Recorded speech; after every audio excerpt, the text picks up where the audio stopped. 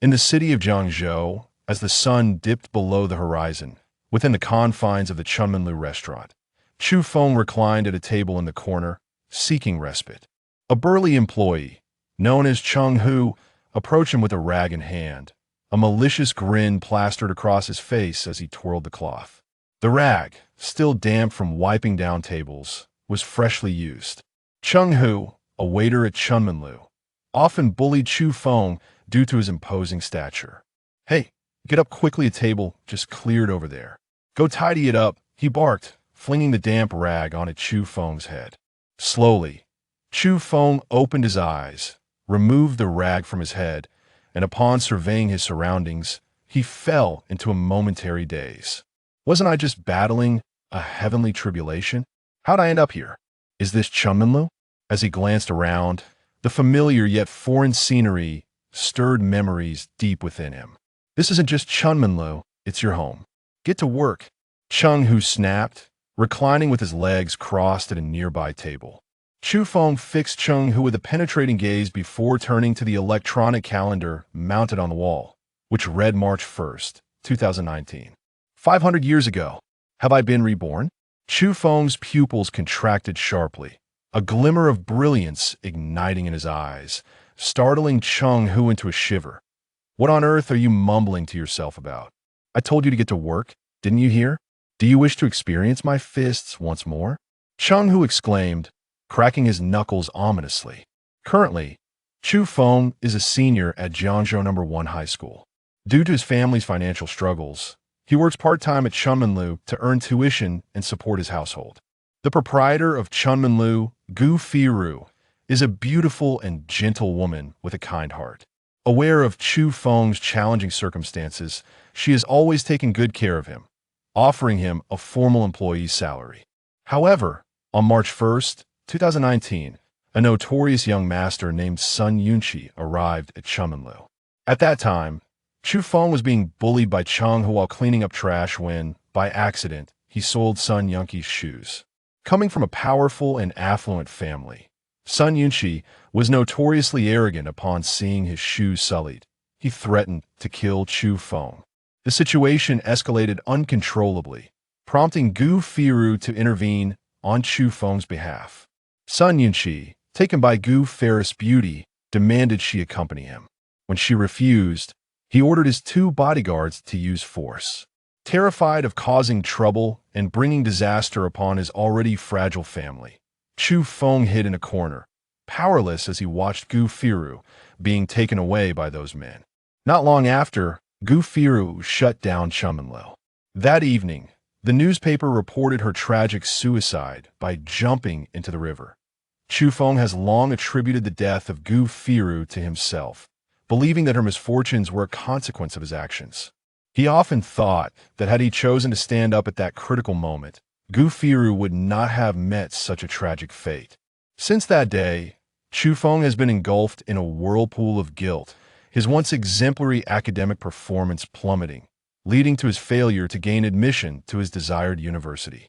Following his graduation, he found himself employed at a company overseen by Sun Yunqi, where he endured daily humiliation at the hands of his superior. Ultimately, he succumbed to depression, contemplating following Gu Ferris' path to end his own life by jumping into the river. Fortuitously, as he plunged into the water, he was rescued by the immortal Qingqing, who happened to be passing by. The immortal recognized Chu Feng's extraordinary potential and deemed him suitable for cultivation, subsequently bringing him into the realm of cultivation. In this new world, Chu Feng, under the guidance of Qingqing, regained his confidence and adopted the name Chuxing. He devoted himself to rigorous training in the arts of immortality, and with unparalleled talent, he reached the esteemed realm of heavenly sovereign within a mere 500 years, earning the illustrious title of Emperor of the Star River, standing at the pinnacle of the cultivation world. He endeavored to transcend the heavenly tribulations in pursuit of an even higher realm, yet the haunting memory of Sister Rao's death became his inner demon. In the climactic moment of the tribulation, he ultimately succumbed to the overpowering influence of this inner turmoil and faced defeat. What he did not anticipate, however, was that following his failure in the tribulation, he would not perish but instead be reborn 500 years into the past, on the very day Sister Ro encountered her crisis. It seems that heaven has bestowed upon me a chance for a fresh start. If that is the case, I shall reevaluate my life and ensure that I leave no regrets.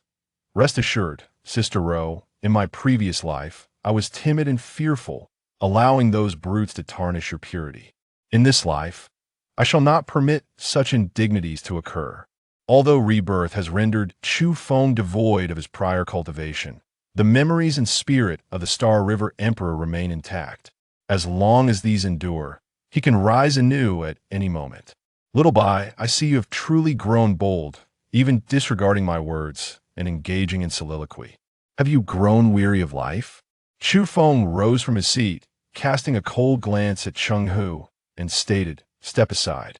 Soon, Sun Yunqi would arrive at the shop accompanied by bodyguards. As a mere weak high school student, Chu Feng could not contend with Sun Yunqi and his entourage. Thus he needed to swiftly regain his strength.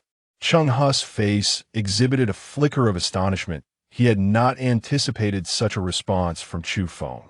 In the past, upon encountering him, Chu Feng would have promptly tidied up the table. "What the hell did you just say? My ears are failing me, repeat that." Cheng Hu threatened, raising his fist toward Chu Feng. "Step aside," Chu Feng reiterated, maintaining his previous tone. Without hesitation, Cheng Hu's fist lunged toward Chu Feng, leaving no room for negotiation. "You've certainly grown brazen. Do you seek a beating?"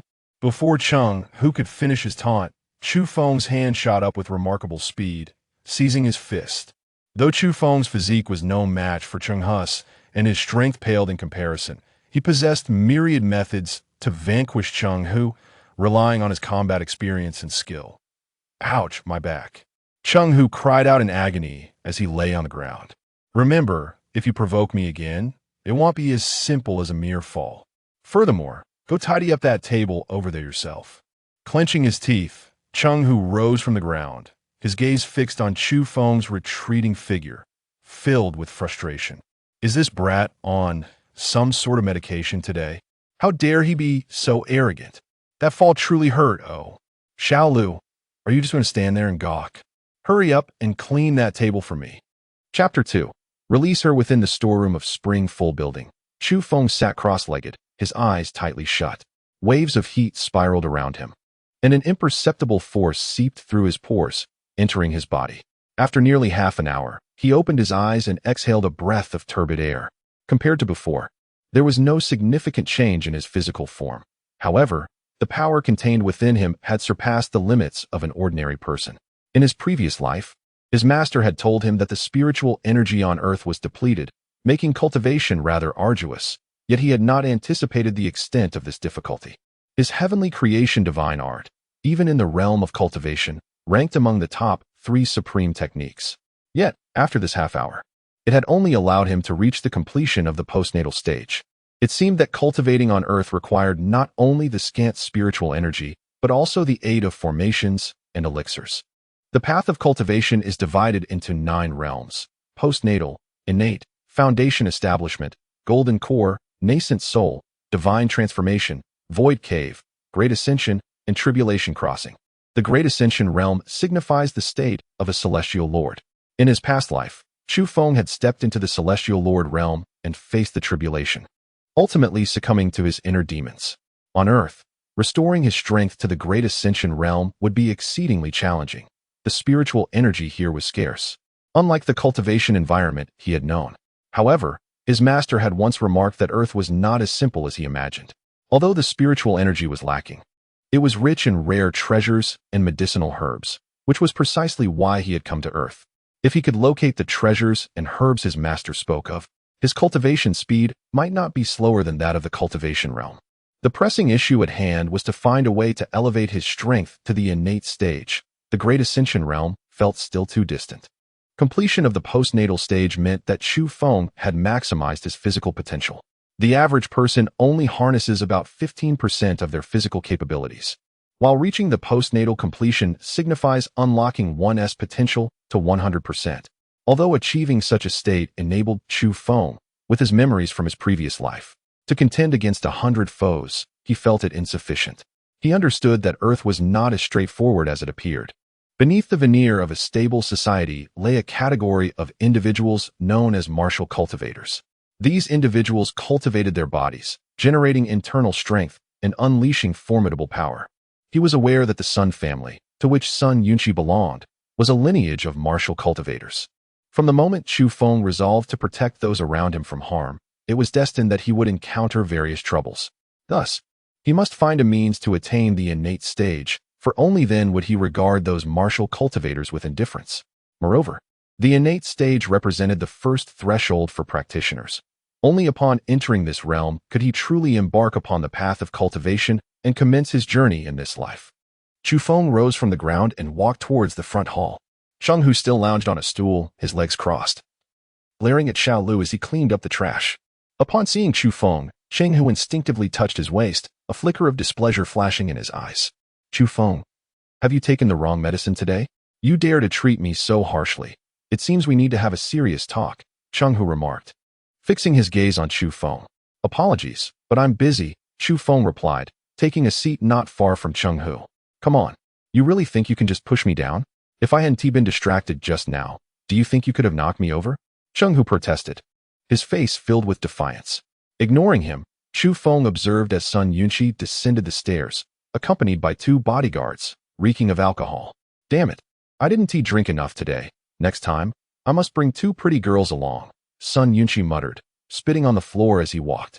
Xiao Lu, who was cleaning up the trash, failed to notice Sun Yunqi approaching and inadvertently kicked the garbage onto his shoes. Witnessing this, Chu Feng felt a wave of emotion wash over him. He had assumed that if he did not provoke Sun Yunqi, the ensuing events would not unfold. Yet he realized that altering the course of history was far from simple. The incident still occurred, but it was not he who had sullied Sun Yunqi's shoes. Damn it! I just bought these shoes. Are you blind or something? Sun Yunqi exclaimed, slapping Xiao Lu across the face. Xiao Lu covered his face, instantly terrified and on the verge of tears. Sun young master, I truly didn't see you. It was unintentional. Please spare me. He pleaded. Unintentional?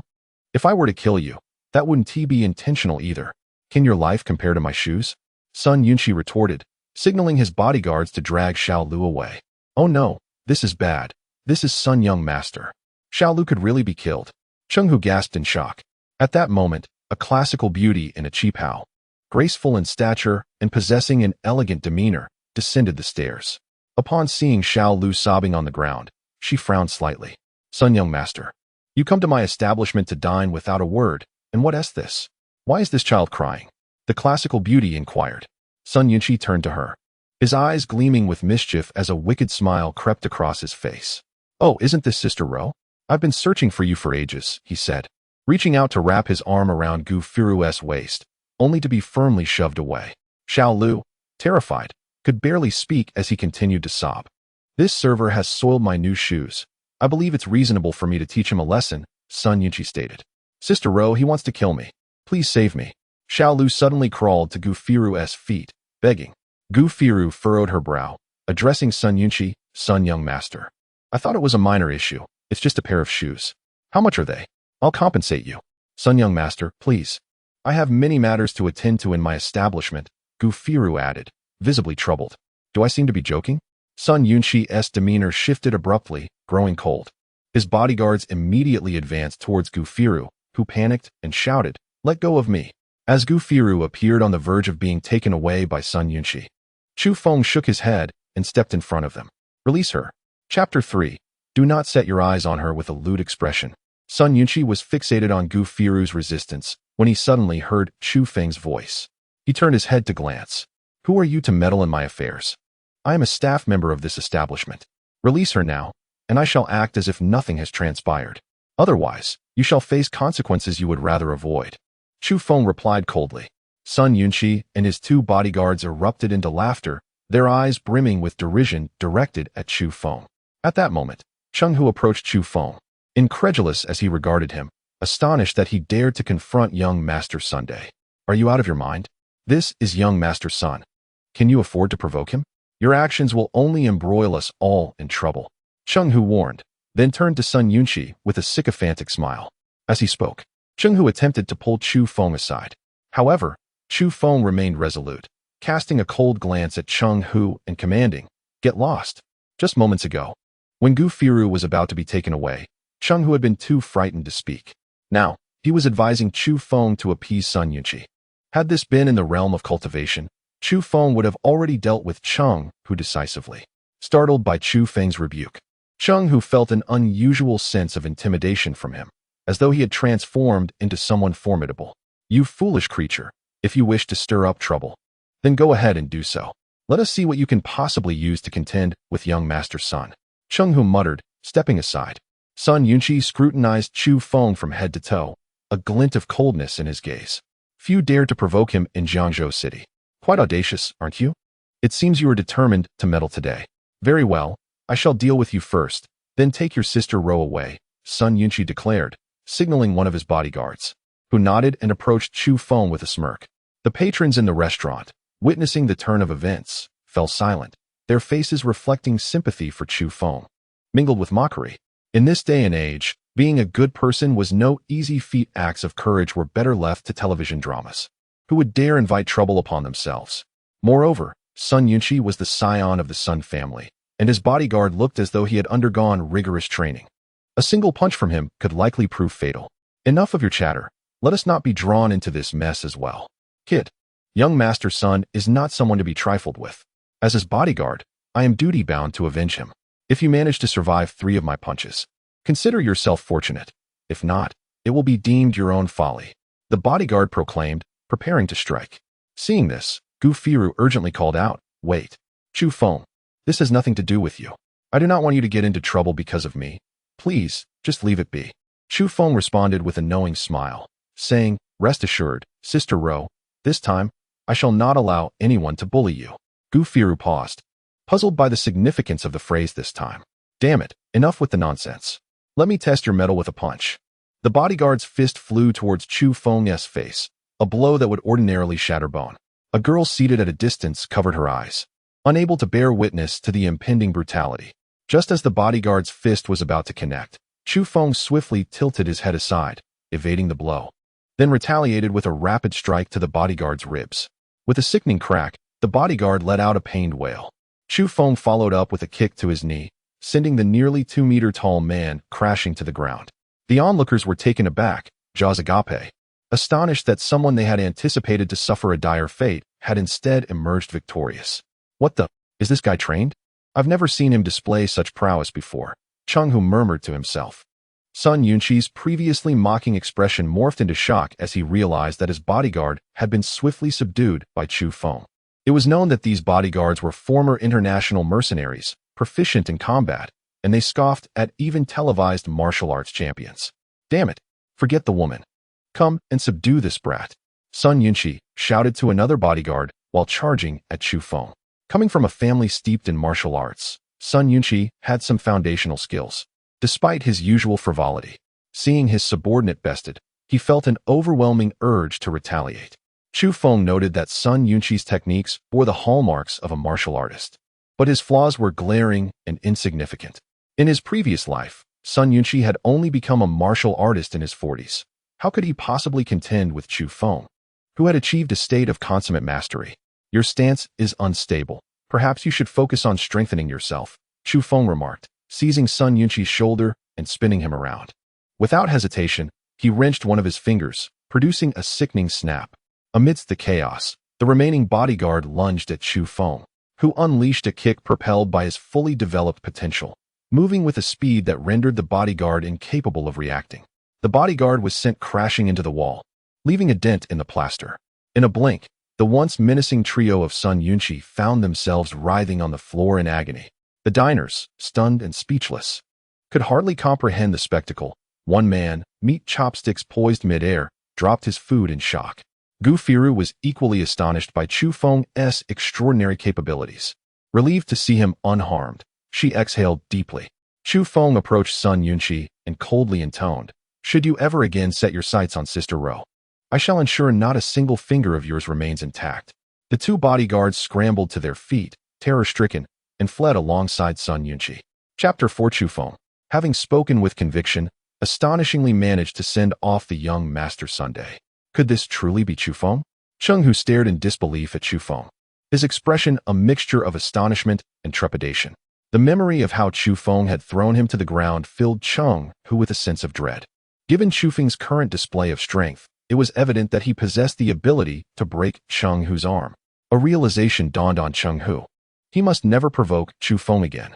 Unbeknownst to him, Chu Feng had refrained from breaking his arm not out of mercy, but rather due to a lack of strength. Xiao Lu rose from the ground, wiping away his tears, and expressed profound gratitude to Chu Feng, saying, "Chu Feng, thank you. I promise I will never follow Cheng Hu to bully you again." Cheng Hu's eyes widened in protest. "Xiao Lu, what nonsense are you spouting? If anyone dares to bully my brother Feng, I will be the first to stand against them." Chu Feng ignored their exchange and turned his gaze towards Gu Firu. At that moment, Gu Firu was being forcibly held by two bodyguards, her wrists bruised.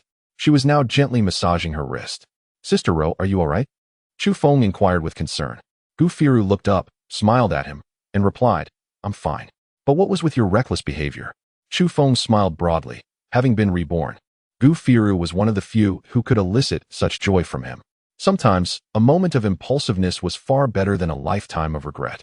Gu Firu paused, feeling warmth in her heart, realizing that Chu Feng was worried about her safety from the treacherous Sun Yunqi. "Follow me," Gu Firu instructed as she turned and descended to the second floor. Chu Feng immediately followed, casting a glance at the onlookers in the shop, who quickly averted their eyes. Pretending to eat. In a private room on the second floor, Gu Firu stood by the window, gazing outside with a sigh. "I know you acted today for my sake, but you must understand who Sun Yunqi is. Breaking one of his fingers will not go unpunished." She continued, "I will pay you 3 months' salary now. Please do not come back tomorrow. In the future, avoid provoking powerful individuals like Sun Yunqi. We cannot afford to challenge them." After finishing her statement, Gu Firu turned to find that Chu Feng was merely inches away from her. This was the first time she stood so close to him, and she felt the distinct aura of youth emanating from him, causing her to instinctively turn her head away. Previously, I lacked the means to confront these powerful figures, but now it is different. Even the Emperor himself would not intimidate me. Sister Ro, rest assured, as long as I, Chu Feng, am here, no one shall lay a finger on you." Unaware of the changes within Chu Feng, Gu Firu found his promise somewhat naïve, yet for a fleeting moment, she was genuinely moved. Having lived alone in Jiangzhou City, she had built Chunmanlu solely through her own efforts, never relying on anyone. The men surrounding her had always coveted her beauty, and she had grown weary of their empty words. Yet here stood Chu Feng, a high school senior, and for the first time, she felt the true essence of masculinity. What foolish words! I have battled for so many years and certainly possess the ability to handle young Master Sunday. Listen to me. Do not return to work. You are in your 3rd year of high school, with a bright future ahead. Gu Firu smiled, feeling a wave of happiness regardless of whether Chu Feng's words were impulsive or not. She gently rubbed her wrist, the pain now insignificant. Chu Feng remained silent, stepping forward to grasp Gu Firu's wrist. Startled, she wondered what he intended, her heart racing. Chu Feng's hand radiated a gentle power, slowly alleviating the swelling on her wrist. "Does it still hurt?" he asked. Gu Firu, taken aback, glanced at her wrist and shook her head. "No, it doesn't hurt anymore." Chu Feng smiled, declaring, Chu Feng, always keep my promises. Sister Ro, Sun Yunqi cannot harm me. I will come to work on time tomorrow." He then released her wrist and exited the private room. Gu Firu stood there, momentarily dazed, uncertain how Chu Feng had healed her wrist. However, her mind was blank, preoccupied with other thoughts. She touched her face, realizing it had become warm without her noticing. What a silly boy. When did he become so charismatic that I almost faltered? As Chu Feng made his way home, his mind was a whirlwind of thoughts. His mother and sister had come looking for him, and in their haste, his mother had fallen and scraped her skin. Following that incident, Chu Feng fell into despair, and his mother and sister shared in his distress. Eventually, unable to withstand the pressure, his mother fell gravely ill and passed away shortly after. His sister blamed him for being irresponsible and severed ties with him, leaving him to wander aimlessly. At work, he was bullied daily by Sun Yunqi and others, leading him to contemplate ending it all. In the blink of an eye, Chu Feng arrived at the entrance of a familiar park and paused. In his previous life, whenever he felt despondent, he would come to this park to sit for an entire night, hoping to wake up with a lighter heart. Now, seeing the park gates, Memories of his past sorrows flooded back, and he recognized the depth of his previous despair.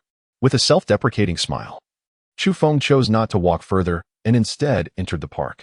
Though it was night, the park was bustling with activity, as many people had come out for a stroll. He made his way to a quiet corner, the most serene part of the park, where occasionally elderly men practiced Tai Chi. He had often enjoyed this spot. Free from disturbances, he sat on a bench, surveying his surroundings. Not far away, a gray-haired elder and a middle-aged man faced each other, seemingly engaged in a sparring match. Their movements far from the simplicity of Tai Chi. Old Joe, should we continue with that kid over there? The middle-aged man inquired.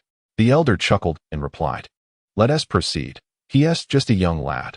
Likely thinks we are merely practicing Tai Chi. Chapter 5. Do you wish to die? The middle-aged man nodded at the elderly gentleman known as Old Joe, then assumed a combat stance and launched an attack. The speed of both combatants was astonishing. Far beyond the capabilities of an average person, even the simplest of moves could potentially be lethal. Although the middle-aged man possessed considerable skill, he was clearly inferior to Old Joe. Despite several attempts to strike, all his assaults were effortlessly parried by Old Joe. Minutes later, after exchanging hundreds of blows, Old Joe delivered a devastating strike to the middle-aged man's chest, causing a visible change in his expression as he quickly retreated and conceded defeat. Old Joe's strength remains formidable. He truly is a master martial artist, the middle-aged man remarked enviously. There is nothing wrong with your technique, but your judgment of the situation is significantly flawed. When you come at me again, do not merely block. Learn to defend through offense, Old Joe advised calmly. The middle-aged man nodded earnestly and charged at Old Joe once more. After yet another fierce exchange, the middle-aged man was once again bested. Old Joe offered further guidance, allowing the man to attack him again. Throughout their encounters, Old Joe remained composed and unruffled, showing no signs of fatigue or excitement despite the intense sparring. He simply smiled, choosing not to elaborate further. Chu Feng observed the pair intently, noting every flaw in their technique. Despite Old Joe's superior prowess, he still harbored numerous critical weaknesses. While Old Joe's advice is sound, if you merely follow his instructions, your own development will likely plateau at his current level, Chu Feng commented coolly. Both Old Joe and the middle-aged man turned to look at Chu Feng. The middle-aged man's face darkened with displeasure. You insolent brat. What do you know? Old Joe's guidance has greatly benefited me, and your words seem to slander his teaching. Not at all. I merely speak the truth, Chu Feng replied. You, the middle-aged man, now filled with indignation, contemplated teaching Chu Feng a lesson. However, Old Joe interjected, raising a hand to halt him. He is merely a young boy. Let him speak as he wishes. Do not take it to heart. The middle-aged man shot Chu Feng a glare before respectfully addressing Old Joe. You are indeed wise, Old Joe, not to stoop to the level of this impudent child. Chu Feng stood up from the bench, stretching leisurely. Though the old man's strikes are powerful and his strength far exceeds yours, his foundation is unstable, unable to match the speed of his upper body. It seems he has suffered an injury to his waist. If you were to exploit his lower body with full force, you might have a chance of defeating him. Upon hearing Chu Feng's words, Old Joe's expression shifted dramatically, as if struck by lightning. The matter of his waist injury was known only to a select few in his family, and he took great care to prevent opponents from targeting that weakness during battles, often forcing them to engage with their hands. Even those of equal strength would struggle to identify this flaw. To his astonishment, this seemingly 17 or 18-year-old youth had discerned his weakness and accurately assessed his injury.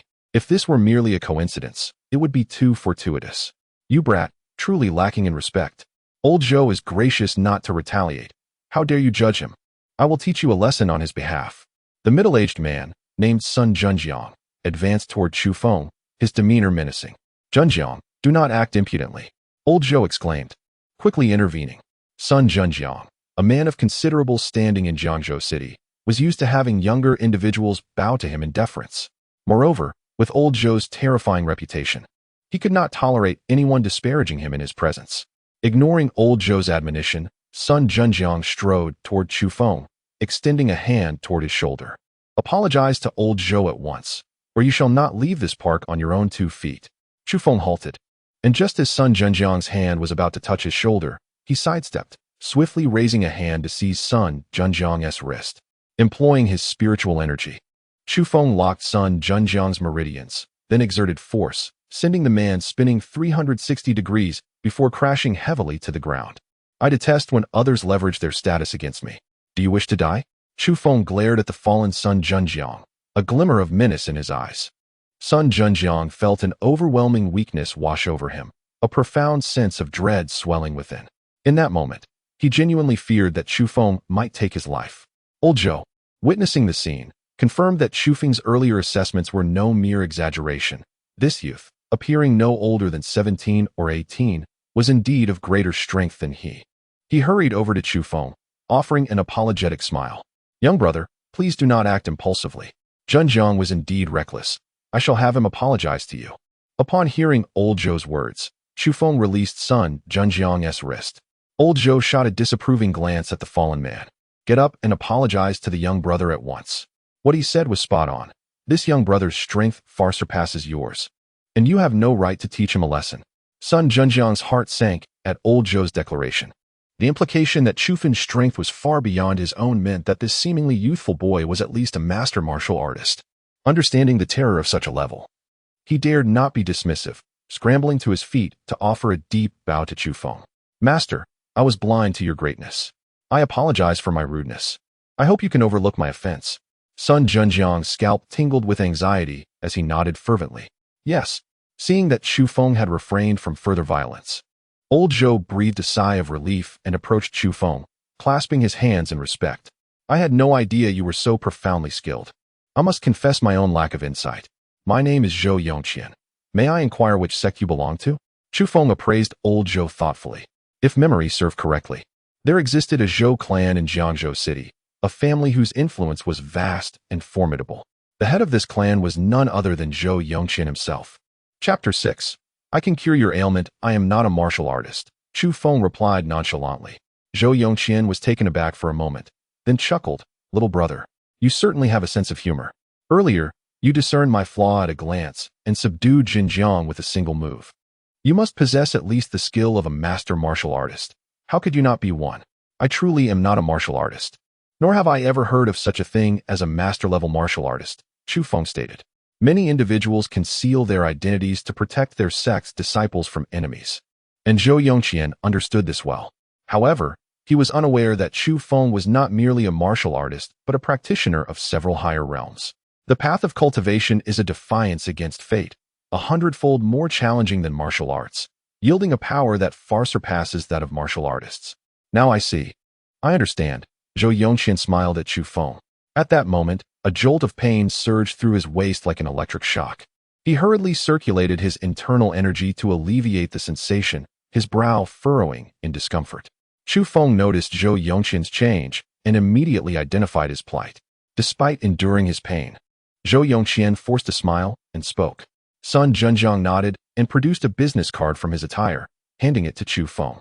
Upon receiving it, Chu Feng observed that the card bore only a name and an address, its edges gilded. This single card likely represented several months' wages for him at Chunmanlu. I suspect you are not here for business, but rather seeking a place to endure your suffering, Chu Feng remarked calmly. Initially, he had no intention of lingering here, but upon seeing Zhou Yongqian's card, he reconsidered. His family's living conditions were less than favorable. He and his sister required schooling, and all expenses fell upon their mother, a mere office worker whose scant salary barely covered their tuition, leading to a life of financial strain. Having returned to life, Chu Feng was determined to alter this situation, and this moment presented an excellent opportunity. What are you saying, little brother?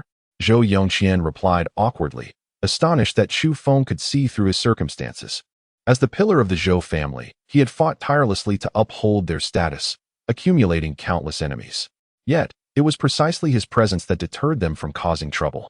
Thus, he had concealed his affliction, which struck him nightly with a pain akin to thunder, lasting anywhere from half an hour to several hours, never relenting. He had never confided this to anyone. If his adversaries were to discover his condition, the stability of the Zhou family would be jeopardized. Now, with Chu Feng's assertion, he felt compelled to deny it. If I am not mistaken, every night you endure excruciating pain in your waist, lasting for hours before you can find relief. Am I correct? Chu Feng continued. Zhou Yongqian's astonishment deepened as he stared incredulously at Chu Feng. At this juncture, he felt no need to conceal the truth. Chu Feng's sudden insight suggested he might possess the capability to cure his ailment. Little brother, Does your statement imply that you can heal my back condition? Zhou Yongqian inquired, his excitement palpable. Chu Feng nodded affirmatively. Zhou Yongqian became visibly agitated, struggling to suppress his pain while eagerly gazing at Chu Feng, unsure of how to act. Meanwhile, Sun Zhenjiang remained oblivious, only aware that Zhou Yongqian harbored a hidden ailment. That would be splendid. Little brother, may I ask your name? Zhou Yongqian quickly responded. I am Chu Feng, he replied. Mr. Chu, I have suffered from this ailment for many years, consulting numerous renowned doctors without success or even a diagnosis. Your ability to discern my condition is nothing short of miraculous. Zhou Yongqian's voice trembled, convinced of Chu Feng's exceptional prowess. Recognizing that martial artists do not judge others by age, Zhou Yongqian refrained from dismissing Chu Feng's capabilities. In that case, Mr. Chu, when might you be available? I shall arrange for someone to escort you to my home. What do you think? Zhou Yongqian proposed. A playful smile graced Chu Feng's face as he replied. I can indeed cure your ailment, but I do not offer my services without due compensation. Zhou Yongqian hesitated, then nodded. Rest assured, if you can heal me, I will ensure a satisfactory reward for you, Mr. Chu. Sun Zhenjiang finally grasped the conversation's context and felt a twinge of skepticism, sensing a resemblance between Chu Feng and those charlatans prevalent in the world. Old Zhou, Mr. Chu's abilities are beyond question. However, in the realm of healing, experience is paramount. Given Mr. Chu's age, I fear. Sun Zhenjiang whispered cautiously. Chu Feng smiled at Zhou Yongqian and declared, I can treat your condition right now. If you doubt my sincerity, I am prepared to proceed with your treatment immediately. Zhou Yongqian looked on with skepticism. Right now? Indeed, Chu Feng affirmed. Mr. Chu, forgive my boldness, but this location lacks any medical facilities, not even a bed. How can you proceed with treatment? Sun Zhenjiang ventured. Chu Feng gestured toward a nearby bench, stating, simply lie upon that. Zhou Yongqian pondered momentarily before resolutely moving to the bench and lying down. Mr. Chu, I am ready. Chu Feng followed suit, with Sun Zhenjiang hastily accompanying them. I cannot fathom how you intend to heal old Zhou under such rudimentary conditions. Logically speaking, with your formidable strength, you ought not to engage in such deceptive practices, Sun Zhenjiang mused inwardly. Chu Feng raised one hand, and with a concentration of energy, 5 golden needles hovered above Zhou Yongqian's waist. Chapter 7. The Golden Needle Treatment. Upon witnessing the sudden manifestation of the golden needle, Sun Zhenjiang's eyes widened in disbelief. Although he was aware of numerous legends involving deities and spirits in this world, some of which may not be mere fabrications, seeing Chu Feng conjure the golden needle with a mere wave of his hand left him utterly astonished. Mr. Chu, how on earth did you accomplish this? Sun Zhenjiang could no longer contain his curiosity and inquired. Be silent, Chu Feng admonished sharply, concentrating intently as he directed the 5 golden needles towards Zhou Yongqian's waist. Sun Zhenjiang quickly covered his mouth, realizing that his question was ill-timed, and felt a wave of regret wash over him. The moment the 5 needles pierced Zhou Yongqian's waist, he let out a series of agonized screams, beads of sweat forming on his forehead. Given Zhou Yongqian's strength and experience, his endurance was remarkable, and for years he had concealed his suffering from others. Now, with the golden needles piercing him, he could not help but cry out, indicating the excruciating pain he was enduring. Listening to Zhou Yongqian's cries, Sun Zhenjiang felt a chill run down his spine. If anything were to happen to Zhou Yongqian tonight, the Zhou family would undoubtedly seek retribution against him. I hope Mr. Chu can truly heal old Zhou. Otherwise, I will face dire consequences as well, Sun Zhenjiang silently prayed. As the golden needles penetrated Zhou Yongqian's waist, the energy contained within them swiftly delved deep into his bones, targeting the root of his ailment. Chu Feng, fully engrossed, skillfully manipulated the needles, continually altering their energy attributes to address Zhou Yongqian's condition. After approximately 20 minutes, the 5 needles embedded in Zhou Yongqian's waist began to darken, eventually transforming into a disturbing shade of deep purple. This color represented the long-standing affliction that had plagued Zhou Yongqian with relentless pain. Once the needles had drawn out the source of Zhou Yongqian's suffering, Chu Feng swiftly gestured, causing the 5 needles to levitate. A noxious dark purple mist emanated from them, filling the air with a foul odor that was exceedingly unpleasant. What is this, and why does it smell so terrible? Sun Zhenjiang quickly pinched his nose and waved his hand to disperse the stench. Zhou Yongqian ceased his cries, sitting up from the chair, his face pale as he recovered from the torment that had nearly left him incapacitated. "Mr. Chu, what method did you employ?" "I feel as though my waist is considerably lighter now. The previous sensation of pressure has vanished." Zhou Yongqian gazed at Chu Feng, exhaling deeply. "You have harbored an external force in your waist for many years. This force has accumulated, causing an obstruction that erodes your very essence, resulting in your nightly agony. If I am not mistaken, you must have sustained a waist injury during a confrontation with someone in the past. This external force bears resemblance to the inner energy described in Chinese martial arts," Chu Feng remarked, observing Zhou Yongqian. Zhou Yongqian nodded earnestly, replying, "Mr. Chu, you are correct. When I first reached the level of a martial artist, I encountered a battle involving a master-level practitioner and unfortunately fell victim to one of their techniques. It was from that moment that my waist began to deteriorate." "Oh, a master-level practitioner can indeed cultivate inner energy within themselves?" Chu Feng inquired with intrigue. "Inner energy being externalized?" Chu Feng mused to himself. Presently, his own strength had reached a state of perfection, with his physical potential fully realized, allowing him to cultivate spiritual energy within to enhance his power. As for externalizing that power, any practitioner who had entered the threshold of postnatal cultivation could freely release their strength. Thus, it seemed that only a master practitioner could somewhat compare to the postnatal realm of martial artists. "Mr. Chu, logically speaking, your prowess should at least be at the master level. Why do you pose this question?" Zhou Yongqian asked. "I have mentioned before, I am not a martial artist. The force you have harbored within has been extracted, and from now on, you should no longer suffer from pain in your waist at night," Chu Feng replied. Zhou Yongqian immediately stood up, moving his waist, and discovering that the discomfort he had once felt had indeed dissipated. His body felt rejuvenated and agile, free from the affliction that had plagued him. "Mr. Chu, your medical skills are truly miraculous. My strength has stagnated for years due to this waist issue. But now that you have healed me, I believe I can advance my abilities," Zhou Yongqian exclaimed with excitement. He then turned to Sun Zhenjiang and instructed, "Zhenjiang, please fetch the suitcase from the car." Sun Zhenjiang nodded and hurried towards the vehicle parked outside the park. Chu Feng, not wishing to be polite, took the suitcase, which was surprisingly heavy. "I will accept this for now. If there is nothing else, I shall take my leave," he stated. Zhou Yongqian hesitated before speaking. "Mr. Chu, to be frank, I have another favor to ask. I have a granddaughter who has recently fallen ill with a peculiar condition. In a few days, I plan to gather some experts for a consultation. I wonder if you could attend. If you can heal my granddaughter, I will pay you double the fee." "When will this be?" Chu Feng asked. Upon hearing this, Zhou Yongqian beamed and replied, "Mr. Chu, I will send someone to pick you up at the number you provided." Chu Feng, without any hesitation, shared his contact information with Zhou Yongqian before departing the park with the suitcase of money. Once Chu Feng had left, Sun Zhenjiang let out a sigh of relief and remarked to Zhou Yongqian, "Old Zhou, I fear that Mr. Chu's abilities may far exceed that of a master-level practitioner." "Oh, what leads you to that conclusion?"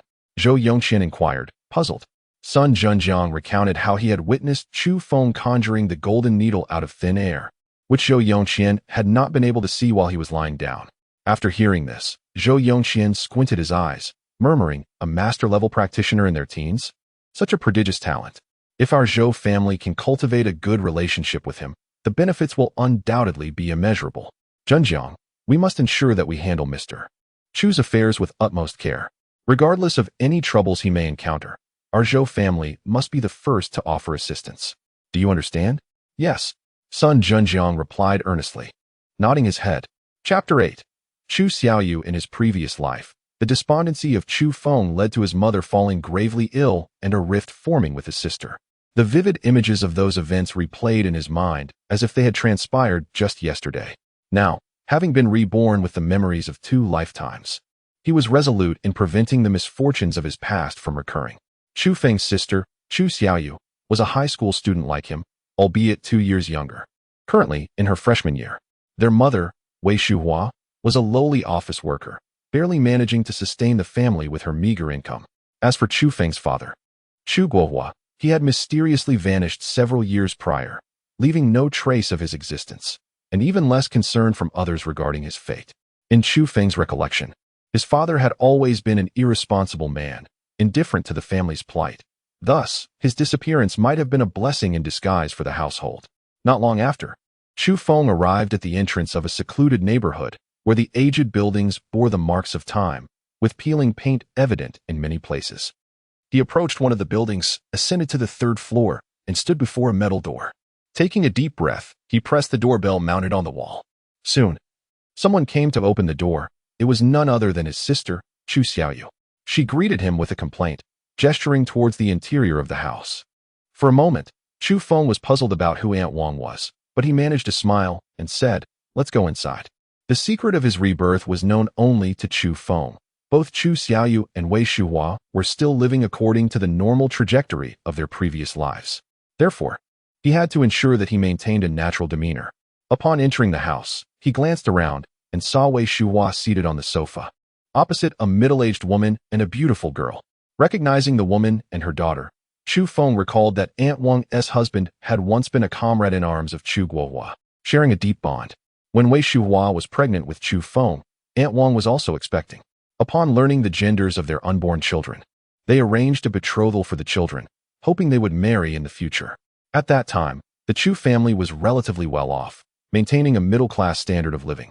While Aunt Wang's family was struggling, Chu Guohua had never turned his back on them, often providing assistance. However, following Chu Guohua's disappearance, the Chu family's fortunes plummeted, and they had borrowed a considerable sum from Aunt Wang's family to cope with their financial difficulties. Consequently, Aunt Wang's family began to look down upon the Chus, reluctant to allow their daughter to marry Chu Feng.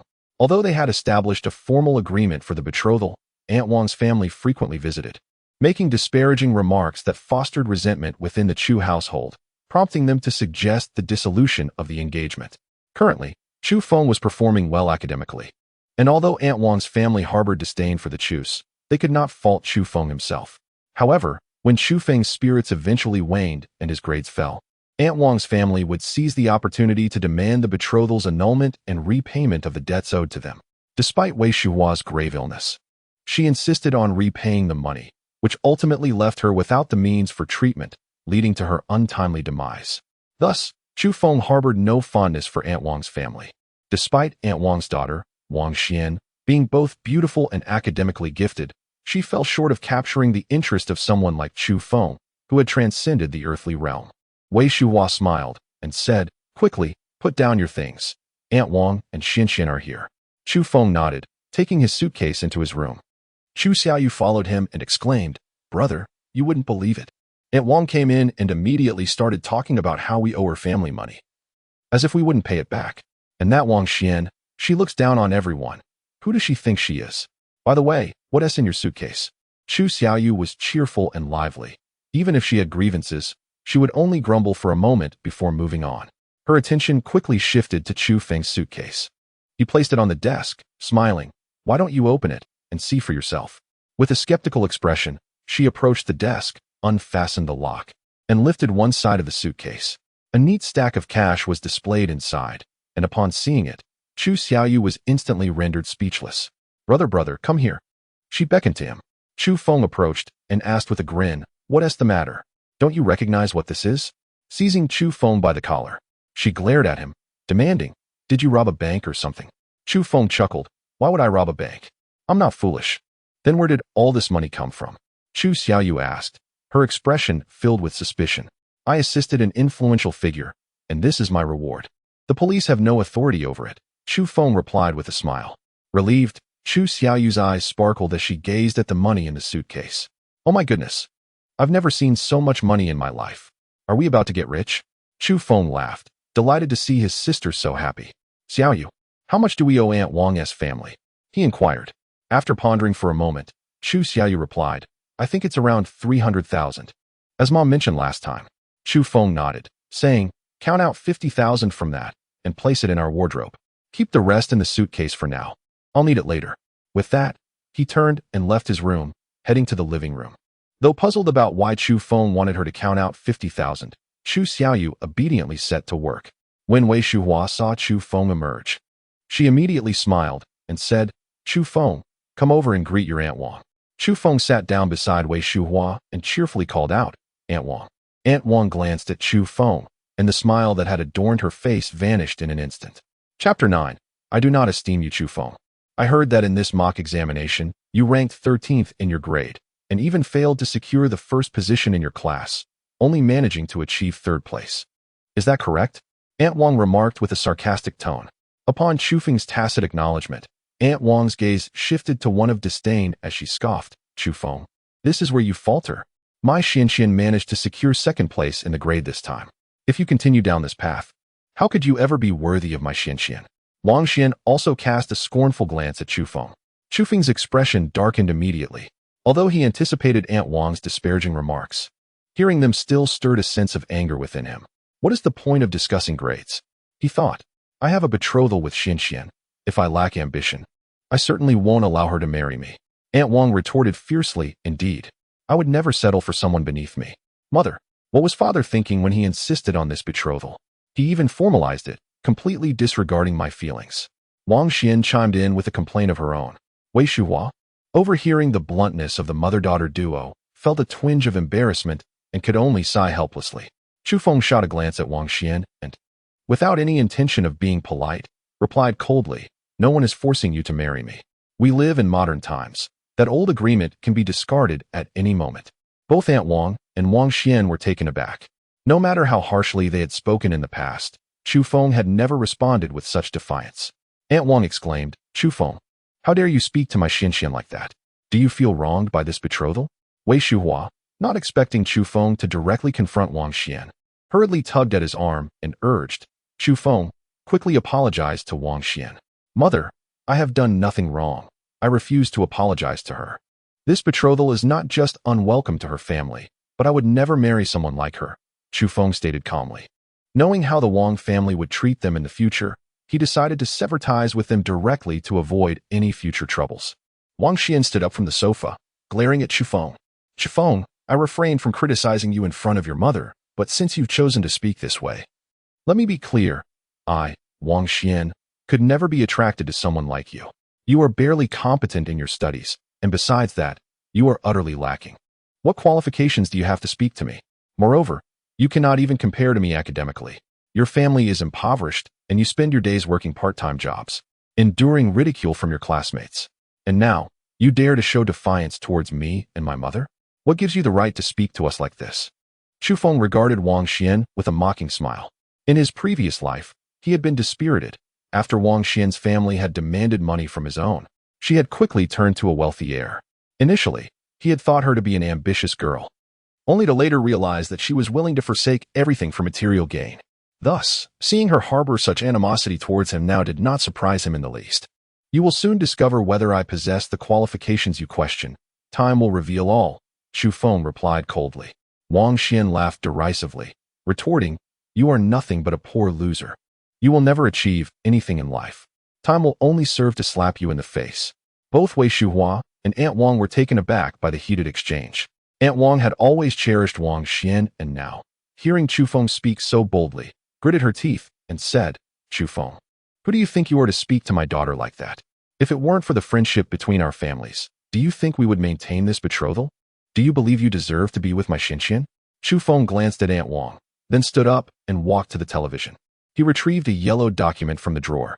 This document contained the agreement of his betrothal to Wang Xian, complete with the signatures and seals of both his father and Wang Xian's father. He held the document before Aunt Wang and Wang Xian. Wei Shuhua felt a sudden pang of anxiety and quickly asked, Chu Feng, what are you doing? Please don't do anything foolish. In front of Aunt Wang and Wang Xian, Chu Feng tore the document into shreds. The term high climb does not apply to your family. The agreement is now destroyed. There is no longer any connection between the Chu family and the Wang family. And remember, it is not that I cannot reach your Wang family. Rather, it is that I have no desire for your Wang Xian, Chu Feng declared coldly. Both Aunt Wang and Wang Xian's pupils dilated in shock. They never expected Chu Feng to act so decisively, tearing up the betrothal agreement. Wang Xian's eyes brimmed with tears, not from sadness, but from feeling humiliated by Chu Feng. How bold of you, Chu Feng. Just wait. I will make you understand that you could never aspire to my Wang family, Wang Xian shouted, pointing at him. Aunt Wang, regaining her composure, glared at Chu Feng and said, you may have destroyed that document, but do not think you can simply sever ties with us. Your family still owes us 300,000. Let us see how you plan to repay that. Wang Xian, sensing an opportunity, smirked and remarked, I never expected your family to owe us so much money. Chu Feng, you, a debtor, dare to speak to me like this? How impressive. If you are so capable, why don't you repay us right now? Hearing Wang Xian's words, Wei Shuhua's heart sank, and she quickly grasped Chu Feng's arm, urging, Chu Feng, quickly apologize to Xian. We can't possibly come up with that kind of money. Wang Xian laughed mockingly, regarding Chu Feng as a joke. You owe money and still dare to shout at me? Is this your idea of ambition, this shameless behavior? She taunted. Aunt Wang huffed coldly and added, Chu Feng, we have shown you mercy, not pressing you for the money until now. Since you seem so ambitious, then listen to Xian and repay us. Mother, they are merely bluffing. There's no way he can produce that much money. He's just a clown, laughable, Wang Xian mocked. Chu Feng, unfazed by the situation, turned to call out to Chu Xiaoyu in the room. Xiaoyu, have you finished counting? Bring out the box. Chapter 10 The Lesson Learned from the Chu Family. Chu Feng. What can Xiaoyu take? Our family simply cannot afford such an expense. Wei Shuhua gazed at Chu Feng with a hint of confusion. Aunt Wang and Wang Xian, observing Chu Feng's calm demeanor, cast disdainful glances at him, their eyes brimming with contempt. Shuhua, your son has truly achieved something. Not only has he torn up the marriage contract between our families, but now he demands repayment while pretending to be indifferent. Remarkable indeed, Aunt Wang remarked to Wei Shuhua. With a troubled expression, Wei Shuhua turned to Chu Feng, saying, Chu Feng, heed your mother's advice. Apologize to Aunt Wang and Xian. If our family's relationship deteriorates, it will only bring us misfortune. Chu Feng responded with a smile. Rest assured, Mother, I will handle this matter well. I will not allow you to live under the scornful gazes of others for a lifetime. Such fine words. Now bring forth the money you owe us. Wang Xian scoffed. Brother, I have counted it all. It's all here. Chu Xiaoyu placed the box on the table. She had overheard the earlier quarrel between Aunt Wang and Chu Feng and felt a surge of indignation, prompting her to ensure the money was ready. What is inside that box? Wei Shuhua inquired, her gaze fixed on Chu Xiaoyu. With a mischievous smile, revealing her small canines, Chu Xiaoyu replied, You will know shortly, Mother. Aunt Wang scrutinized the box, rolling her eyes. What valuable items could be inside such a shabby box? Chu Feng, do not attempt to deceive me with your father's antiquities. I only recognize cash. At this rate, I presume you have stuffed all your valuable possessions inside. Do you really think this will suffice to repay the 300,000 owed to us? Wang Xian taunted, eyeing the box. Chu Feng pulled the box closer and opened it, revealing neatly stacked bundles of cash, tinged with a hint of red on his face. Here lies 500,000. 300,000 is your repayment, and the remaining 200,000 serves as a lesson for the Chu family, as well as compensation for the breach of contract. Chu Feng stated matter-of-factly. Aunt Wang and Wang Xian were immediately struck dumb by the sight of the money within the box. Aunt Wang's heart raced at the sight of such wealth, while Wang Xian, after a brief moment of shock, could only feel the contempt radiating from Chu Feng. Seeing their expressions, Chu Xiaoyu felt a rush of triumph and declared, Now our debt is settled, and we have compensated for the breach. Do not come to our family seeking trouble again. Wei Shuhua was equally astonished by the amount of cash in the box, her eyes wide in disbelief. She hastily grasped Chu Feng's arm and asked, Chu Feng, where did you acquire such wealth? 50,000. Chu Feng, I never anticipated you had this much money. Aunt Wang's attitude shifted, her eyes gleaming with greed.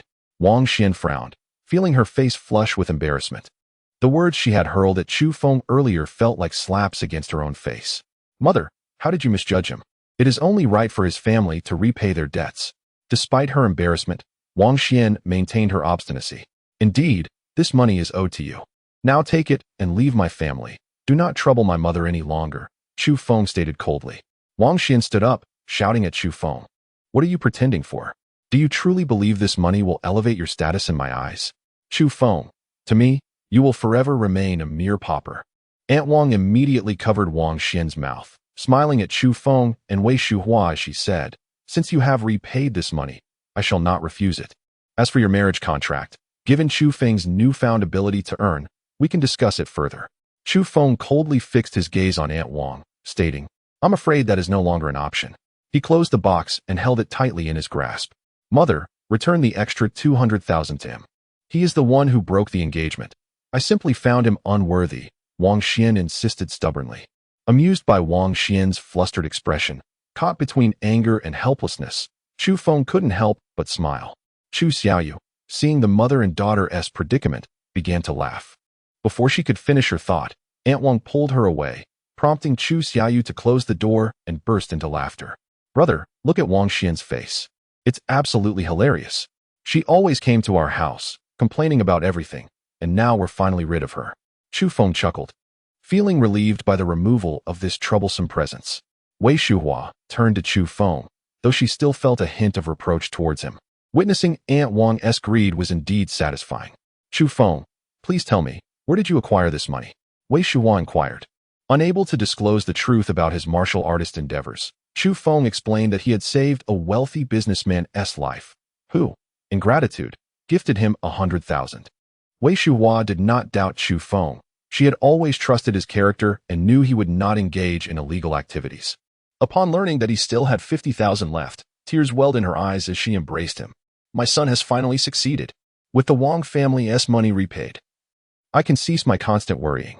Chu Xiaoyu joined in the embrace, and feeling their warmth, Chu Feng vowed, Mother, Xiaoyu, I promise that as long as I am here, no one shall ever bully you again.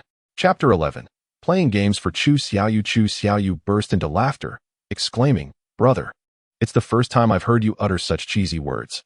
I've got goosebumps all over. Chu Feng chuckled silently, reflecting that his earlier statement had indeed been rather sentimental. It's not cheesy. If I have the determination, as a mother, I am more than satisfied. Wei Shuhua wiped her tears and smiled. The three of them shared a tender moment before they all reined in their emotions and returned to normalcy. Chu Feng handed the remaining 500,000 to Wei Shuhua, who carefully concealed the money. Despite the substantial amount, Wei Shuhua was resolute not to squander it. After all, both Chu Feng and Chu Xiaoyu needed to attend school, which entailed considerable expenses. Furthermore, Wei Shuhua was contemplating the future, considering the costs of Chu Feng's marriage and house purchase. 500,000 would scarcely suffice. The heavenly creation divine skill circulated within Chu Feng, absorbing the surrounding spiritual energy. Due to the scarcity of spiritual energy, his cultivation progressed at a glacial pace. And after a long while, he had only managed to gather a minuscule amount. It seemed that rapid enhancement of his abilities would hinge on acquiring spiritual herbs, which were elusive and dependent on fortune. With a resigned shake of his head, Chu Feng rose from the bed. He understood that he must not be overly anxious about cultivation. After all, achieving the consummation of the acquired realm was already adequate for a student, and there was no need to rush. He ventured outside to use the restroom and found Chu Xiaoyu still seated on the living room sofa, engrossed in her phone. What time is it? Why aren't you asleep? Chu Feng remarked, eyeing her with concern. Chu Xiaoyu appeared dejected, her fingers flying across her phone screen as she was evidently engrossed in a game. Chu Feng approached her from behind, glancing at her screen and discovering that she was engaged in a 5v5 competitive game. At that moment, she was being relentlessly pursued across the map by a swordsman. The player frequently taunted her with messages. Come and duel me. Aren't you skilled? Just so you know, this is my Smuff account. My main account is a champion. Can't you handle this little chicken? If you have the guts, stop fleeing and face me. I promise you'll be begging for mercy. Chu Xiaoyu's teammates had lost their composure and were blaming her for their predicament. Can't the mid-lane mage stop feeding? You've allowed the opposing assassin to become so overpowered. How can we continue? One exclaimed, Is the mid-laner a primary school student? Is your homework too light? Another chimed in, If you keep feeding, I'm going to log off. Who's afraid of who? With a furrowed brow, Chu Xiaoyu contemplated the taunts from the opposing team and the insults from her own teammates, ready to give up the game entirely. Chu Feng chuckled as he headed toward the restroom. Chu Xiaoyu turned her head, eyeing him skeptically. Brother, don't joke around. I'm well aware of your gaming skills.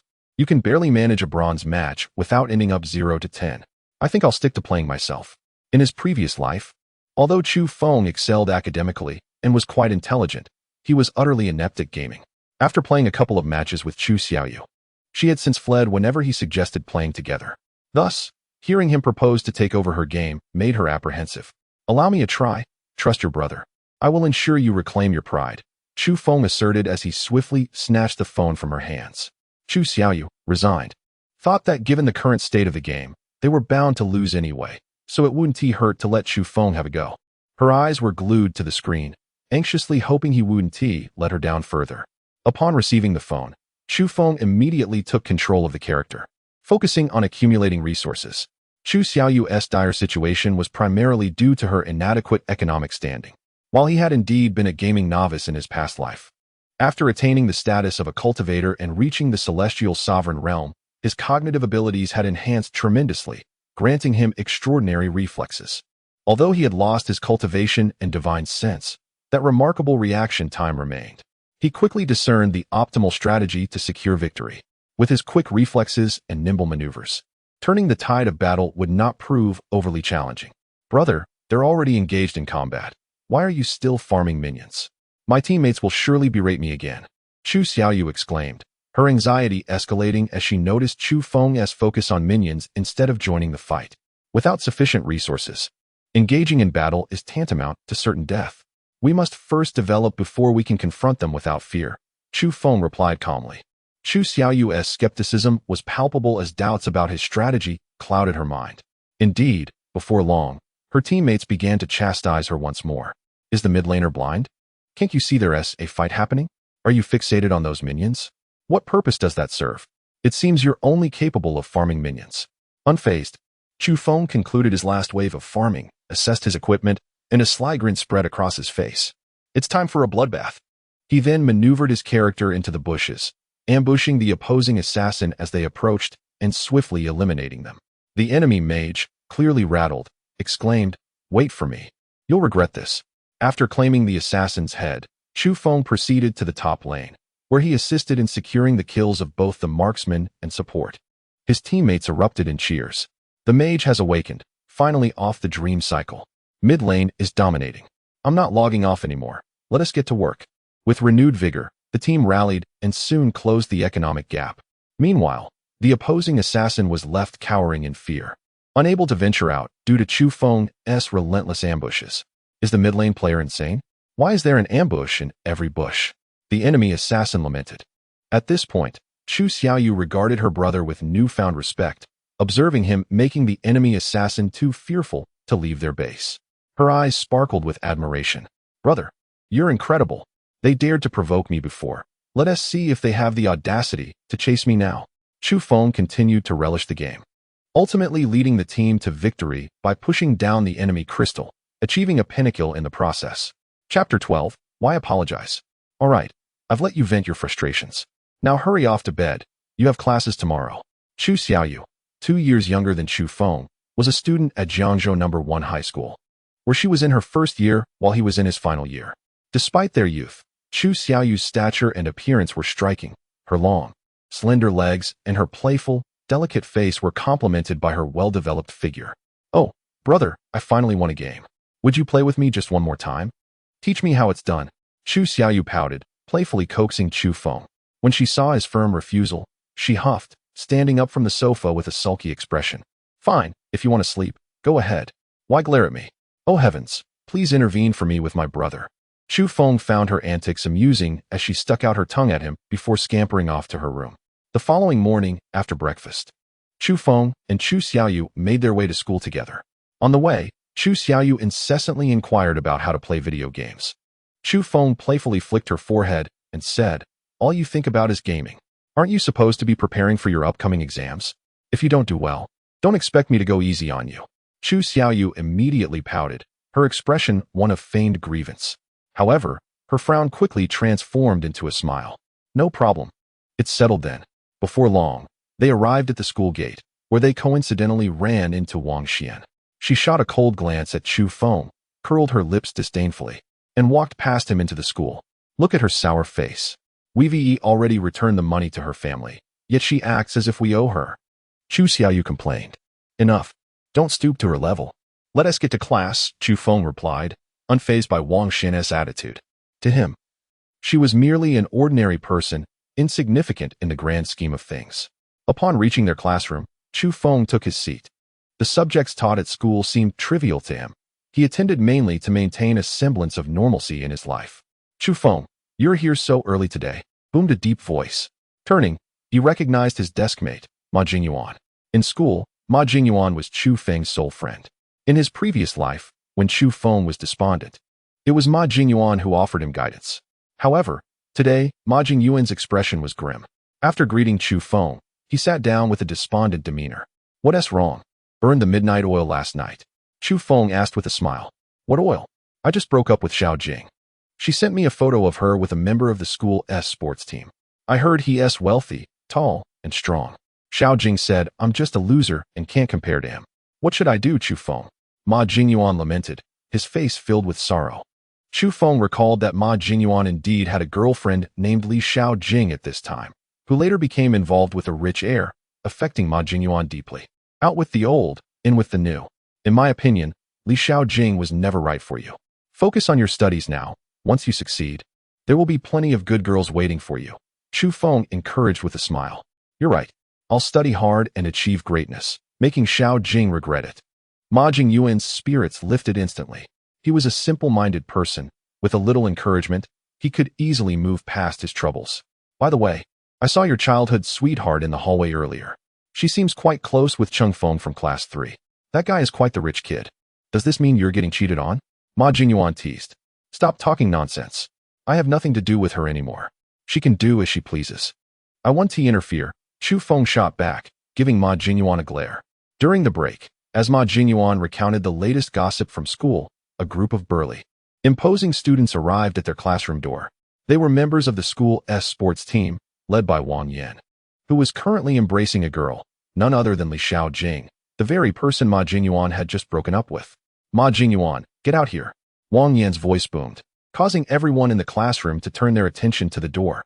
Seeing Li Xiao Jing with Wang Yan sent a jolt of anxiety through Ma Jingyuan. This is bad. Trouble has found me, he muttered under his breath as he rose to face them.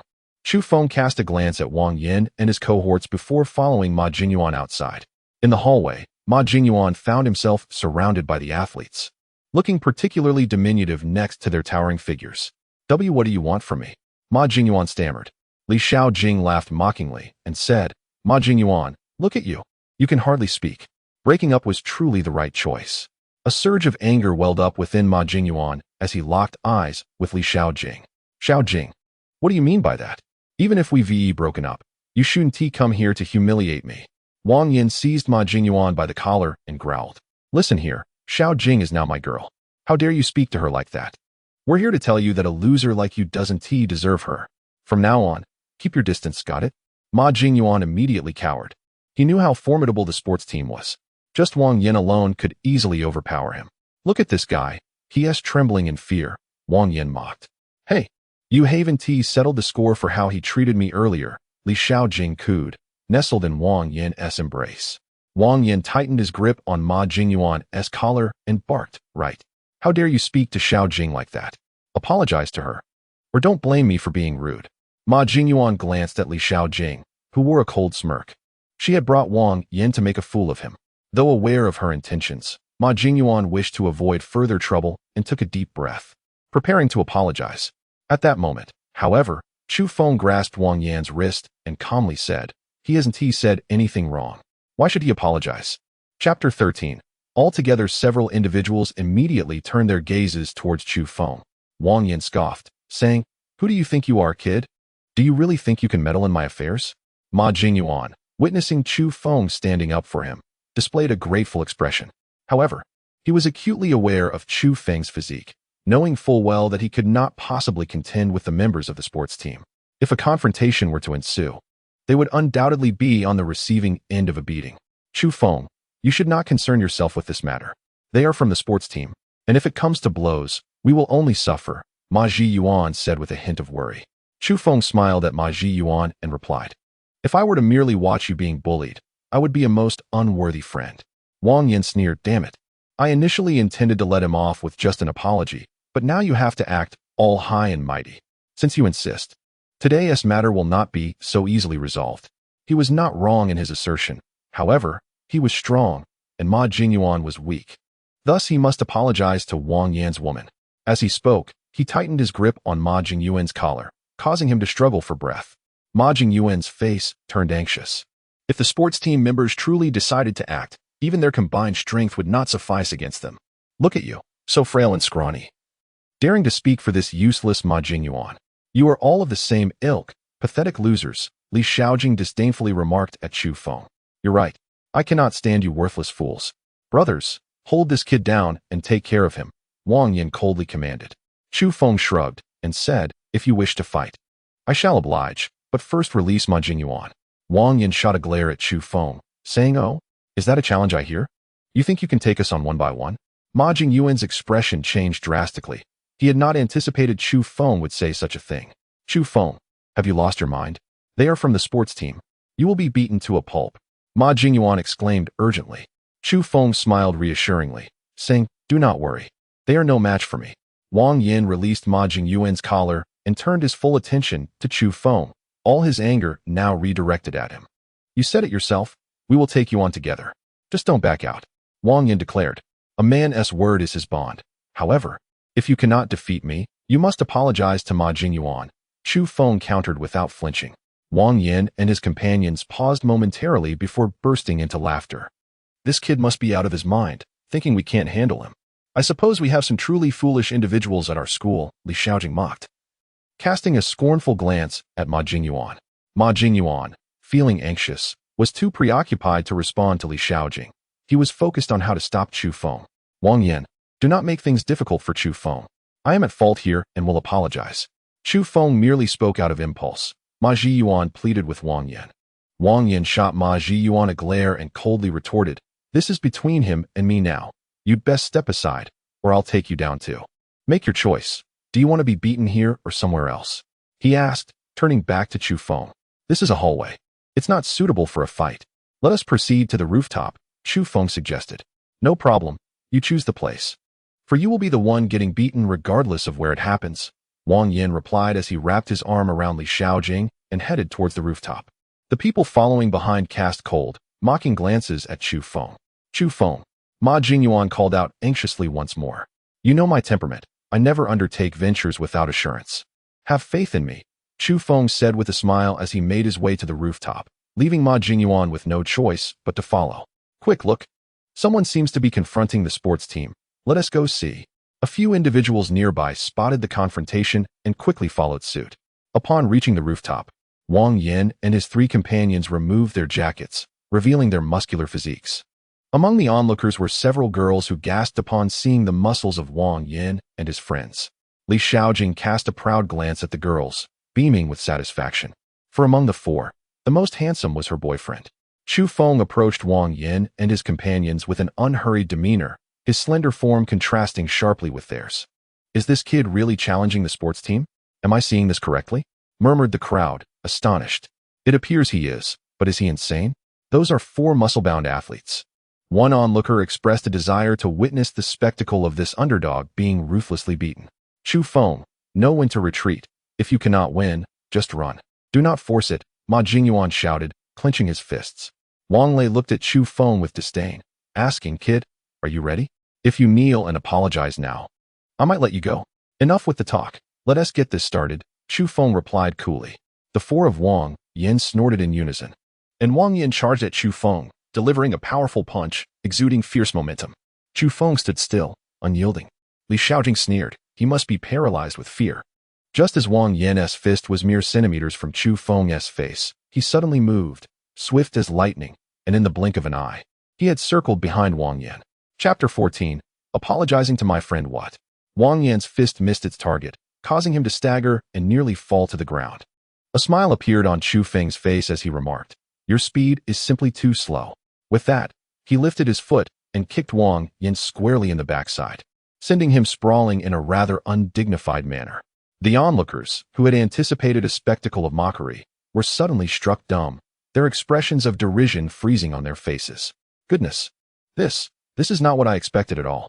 Did you all see how he got behind that guy? That was astonishingly fast. That lad must have trained. This is not something an ordinary person can accomplish." Li Xiaojing's eyes widened in disbelief as she witnessed Wang Yin being sent tumbling to the ground by Chu Feng's kick. "Wang Yin, what are you doing? Hurry up and get up to fight him." Ma Jingyuan had initially worried that Chu Feng would be overwhelmed by Wang Yin, planning to step in if necessary. However, he was taken aback by the unexpected prowess displayed by Chu Feng. This guy had kept his true abilities hidden, and despite being his desk mate for so long, Ma Jingyuan had never realized how formidable he truly was. His clenched fists relaxed as he comprehended that Chu Feng's assertion of not engaging in reckless endeavors was no jest. The three members of the sports team had assumed that Wang Yin alone could easily handle Chu Feng, hence their hesitance to intervene.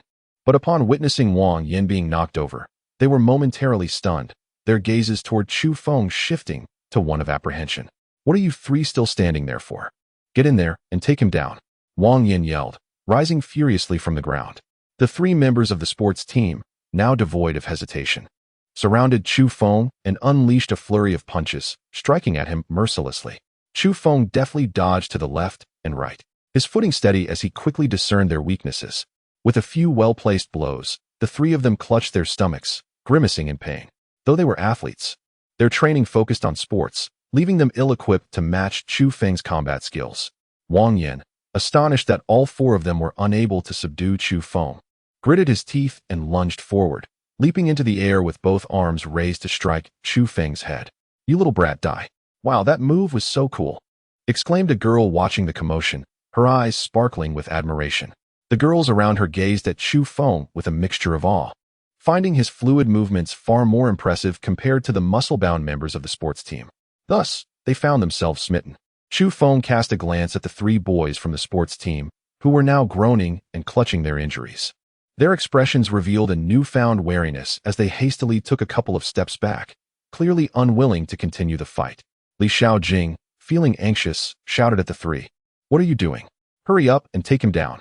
Can't you handle just one person?"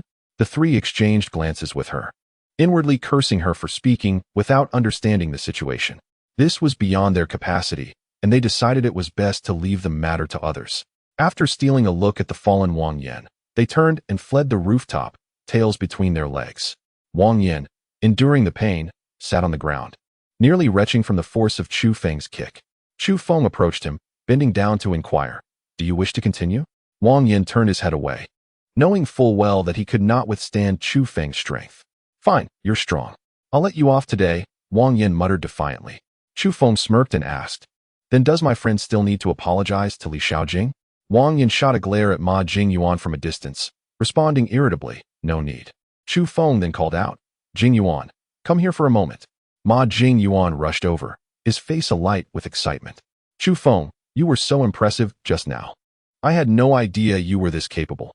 You've kept me in the dark all this time." Wang Yin, puzzled by Chu Feng's summons of Ma Jingyuan, glared and asked, "I already said he doesn't need to apologize. What more do you want?" Chu Feng scoffed, saying, "He has done nothing wrong and thus requires no apology. However, you bullied my friend, and now you must apologize to him." Wang Yan's eyes widened in disbelief as he shouted, "What did you say? Apologize to that useless guy? Absolutely not." At that moment, Li Xiaojing also arrived, glaring angrily at Chu Feng and Ma Jingyuan. "What do you still want? My husband isn't making a fuss about this. Why are you being so relentless?" Ma Jingyuan felt speechless, thinking to himself how unreasonable this woman was. They had instigated trouble, and now after being put in their place, she accused Chu Feng of being unyielding. He felt fortunate to have ended things with Li Xiaojing, realizing the trouble she could bring him in the future. Chu Feng ignored her completely, focusing solely on Wang Yin, his voice icy as he commanded, "Apologize." Li Xiaojing bent down to help Wang Yin up, muttering, "What is he? He thinks my husband should apologize? Dream on." Wang Yin had no intention of apologizing, struggling to rise from the ground. Chu Feng stepped forward, placing his foot firmly on Wang Yin's hand. "Ah!" Wang Yin screamed, his face contorting in agony. "What the hell do you want? Don't push me. If I get angry, I'll find a way to deal with you," he shouted through gritted teeth. "I only know that if you bully others, you ought to apologize. If you don't apologize today, you won't be getting up," Chu Feng stated coldly. Li Xiaojing shot an incredulous glare at Chu Feng, reaching out to shove him. "Are you insane? Get off me. You better get off. My fingers are going to break," Wang Yin cried, on the verge of tears from the pain. "Apologize." Chu Feng persisted with his two-word demand. Fine, I'll apologize. Just please take your foot off." Wang Yin finally relented, unable to endure the pain any longer. Chapter 15. The incident involving Gu Firu. "I apologize. Once I have expressed my remorse, I shall remove my foot." Chu Feng spoke. Wang Yin raised his head to glance at Ma Jingyuan, his face a mask of reluctance. However, in a bid to preserve his hand, he acquiesced to Chu Feng's demands. I'm sorry. I shouldn't have bullied you simply because I'm an athlete. I promise I will never bully you again," Wang Yin stammered. Only then did Chu Feng lift his foot from Wang Yin's hand, which had turned a vivid red and was even beginning to show signs of bruising. Trembling, Wang Yin raised his hand, displaying a look of genuine concern. Li Xiaojing, standing nearby, furrowed her brows, her expression revealing no empathy for Wang Yin. Instead, she wore an expression of resentment. Observing the two, Ma Jingyuan felt a sense of satisfaction and cast a grateful glance at Chu Feng. "Let us depart," Chu Feng stated, disregarding Wang Yin and Li Xiaojing as he turned to leave with Ma Jingyuan, descending the stairs to the rooftop. The onlookers parted to create a path for Chu Feng as he approached. Wang Yin, witnessing Chu Feng's departure, wore a grimace of frustration. "That damned fellow. I never anticipated he was so formidable. I truly underestimated him." Li Xiaojing rolled her eyes and queried, "Does this mean we're letting this matter slide?" Seeing that arrogant expression on Ma Jingyuan's face irks me. Wang Yin let out a cold huff, retorting, "My hand is in this condition because of him. And he humiliated me in front of so many people. How can this possibly be overlooked? Accompany me to the infirmary. I will ensure that boy regrets this." Li Xiaojing's face softened with concern. "Then let us hurry to the infirmary. Look at your hand. It's already turning purple. Moreover, you are remarkably skilled. I had no idea. Had I known your prowess earlier, I would not have feared them," she added. Chu Feng smiled, but chose not to respond. "By the way, I've heard that Wang Yin is not one to play it safe.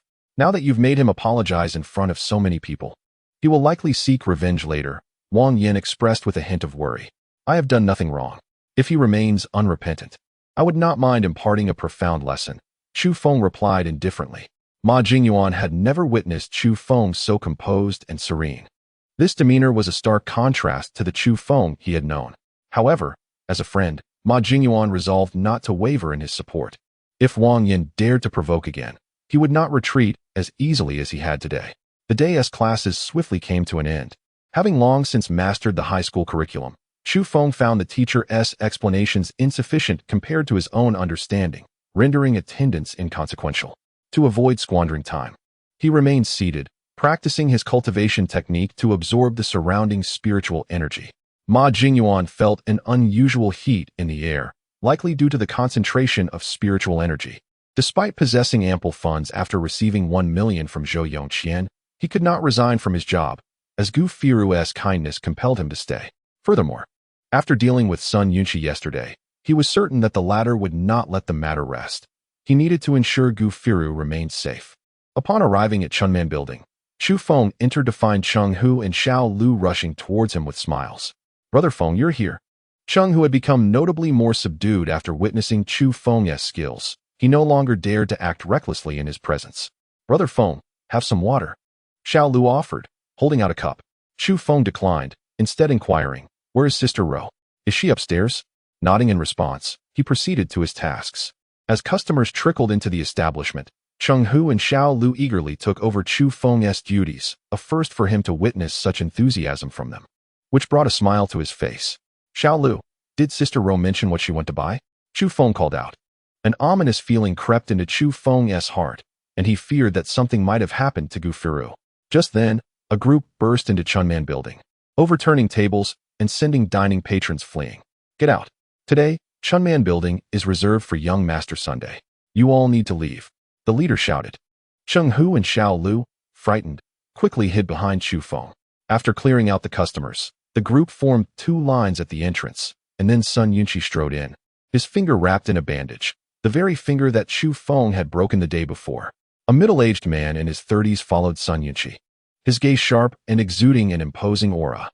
Observing his movements, Chu Feng deduced that he must be a martial artist. "Where's that brat from yesterday? Come out. Does he think I, Sun Yunqi, am easy to provoke?" Sun Yunqi yelled. "Are you blind? I'm standing right in front of you," Chu Feng replied coldly. Facing the entrance, Sun Yunqi scoffed, showing no fear. "Little brat, hurry up and apologize to me. Do you think you can provoke me, Sun Yunqi? I'm here to show you just how formidable I am. I see your hand is itching again. What's the matter? Do you want me to break all 10 of your fingers?" Chu Feng retorted coldly. Sun Yunqi instinctively recoiled his hand, swallowing hard as he growled. "Do you truly believe that I am afraid of you just because you possess some skill? I came prepared today." With that, he snapped his fingers. Immediately, 2 men entered, dragging a bound Gu Firu behind them. Chapter 16. Are you seeking death? Let go of me, Gu Firu exclaimed. Panic etched across her face as she struggled against her captors. Yet the 2 men holding her were muscular brutes, rendering her efforts futile. Upon witnessing Gu Firu being seized by Sun Yunqi's men, Chu Feng's expression darkened immediately. "Release her," he commanded, his eyes gleaming with a murderous intent. His voice as frigid as ice. Sun Yunqi chuckled coldly, replying, "Kid, this woman is now in my grasp. If you continue to speak to me with such insolence, you might find her suffering as a consequence." With that, he produced a dagger from his clothing, twirling it menacingly near Gu Firu, who was visibly terrified. Chu Feng swore he would not allow anyone to bully Gu Firu further. The sight of Sun Yunqi using her as leverage ignited a fury within him that reached its zenith. Meanwhile, Sun Yunqi, brimming with arrogance, remained oblivious to the wrath he had provoked in a lethal adversary. He gazed at Chu Feng, sneering. "I came here today to teach you a lesson. To provoke Sun Yunqi comes with a price. You enjoy being in the limelight, don't you? I take great pleasure in seeing self-righteous individuals like you bow and beg for forgiveness. So, if you want to avoid witnessing her harm, you should promptly kneel and admit your fault, allowing me to break 2 of your fingers. If I am satisfied, this matter shall be settled, otherwise." Cheng Hu and Xiao Lu exchanged worried glances with Chu Feng, uncertain of his next move. "Brother Feng, perhaps it's best to concede. I've heard many tales of Sun Daxiao's ruthlessness. There was a man who refused to yield and ended up in the hospital for the rest of his life." Cheng Hu suggested. "Indeed, Brother Feng, Gujia's safety is paramount. Let us not be reckless," Xiao Lu added in agreement. Sun Yunqi, hearing Cheng Hu and Xiao Lu's counsel, felt even more triumphant, his gaze toward Chu Feng laced with mockery. "So what will it be, kid? How do you wish to proceed? If you still harbor defiance, I shall take the liberty of having my way with her right before your eyes." As Sun Yunqi turned, he lifted Gu Firu's chin with a lewd grin. "What did you say?" Chu Feng's deep voice resonated. "Ah, you wish for me to repeat myself? Very well. I shall oblige. Should you fail to comply with my demands today, I will." But before Sun Yunqi could finish, Chu Feng's aura surged, and he lunged toward him. "Are you courting death?" Chu Feng's voice was icy. Sun Yunqi, taken aback by Chu Feng's audacity to disregard his threats and retaliate, stumbled back instinctively as Chu Feng exuded an overwhelming pressure. "Lian Shu," Sun Yunqi shouted, just as Chu Feng was nearly upon Sun Yunqi. A middle-aged man who had entered with Sun Yunqi stepped forward to shield him. He threw a punch at Chu Feng, who sensed the formidable force behind it. He blocked the strike, but was forced to retreat a few steps. "Indeed, a martial artist," Chu Feng scoffed. Sun Yunqi, relieved to see his safety, looked back at Chu Feng, taunting, "You really thought you could lay a hand on me? You've got some nerve. Let me introduce you. This is my uncle Lian, a genuine martial artist. In his eyes, your skills are utterly insignificant." The middle-aged man, named Sun Lian, was indeed a martial artist from the Sun family, possessing considerable strength. However, he did not share Sun Yunqi's arrogance, as he had noticed that Chu Feng had easily blocked a punch that could have sent a robust man flying, leaving him perplexed. "You understand martial artists?" Sun Lian queried, his gaze fixed on Chu Feng. Sun Yunqi stepped closer to Sun Lian, seething. "If you know about martial artists, you should recognize my uncle's prowess. Do you truly believe you can contend with him? I initially intended to offer you a chance, but your insolence leaves me no choice but to show no mercy. Uncle Lian, this brat disrespects our family. Deal with him, and afterward, we can enjoy the company of the proprietress of Chunmanlu while he watches helplessly, learning not to act the hero again." Chu Feng clenched his fists, enduring Sun Yunqi's incessant provocations. Should he let this slide today, he would lose all claim to his dignity. Sensing the murderous intent emanating from Chu Feng, Sun Lian felt a twinge of apprehension. This young man was no ordinary foe. "Step back. I shall handle him," Sun Lian instructed Sun Yunqi. Sun Yunqi scoffed at Sun Lian's caution. What's so remarkable about him? Just a pretentious brat. Once you teach him a lesson, he'll know his place. Cheng Hu, oblivious to the concept of martial artists, found Sun Lian intimidating. Aware of the Sun family's martial legacy, he glanced at Chu Feng, voicing concern. "Brother Feng, let us retreat. The Sun family is not one we can afford to antagonize." Gu Firu, watching the tense standoff, felt anxious for Chu Feng, imploring him, "Chu Feng, don't act recklessly. They wouldn't dare harm me." Chu Feng narrowed his eyes at Sun Lian and Sun Yunqi, declaring, "It's merely the Sun family. What's there to fear? If they dare lay a finger on Gujia, I will annihilate their entire lineage." As his words hung in the air, Chu Feng surged forward once more. Sun Lian's pupils constricted as he retorted coldly, "What audacity! Let us see how you intend to extinguish my family. A martial artist's might was formidable enough to take a common life with a single punch. Chu Feng's bold proclamation undoubtedly enraged Sun Lian, who, gathering his strength, prepared to strike with lethal intent.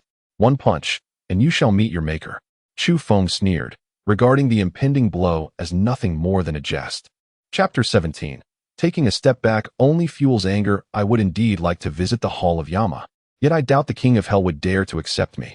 Chu Feng raised his hand and firmly grasped Sun Lian's fist, feeling the relentless force surging toward his palm. Within him, a stream of spiritual energy surged forth, effortlessly dissipating that power.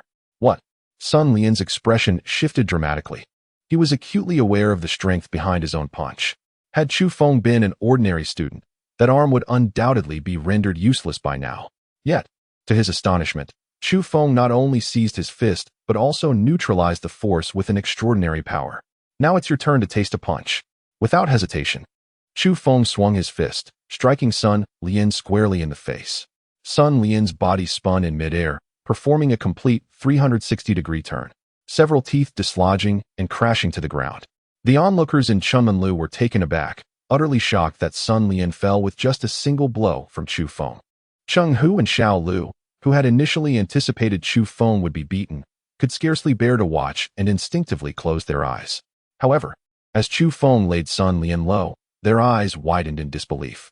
Sun Yunqi's smirk froze instantly, his face contorting into an expression reminiscent of constipation. Lian uncle, what? What has happened to you?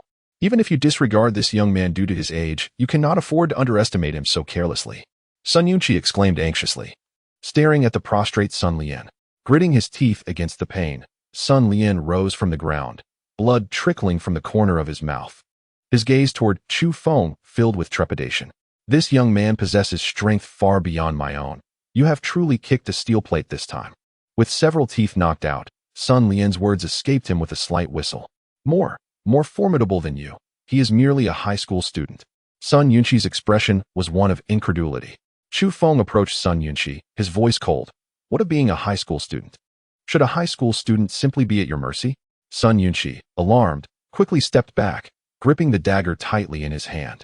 He cast a glance at Gu Firu before hastily advancing, pressing the dagger against her throat. Do not come any closer. If you take another step, I shall slit her throat.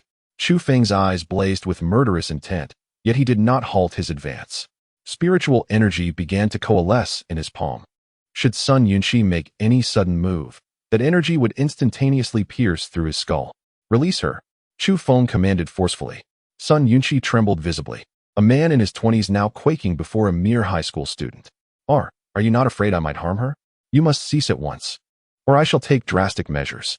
Sun Yunqi shouted in desperation. Chu Feng had no intention of engaging in further dialogue. He raised his hand, still gathering his spiritual energy. Gu Firu's panic was evident. Facing such a threat, her heart raced with fear. Chu Feng wished to alleviate her terror.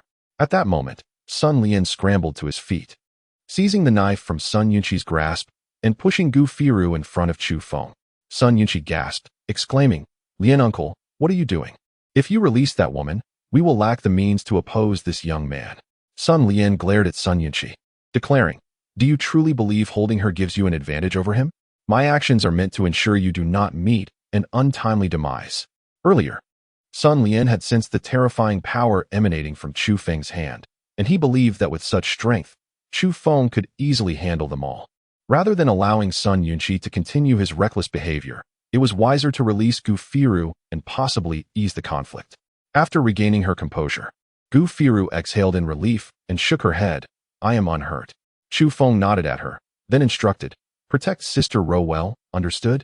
Cheng Hu and Xiao Lu promptly nodded, shielding Gu Firu behind them. Young brother, we sincerely apologize for our previous offenses. I shall release your boss's wife as a gesture of peace. Let us consider this matter resolved, shall we? Sun Lian clasped his hands together in a conciliatory manner. Chu Feng scoffed, replying, you instigated this conflict, and now you seek peace? Do you truly believe we are so easily intimidated?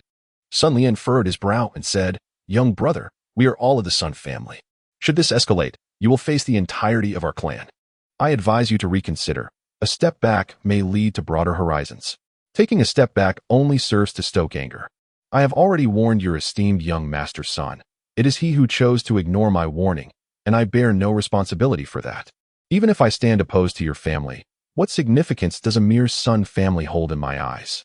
Chu Feng retorted coldly. Sun Yunqi glared at Chu Feng. Warning, you should not test my patience. If provoked, I shall call my father, and resolving this matter will not be so simple for you. Chu Feng mused that Sun Yunqi was a fool who would not learn from his mistakes.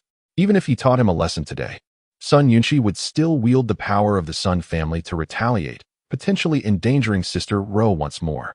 It would be wiser to ensure the entire Sun family understood he was not to be trifled with. Then Sun Yunqi would think twice before seeking trouble. By all means, call your father. I am most curious to see what sort of man could raise someone like you, Chu Feng replied. Sun Yunqi paused, taken aback that Chu Feng would play along with his threats. Soon, a defiant expression crept onto his face as he retrieved his phone. Despite his wrongdoing, he believed his father would defend him, and perhaps his father could deliver a lesson to Chu Feng. This is your doing. Do not regret it later. Sun Yunqi dialed his father's number, uttering a few brief statements before hanging up. Sun Lian sighed. At this point, he was at a loss for how to manage the situation. My father is nearby and will arrive soon. Let us see how you will act then. Sun Yunqi growled menacingly. Cheng Hu and Xiao Lu were left dumbfounded.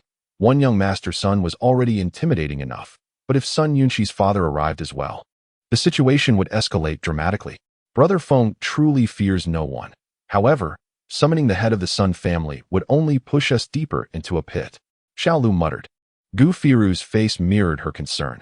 If the head of the Sun family truly arrived, Chunmanlu would likely be forced to close its doors. Yet, since Sun Yunqi had already made the call, there was no way to stop it now. Chu Feng remained unconcerned about the head of the Sun family. Even with only the strength of a perfected postnatal stage, he could still instill fear in most of Jiangzhou's populace. Not long after, a car pulled up outside Chunmanlu. A middle-aged man stepped out, frowning as he entered the establishment. Chu Feng turned to observe and was astonished to find that the man who had entered was none other than Sun Zhenjiang, the one who had sparred with Zhou Yongqian in the park. Chapter 18.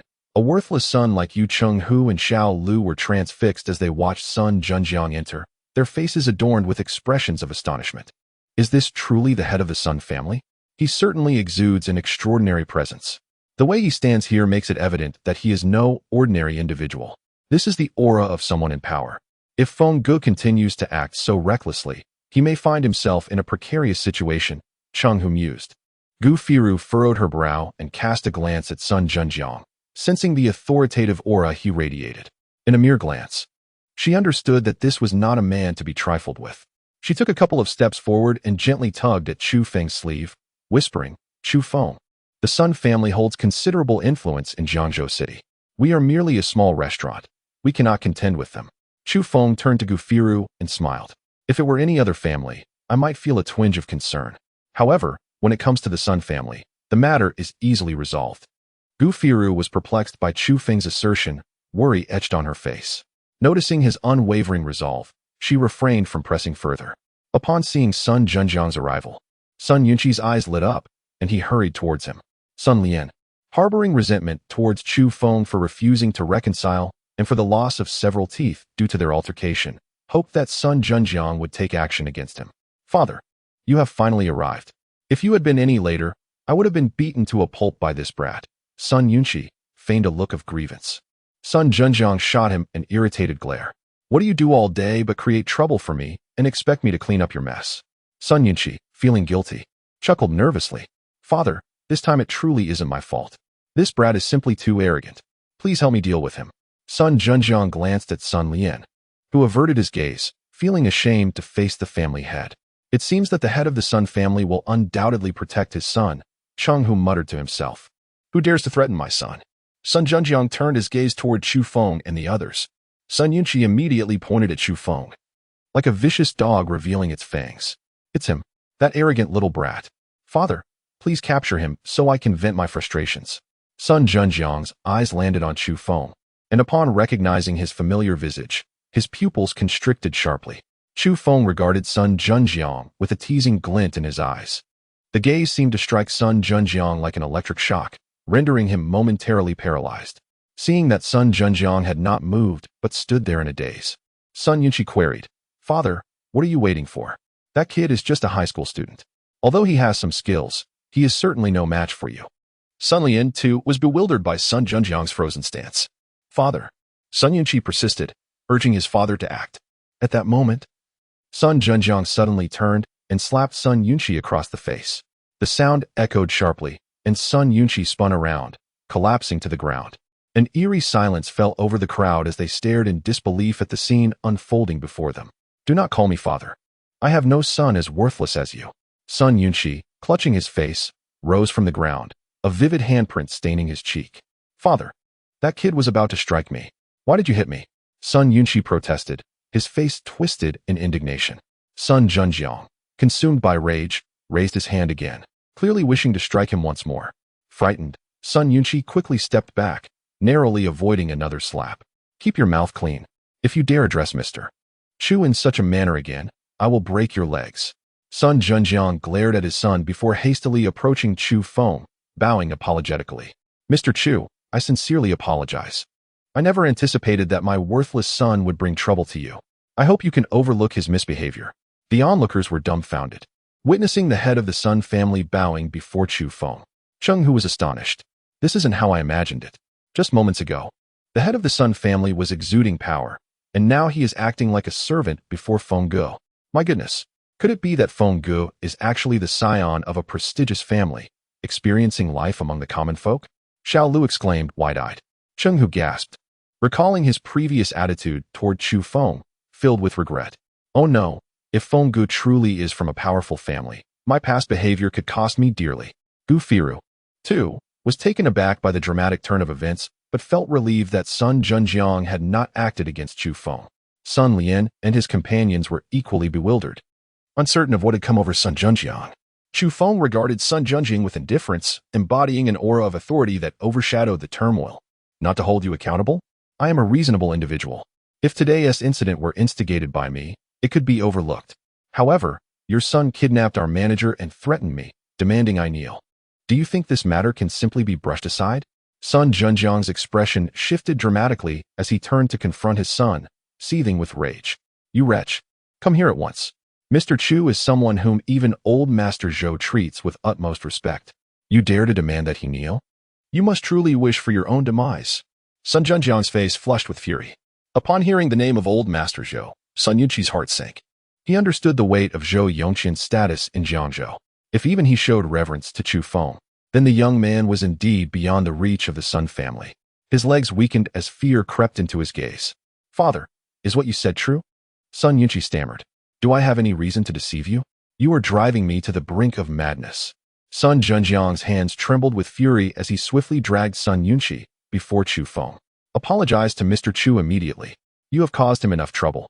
Even I cannot protect you today.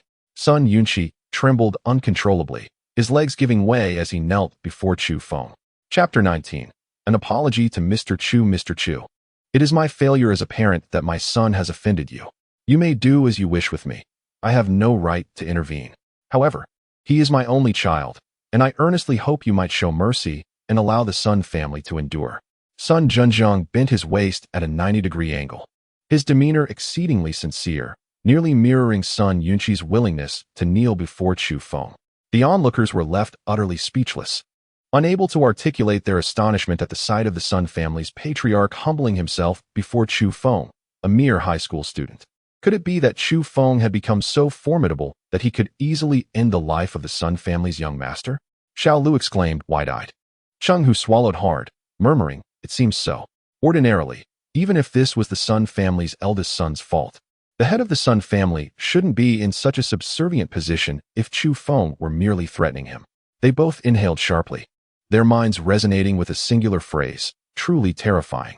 Not far away, Sun Lian swallowed nervously, his arms trembling uncontrollably. He understood Sun Junjiang's usual demeanor better than anyone, and witnessing such deference to a high school student indicated they had indeed provoked a formidable opponent. If anything were to happen to Sun Yunqi, he would undoubtedly not escape unscathed. Sun Yunqi, frightened to the point of tears, pleaded, Mr. Chu, please spare me. I acted impulsively. If you pardon me, I promise never to act this way again. Chu Feng scoffed, responding, if apologies held any weight, those whom you have harmed would not be languishing in hospitals. I shall not take your life today, But I warned you yesterday. Should you dare to cause trouble again, I will break all 10 of your fingers." Upon hearing Chu Feng's words, Sun Zhenjiang immediately clasped his hands in gratitude, declaring, "I thank you, Mr. Chu, for your mercy. The punishment for this ungrateful son shall be mine to administer."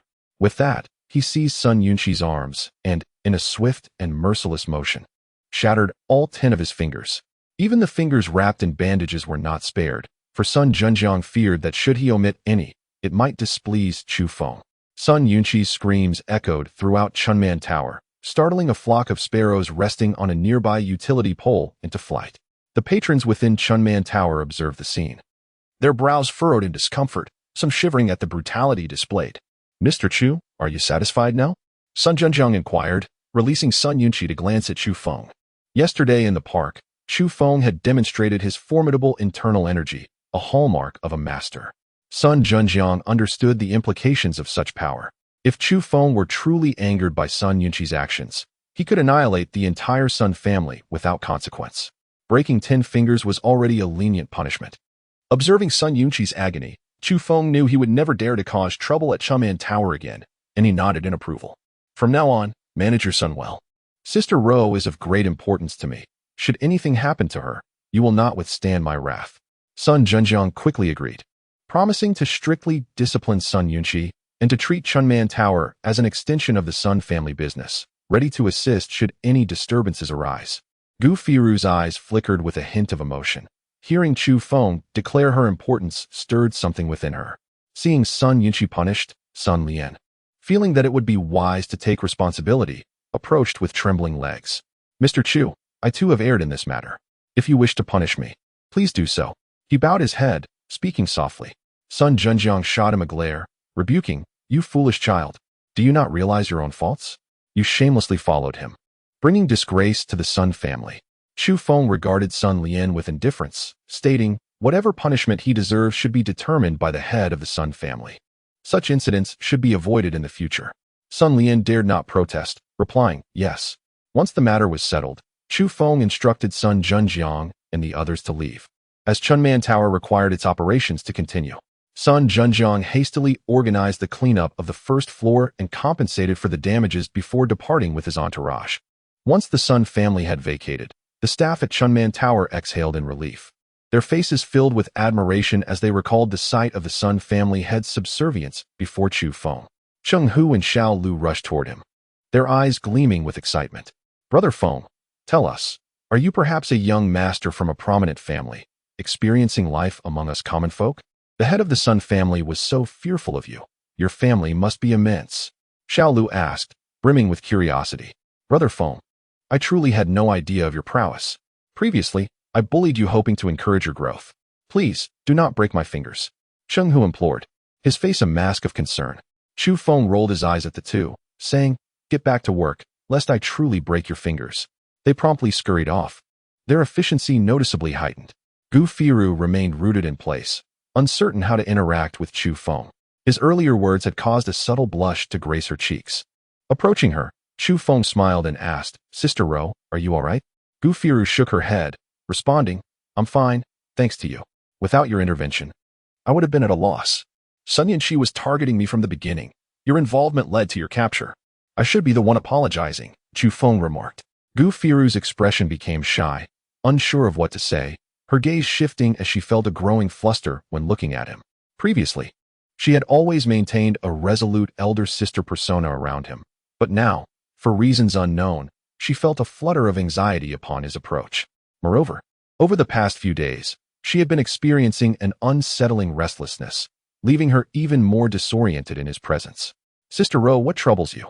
Chu Feng inquired, his brow furrowing as he reached toward her face. Gu Firu stiffened, a fleeting thought crossing her mind. This little rascal, who usually appears so reserved. How can he be so forward? Chapter 20. Gu Firu's embarrassment. Chu Feng lightly brushed his hand against Gu Firu's cheek and then gradually moved downward to her neck. And further still, he noticed that Gu Firu seemed to exhibit certain symptoms, prompting him to ascertain the matter. Gu Firu's face instantly flushed crimson, her expression filled with anxiety as she fixed her gaze upon Chu Feng, perplexed by his sudden boldness. Moreover, they were in the bustling hall of Chunmanlu. surrounded by numerous waitstaff, which heightened her embarrassment should they catch sight of this intimate moment. Chu Feng, perhaps we should find a more private place? Gu Firu tentatively suggested. No longer a high school girl, she was well aware of the nuances between men and women. Seeing Chu Feng staring at her so intently, coupled with his boldness, led her to believe he was expressing some form of affection. Her fondness for Chu Feng had already blossomed, especially after he had stood up for her on 2 occasions.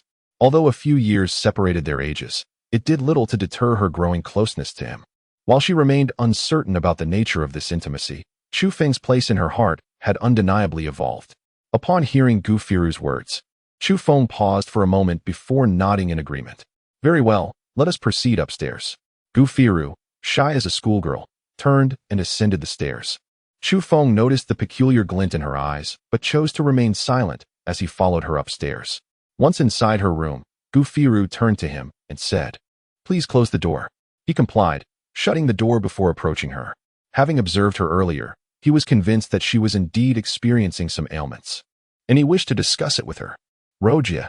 His words were interrupted as Gu Firu approached him, a teasing smile dancing on her lips. She raised a finger to silence him. During their ascent, she had regained her composure, reminding herself that she was, after all, Chu Feng's superior and slightly older. Thus, she must not appear weak. I initially thought you were a shy individual, hesitant to act out of line in the presence of a girl. To my surprise, you dared to flirt with me downstairs. It seems I misjudged you, dear brother. Coming up here, have you already planned what you intend to do with me? But let me clarify, I am not someone easily won over. If you wish to pursue me, it will not be an easy feat. Chu Feng stood there, bewildered, unable to comprehend why Gu Firu had suddenly launched into such a discourse. His intention had merely been to examine her symptoms. His concern for her stemmed from a past life where her demise was linked to him, and in this life, he was determined to make amends. His focus lay solely on cultivation and the enhancement of his strength, leaving no room for romantic pursuits. Gu Firu's words left him momentarily speechless. Are you startled by my boldness? Gu Firu, lacking much experience in romance, misinterpreted his expression as a reaction to her weighty comments. Clearing his throat awkwardly, Chu Feng finally spoke. Rojia, when I touched your face, it was merely to confirm whether you were unwell. I meant no other implication. I am unwell. Gu Firu blinked in surprise. Chu Feng nodded. If my suspicions are correct, you have been experiencing dryness in your mouth and feverish sensations at night, along with feelings of agitation. How could you possibly know? Gu Firu inquired. I have studied some medical knowledge. Upon seeing your unusual complexion, I felt compelled to check. I had no intention of overstepping. Thus, I accompanied you upstairs. Please do not think I took advantage of you, Chu Feng said with a smile. Gu Firu quickly covered her face, feeling the heat radiate from her cheeks, wishing for a crevice to hide in. It dawned on her that Chu Feng's previous actions were not flirtatious, but rather a professional examination, leading to her complete misinterpretation. Upon entering, she had playfully silenced him, feigning authority while delivering a tirade, believing he harbored intentions of courtship. However, Chu Feng had no such inclinations, and realizing the truth filled her with overwhelming embarrassment. Oh dear, what a mortifying misunderstanding. I thought you were. Chu Feng, cough cough, please don't misconstrue my earlier behavior. I was merely caught up in the moment. Gu Firu stammered, covering her face. Seeing her flustered state, Chu Feng felt a chuckle bubbling within him. After a moment, he nodded reassuringly. Rest assured, Rojia, I will not misunderstand your intentions. Taking a deep breath, Gu Firu gradually eased her embarrassment. You mentioned that my symptoms are a sign of illness? This happens only occasionally, so it shouldn't be a cause for concern, right? She redirected the conversation. With that, Chu Feng approached the table, procured paper and pen, and began drafting a prescription filled with remedies easily found in any supermarket. Handing the prescription to Gu Firu, she glanced at it and said, Thank you. You're welcome.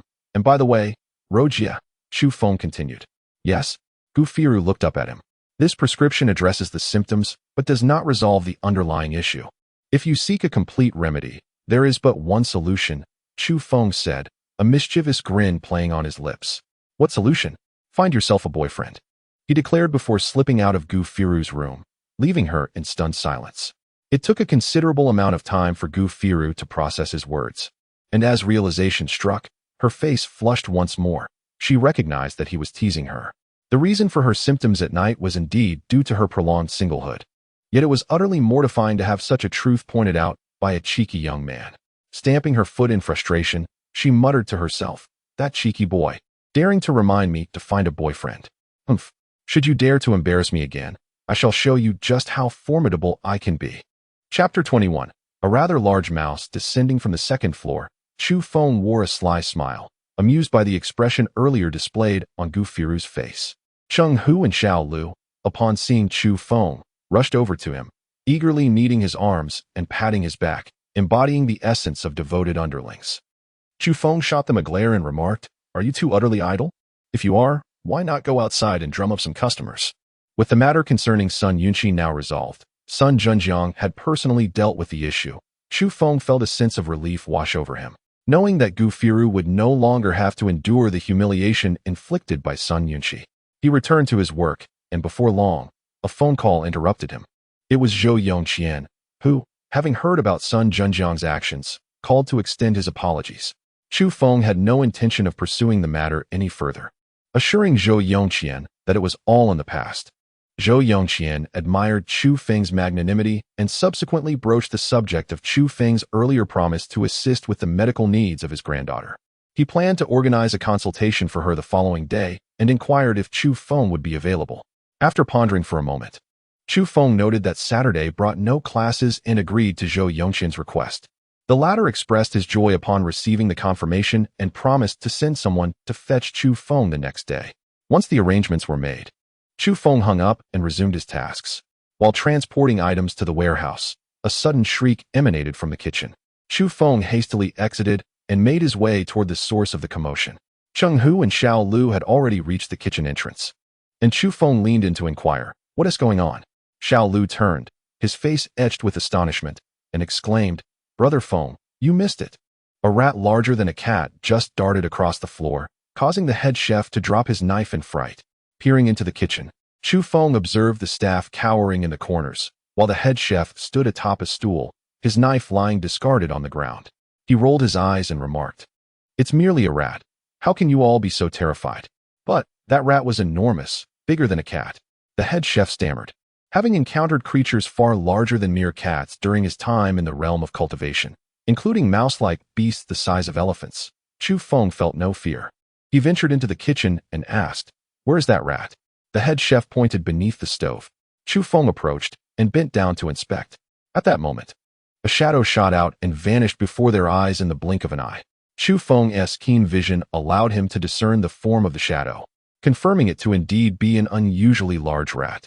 What was more intriguing was the glint of intelligence in its eyes, a gaze reminiscent of that possessed by humans. "A demon beast?" Chu Feng mused, extending his hand toward the rat. However, the creature exceeded his expectations with its astonishing speed. By the time his hand reached out, it had already fled. Without hesitation, Chu Feng dashed out of the kitchen, following the scent of the rat. A crowd of onlookers hurried outside, but by the time they arrived, both Chu Feng and the rat had vanished from sight. Pursuing the rat into a secluded alley, Chu Feng found himself at a dead end, where the rat finally halted. The alley exuded a foul stench, littered with the carcasses of cats and dogs, evidently victims of savage attacks. The rat glared menacingly at Chu Feng, its fangs bared, issuing a series of threatening sounds. To think it was a rat spirit, with such formidable fangs. No wonder the head chef was so frightened, Chu Feng murmured. Nevertheless, despite its size, the rat was still far from being a true spirit. Its condition likely stemmed from some peculiar circumstances, suggesting it had caused much suffering to local felines and canines. Chu Feng approached the creature, resolved to eliminate it. The staff in the kitchen had been fortunate to only experience fright. Should anyone be unfortunate enough to be bitten by this beast, it could lead to dire consequences. The rat, sensing the impending danger, was evidently intent on attacking Chu Feng. Concentrating spiritual energy into one hand, Chu Feng narrowed his eyes. Without hesitation, the rat lunged at him, jaws agape, aiming for his throat. Chu Feng swiftly raised his hand, unleashing the gathered energy, which pierced through the rat's body. Before it could reach him, the creature collapsed to the ground, lifeless. Confirming the rat's spirit's demise with a few kicks, Chu Feng was astonished at its strength, surpassing that of many wild dogs. He couldn't fathom how it had grown to such a size. Having dealt with the creature, Chu Feng turned to leave. eager to escape the alley's wretched atmosphere. As he turned, however, his acute senses detected the presence of something in the corner of the alley. Approaching, he bent down to uncover a pile of rubble.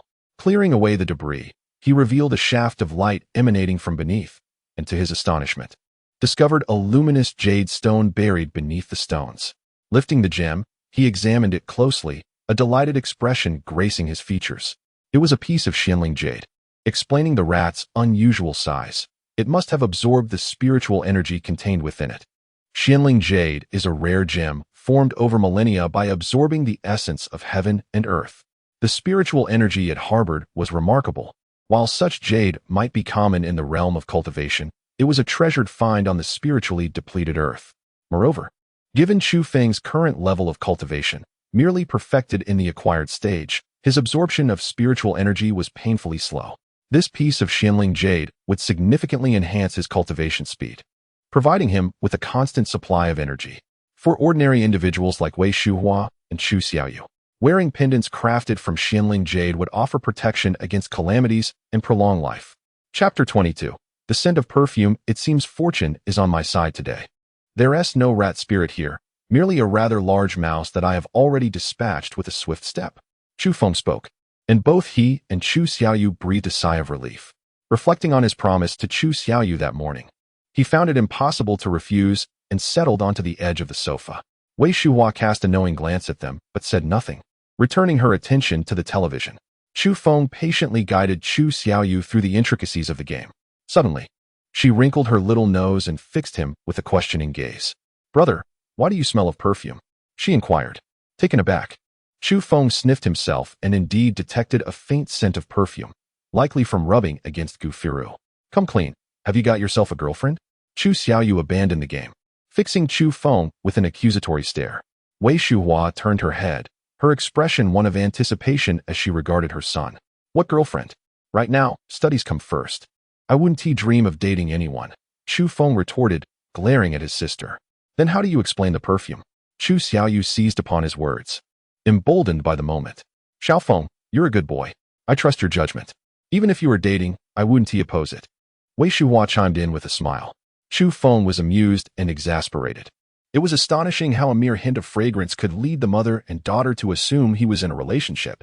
"Mother, I truly do not have a girlfriend." "This scent probably came from a patron at the restaurant," he clarified. Wei Shuhua smiled knowingly, her belief in his words uncertain. Chu Xiaoyu wore a playful grin, clearly unconvinced that the fragrance was merely from a restaurant guest. "Teach me, brother. I was wrong. Show me how this archer can avoid being taken down." Chu Xiaoyu promptly surrendered, thrusting her phone toward him for guidance. With an exasperated sigh, Chu Feng resumed teaching her the game. As one endowed with the memories of a celestial being, he possessed a remarkable ability to discern the essence of problems. Every matter in the world follows a common principle. Once one perceives the essence, everything becomes straightforward. Given his expertise, it would not be long before Chu Xiaoyu transformed into a skilled player. After demonstrating a victorious round, Chu Feng handed her the phone, allowing her to play independently. Grasping the true essence of the game, Chu Xiaoyu ceased to be a liability, winning several matches under her brother's guidance. "Wow, brother, you're incredible. Let us see if that Cheng Miao dares to call me a noob again," she exclaimed, brimming with excitement. "Who did you just mention?" Chu Feng's eyes narrowed, a fierce glint flashing within. Chu Xiaoyu quickly covered her mouth, realizing her slip, her gaze darting nervously. She sprang up and dashed to her room. Chu Feng chuckled, shaking his head. Her demeanor clearly suggested she harbored secrets. Yet, having experienced this age himself, he understood that young hearts often flutter for the first time. Naturally, he would not impede her from dating, but should any boy dare to mistreat her, he would ensure the lad comprehended the true terror of having an older brother like him.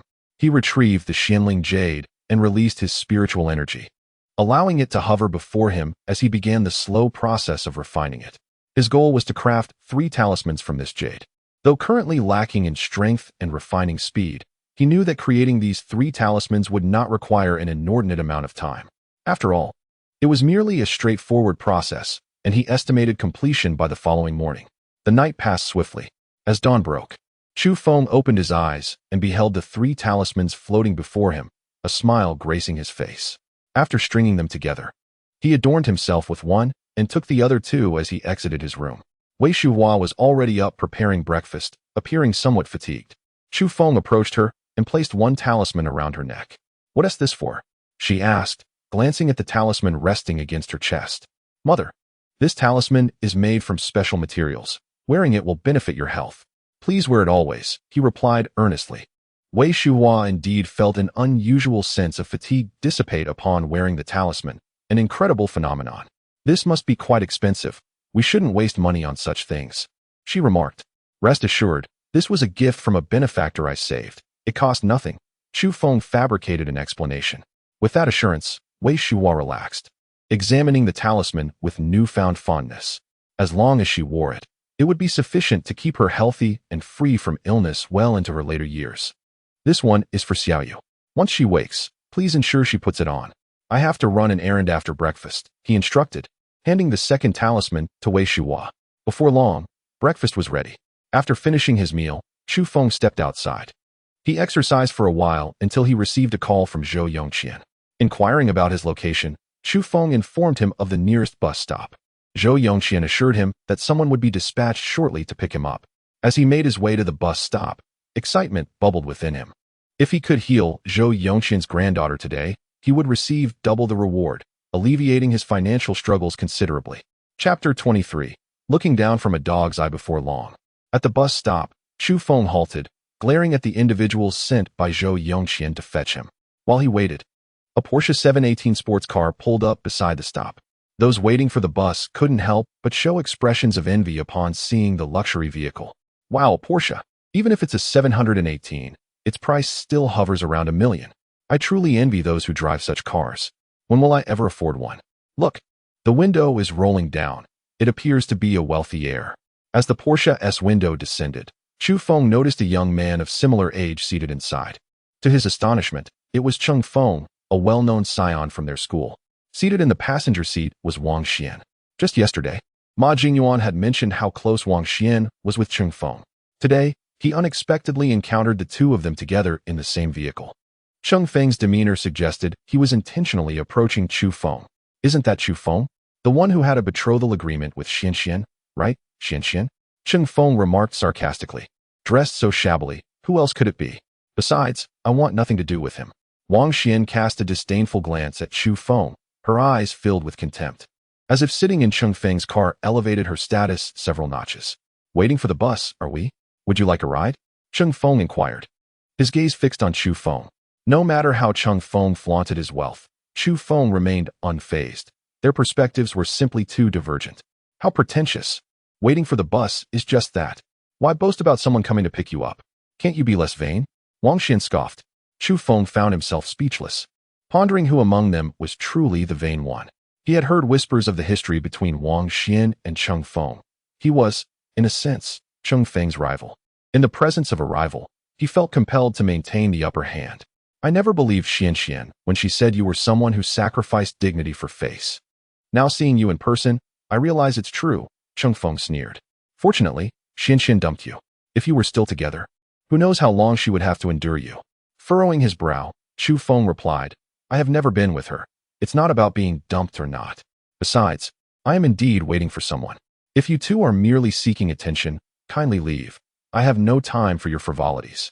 Wang Xian, brimming with indignation, retorted, "Who is seeking attention here? You should reflect on your own appearance. It's quite ludicrous of you to think so highly of yourself." "Oh, if you think so little of me, why did you have him stop here to show off? He could have simply driven away," Chu Feng replied coldly. Wang Xian's face flushed with embarrassment. She was unsure how Chu Feng discerned her involvement in having Cheng Feng stop, yet she considered herself superior and refused to admit it. "You're ridiculous. We came over out of kindness, intending to offer you a lift. Seeing you like this is simply nauseating," Wang Xian declared. It seemed this young man was indeed a rival to the one driving the luxury car. In this day and age, no matter how good one may be, wealth always prevails. Exactly. This young man clearly lacks funds. How could he possibly compete with these rich heirs? Despite some sympathizing with him, his attempts to maintain composure in front of them only made him less likable. Cheng Feng, overhearing the comments from bystanders, wore a smug smile, projecting an air of magnanimity. "Hop in, buddy. Any past misunderstandings are behind us. You've likely never ridden in such an expensive car. Allow me to give you this experience today." His words were a blatant display of superiority, and with onlookers observing, refusing would lead to accusations of pretentiousness, while accepting would only invite further ridicule. Wang Xian shot a glance at Chu Feng, saying, "He doesn't even regard our car. A person whose entire outfit costs less than 100 yuan dares to look down on us. It's truly laughable." At that moment, Chu Feng's phone rang. After answering, a deep voice informed him, "Mr. Chu, I am nearing your stated location. Are you still at the bus stop?" "Yes, I'm on my way. I'm driving a blue Bentley Continental. It should be easily recognizable," the voice continued. "Understood," Chu Feng replied, turning to see a blue Bentley Continental approaching. The car parked behind Cheng Feng's Porsche, instantly overshadowing it. "Look, a Bentley Continental. My goodness, are luxury cars becoming so affordable? 2 in a single day?" Not bothering with Cheng Feng and Wang Xian any longer, Chu Feng walked towards the Continental. Cheng Feng peered out of the window, glancing back, and was taken aback upon seeing the Continental. A man in a suit emerged from the Continental, casting a glance at Chu Feng before respectfully opening the rear door. "Mr. Chu, please step inside." Chu Feng nodded and entered the vehicle. Witnessing this scene, Cheng Feng was left utterly dumbfounded. Wang Xian also turned to look, her anger intensifying as she realized that Chu Feng truly had someone to pick him up. "What? This car is here for that young man. Who would have thought? Do you understand? This is called humility. Initially, I thought he was just pretending, but it turns out he surpasses even the owner of that Porsche," someone remarked in envy. "If only I could sit in his car just once, that would be worth it for a lifetime." Hearing the onlookers express their envy of Chu Feng, Wang Xian felt utterly perplexed. So what? That car doesn't even look as good as ours. Why are they all suddenly envious of that jerk? She muttered. Cheng Feng turned to her, his expression stiff. You don't recognize what kind of car that is?" "I don't know. It doesn't look as impressive as ours, and certainly isn't as expensive," Wang Xian dismissed. Cheng Feng swallowed hard, exclaiming, "Not expensive? That car could buy 3.5 of mine."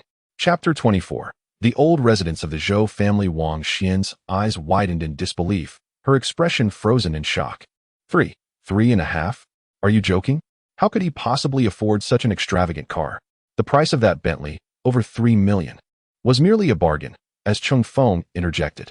Wang Xian inhaled sharply, quickly turning to glance behind her, astonished to discover how luxurious the vehicle that Chu Feng had just boarded truly was. A wave of defeat washed over her. She had initially thought that Cheng Feng's arrival would instill a sense of inferiority in Chu Feng.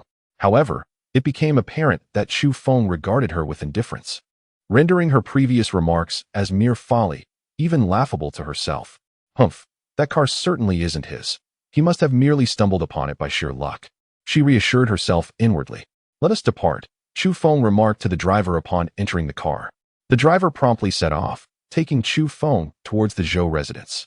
Upon disembarking, Chu Feng noticed a sign at the entrance of the courtyard, elegantly inscribed with the characters for Zhou residence.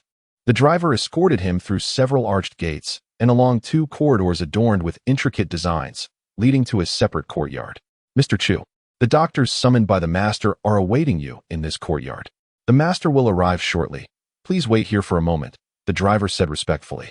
Chu Feng nodded, marveling at the grandeur of the Zhou family's estate. He turned to observe the courtyard, where a number of elderly gentlemen and several physicians clad in white coats had gathered. These doctors had previously attempted to treat Zhou Yongqian's granddaughter, but had been unable to find a solution to her ailment.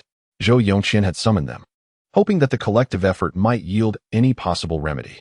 Chu Feng, feeling somewhat out of place among the elderly, decided to seek the restroom. The vastness of the Zhou residence ensured that facilities were plentiful, and he quickly found one to attend to his needs. Exiting the restroom and heading back towards the separate courtyard, he encountered an elderly man and a young girl approaching him. The elderly gentleman was frail and silver-haired, while the girl, clad in a yellow dress with strikingly straight legs, appeared to be of similar age to Chu Feng. Merely glancing at them, Chu Feng did not perceive anything remarkable and continued on his way. At that moment, the girl pointed at him and called out in a condescending tone, "Hey, come here." Chu Feng halted and turned to her, inquiring, "What do you want? Where's Zhou Yongqian? Take us to him," the girl replied impatiently. Chu Feng stared at her, somewhat bewildered, and responded, "I don't know." The girl rolled her eyes at him and said, "Forget it, I won't argue with you. Just hurry and fetch a glass of water for my grandfather." I'm parched from the journey. Go find it yourself. I have matters to attend to. Let go of me, Chu Feng replied nonchalantly. Hey, how dare you be so insolent? You refuse to get my grandfather a glass of water? Is this how the servants of the Zhou family conduct themselves? The girl accused him angrily. Firstly, you appear far more arrogant than I. Secondly, I am not a servant of the Zhou family, Chu Feng stated firmly, brushing her hand away. You. The girl was immediately engulfed in fury. Chinger, don't stoop to his level. Since he is not a servant of the Zhou family, let us find someone else, the elderly man interjected calmly. But Grandpa, he dared to swat my hand and called me arrogant. It infuriates me, the girl exclaimed, clearly displeased. Chu Feng, uninterested in further engagement with the elderly pair, hastened his steps forward. The girl, frustrated by his indifference, stomped her foot in anger. She had never been treated with such disdain before, and it was intolerable. All right, if we encounter him again, I shall personally teach him a lesson, the elderly man chuckled. In contrast to their previous encounter, Zhou Yongqian now exuded a robust aura, clearly invigorated by the recovery of his waist, thanks to Chu Feng's treatment. Upon seeing Chu Feng approach, Zhou Yongqian greeted him with a broad smile, saying, Mr. Chu, I was wondering where you had wandered off to. I thought the driver had lost his way. Chu Feng smiled back, replying, I just went to the restroom. Zhou Yongqian turned to the assembled crowd and introduced, everyone, this is Mr. Chu, the one I mentioned. Mr. Chu is a true prodigy, possessing remarkable medical skills and abilities at such a young age. The purpose of gathering you all here is to consult with Mr. Chu regarding my granddaughter's condition. The elderly doctors scrutinized Chu Feng, their expressions revealing skepticism upon realizing he was merely around 18 years of age. Clearly, his youth did not inspire confidence in their belief that he could remedy Zhou Yongqian's granddaughter's illness. However, given Zhou Yongqian's high regard for Chu Feng, none dared to voice their doubts and merely offered perfunctory greetings. Zhou Yongqian noticed the doctor's dismissive attitude towards Chu Feng, but he was not surprised. After all, Chu Feng's youth was indeed striking. Now that Mr. Chu has arrived, let us proceed to examine my granddaughter, Zhou Yongqian stated, turning to lead Chu Feng to her room. Brother Zhou, you truly made it difficult for me to find you in this sprawling estate. I nearly lost my way, one of the elderly men remarked with a smile. Zhou Yongqian gazed at him in surprise, his eyes widening as he exclaimed, Dr. Zhou, what brings you here? Chapter 25. What can he understand of medicine? The elderly man smiled at Zhou Yongqian and asked, What? Am I not welcome here? Zhou Yongqian immediately approached the elder, his face alight with excitement. Welcome. How could I not welcome you? I came not only to visit an old friend, but also because I heard that your granddaughter has fallen ill, in a deep coma. I specifically came to see her. The elder responded, Dr. Zhou, your presence here to address my granddaughter's ailment fills me with immense gratitude. Coincidentally, I was just planning to hold a consultation for her today, so your arrival is indeed fortuitous. Zhou Yongqian then turned to the gathered crowd and introduced everyone. This is the illustrious Zhong Miao, a renowned physician. I am certain you have all heard of his esteemed reputation. Upon hearing Zhou Yongqian's words, the physicians in the courtyard were taken aback. Zhong Miao's name resonated through the medical community like thunder. Every aspiring doctor was familiar with his name. He was regarded as a legendary figure in medicine, with many striving to catch just a glimpse of him. Moreover, Zhong Miao was a distinguished member of the Jishir Hall, one of the most prestigious traditional Chinese medicine institutions in the region, known for its congregation of eminent doctors, each with a formidable reputation. Thus, upon hearing Zhou Yongqian's introduction, a throng of individuals eagerly surrounded Zhong Miao, a stark contrast to their earlier demeanor towards Chu Feng. Accompanying Zhong Miao was a young lady, his granddaughter named Zhong Linger. As the crowd fawned over Zhong Miao, Zhong Linger's gaze fell upon Chu Feng, and her expression darkened. She pointed at him and exclaimed, Grandfather, look, it's that insolent boy from earlier. Zhou Yongqian glanced at Zhong Linger and suddenly remembered Chu Feng, having momentarily forgotten about him in his excitement. Dr. Zhou, allow me to introduce you. This is Mr. Chu, who possesses extraordinary medical skills. The chronic ailment in my lower back, which has plagued me for years, was miraculously cured by him. Zhou Yongqian smiled as he continued, Mr. Chu, this is Dr. Zhou, a titan in the field of traditional Chinese medicine. Had it not been for him, I would have likely succumbed to my back injury long ago. Zhong Miao studied Chu Feng intently. Hearing Zhou Yongqian speak of his healing powers startled him. He was well aware of Zhou Yongqian's persistent ailment, which had eluded all remedies he had attempted in the past. The revelation that such a young boy, scarcely past his teenage years, had achieved what he could not was indeed astonishing. Zhong Linger cast a disdainful glance at Chu Feng, scoffing, someone like him, a healer? I'd wager it's merely luck that he stumbled upon a solution. Her irritation stemmed from Chu Feng's earlier attitude, which had left her feeling quite vexed. Many of the doctors surrounding Zhong Miao nodded in tacit agreement, evidently believing that luck played a significant role in Chu Feng's success. Zhou Yongqian, feeling awkward, quickly interjected, though Mr. Chu is young, his medical expertise is genuine. He personally treated my ailment, and there is no doubt about it. Moreover, for my granddaughter's treatment, we are primarily relying on Mr. Chu's skills. Zhong Linger rolled her eyes, unimpressed, maintaining that even if it were true, Chu Feng was hardly remarkable. Upon hearing Zhou Yongqian, Zhong Miao's eyes widened, and he admonished, Brother Zhou, this cannot be. Regardless of how he cured your ailment, his youth is a significant concern. In the practice of medicine, experience is paramount. His age surely indicates a lack of it. For your granddaughter's safety, we cannot afford to be so reckless. The other doctors joined in, echoing Zhong Miao's sentiments. They were more inclined to heed his advice than to place their trust in Chu Feng. My grandfather is right. This fellow is not only arrogant, but also presumptuous. He surely lacks any real medical knowledge. After all, my grandfather is a divine healer. Why not let him treat her? Zhong Linger added vehemently. Zhou Yongqian pondered for a moment, realizing there was some truth to their words. Although Chu Feng had alleviated his back pain, he remained young and inexperienced. Had Zhong Miao not arrived, he might have allowed Chu Feng to take the risk, unwilling to watch his granddaughter languish in her illness. However, with the legendary physician present, he believed Zhong Miao could undoubtedly heal her, rendering Chu Feng's involvement unnecessary. His confidence in Chu Feng's capabilities was overshadowed by the expertise of the renowned healer. Zhou Yongqian cast an awkward glance at Chu Feng and said, Mr. Chu, I did not anticipate Dr. Zhong would be here today. My granddaughter's condition is urgent, and as a professional, it would be prudent to have him examine her first. If his efforts do not yield results, then perhaps you could step in. There's no ailment my grandfather cannot cure. You should dismiss this insufferable fellow at once. Zhong Linger retorted, showing no regard for the situation.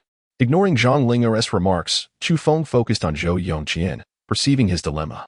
He understood Zhou Yongqian's concerns, especially since it was his beloved granddaughter in question.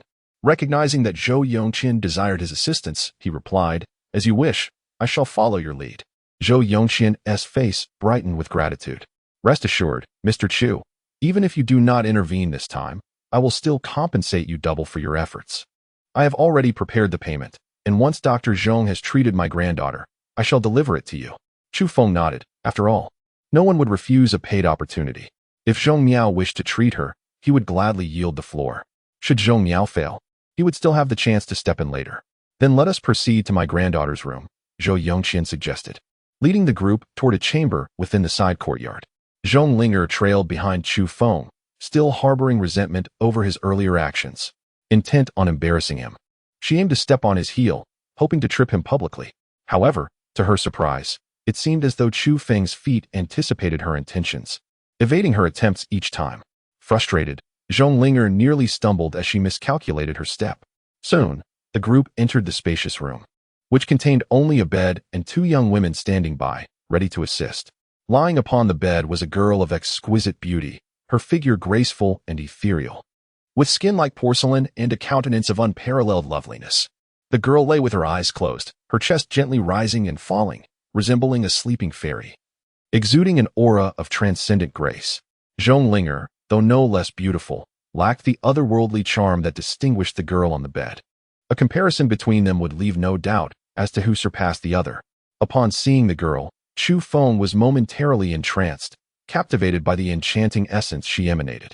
Chapter 26. Zhou Qingzhu, she is so beautiful, murmured Zhong Linger, her gaze fixed on the girl lying on the bed.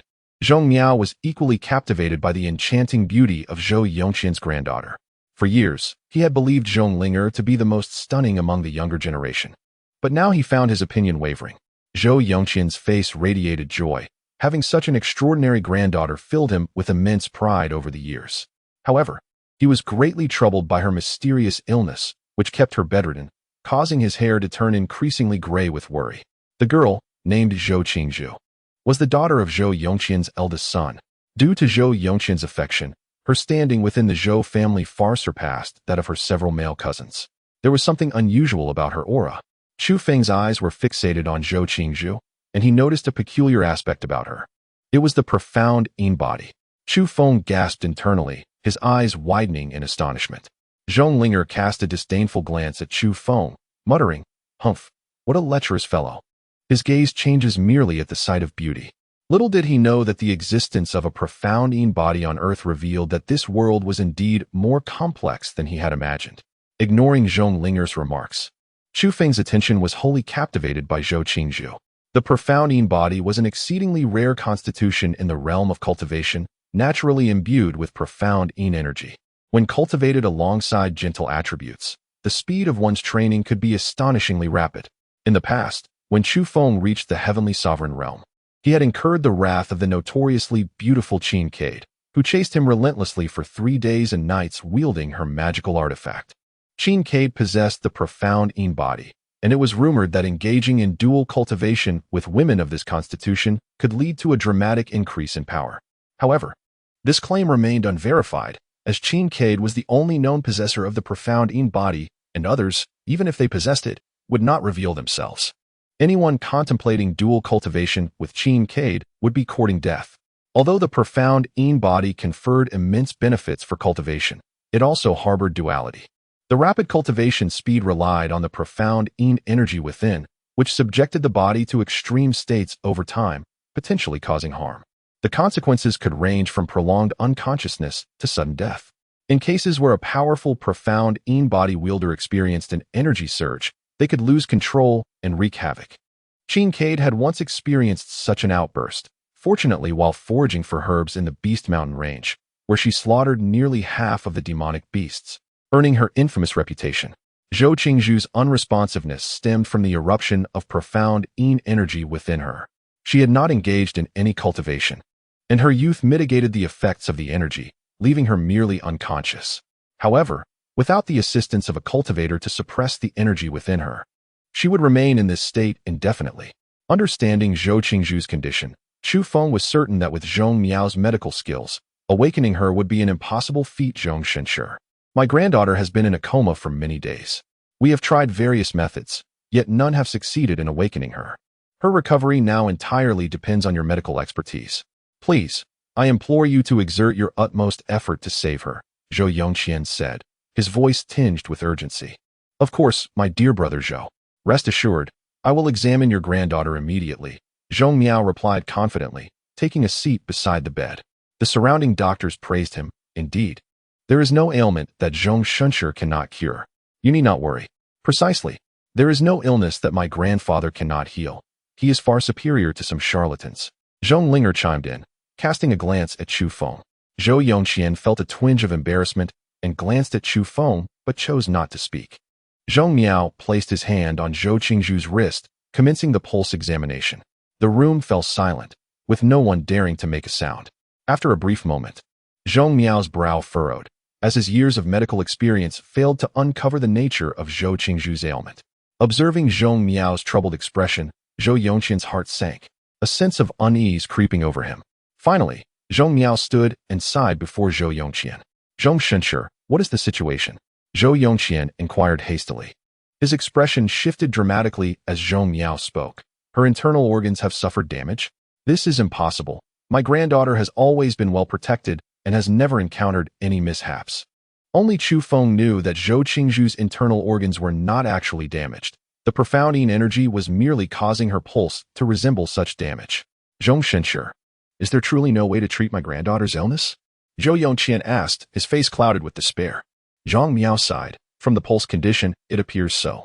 However, I do possess a method that once saved a similar patient, though the success rate is alarmingly low, less than 10%.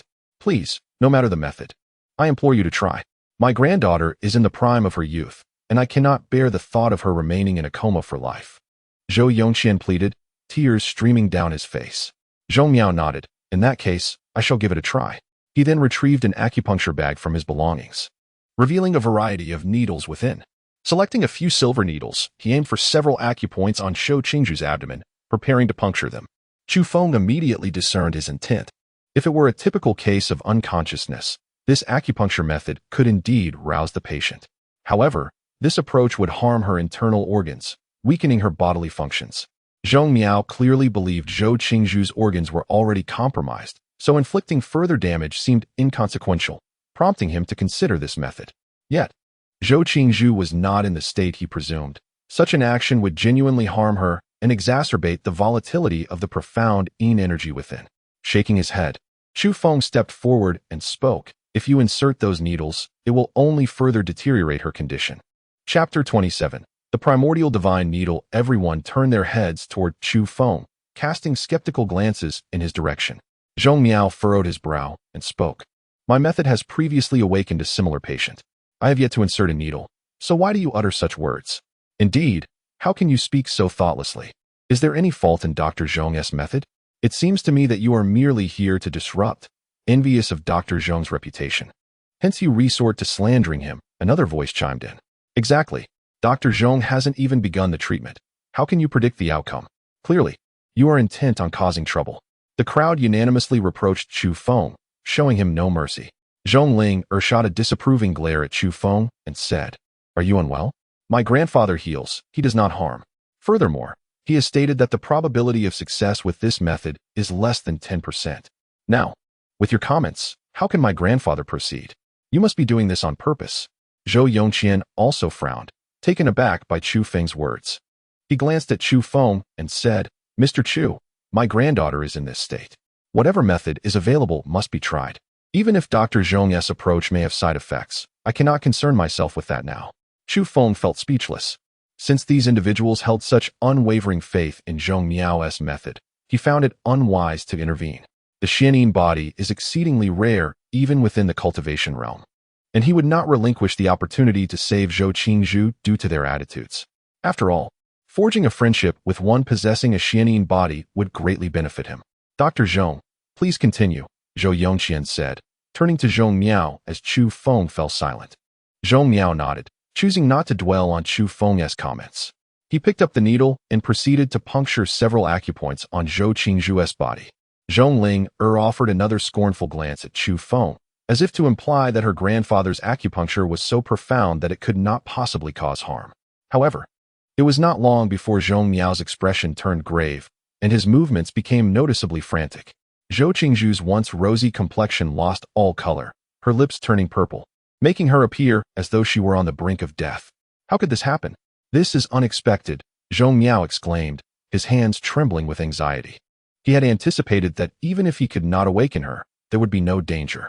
Yet now, Zhou Qingzhu's body temperature was plummeting, making it seem as though her life was slipping away.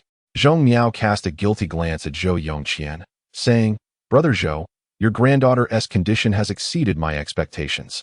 My acupuncture technique has not only failed to help, but has exacerbated her condition. I fear for her life. Zhou Yongqian felt as though he had been struck by lightning, his body freezing in place. The praises once lavished upon Zhong Miao's medical skills faded into silence, and the onlookers averted their gazes from both Zhong Miao and Zhou Yongqian. Zhong Ling was equally taken aback by her grandfather's failure, her face betraying her concern. As Zhou Yongqian's body stiffened, the entire room fell into an oppressive silence, with no one daring to utter a sound. Chu Feng had anticipated such an outcome. Unhurried, he approached the bed and calmly stated, The situation is not as dire as it seems. I possess a way to save her. Zhou Yongqian immediately turned to Chu Feng, trembling hands gripping his arm as he implored, Mr. Chu, if you truly have a method, please save my granddaughter. Everyone gazed at Chu Feng, yet none dared to speak. The fact that he could make such a declaration suggested either foolishness or genuine capability. Zhong Miao sighed, lamenting his own misjudgment, his heart filled with self-reproach. Zhong Ling initially intended to stop Chu Feng, convinced that if her grandfather could not cure her, he certainly could not. Additionally, she harbored deep suspicions that this predicament stemmed from Chu Feng's ill-fated words. However, seeing the room enveloped in silence, she ultimately sealed her lips, merely casting Chu Feng a few disdainful glances. Chu Feng focused on Zhou Qingzhu, then extended his hand, gracefully waving it. 5 needles radiating golden light materialized in his grasp. The spectators were left bewildered, Unable to discern how he summoned the needles, their faces alight with astonishment. These 5 golden needles, known as the primordial divine needles, were forged from the essence of spiritual energy within him. They possessed pure yang energy, capable of suppressing the xian-yin energy within Zhou Qingzhu. Coupled with Chu Feng's unique technique, addressing Zhou Qingzhu's affliction would not prove overly difficult. His hands moved swiftly, executing the needlework he had learned from a revered medical master within the cultivation realm. The crowd was spellbound by his technique.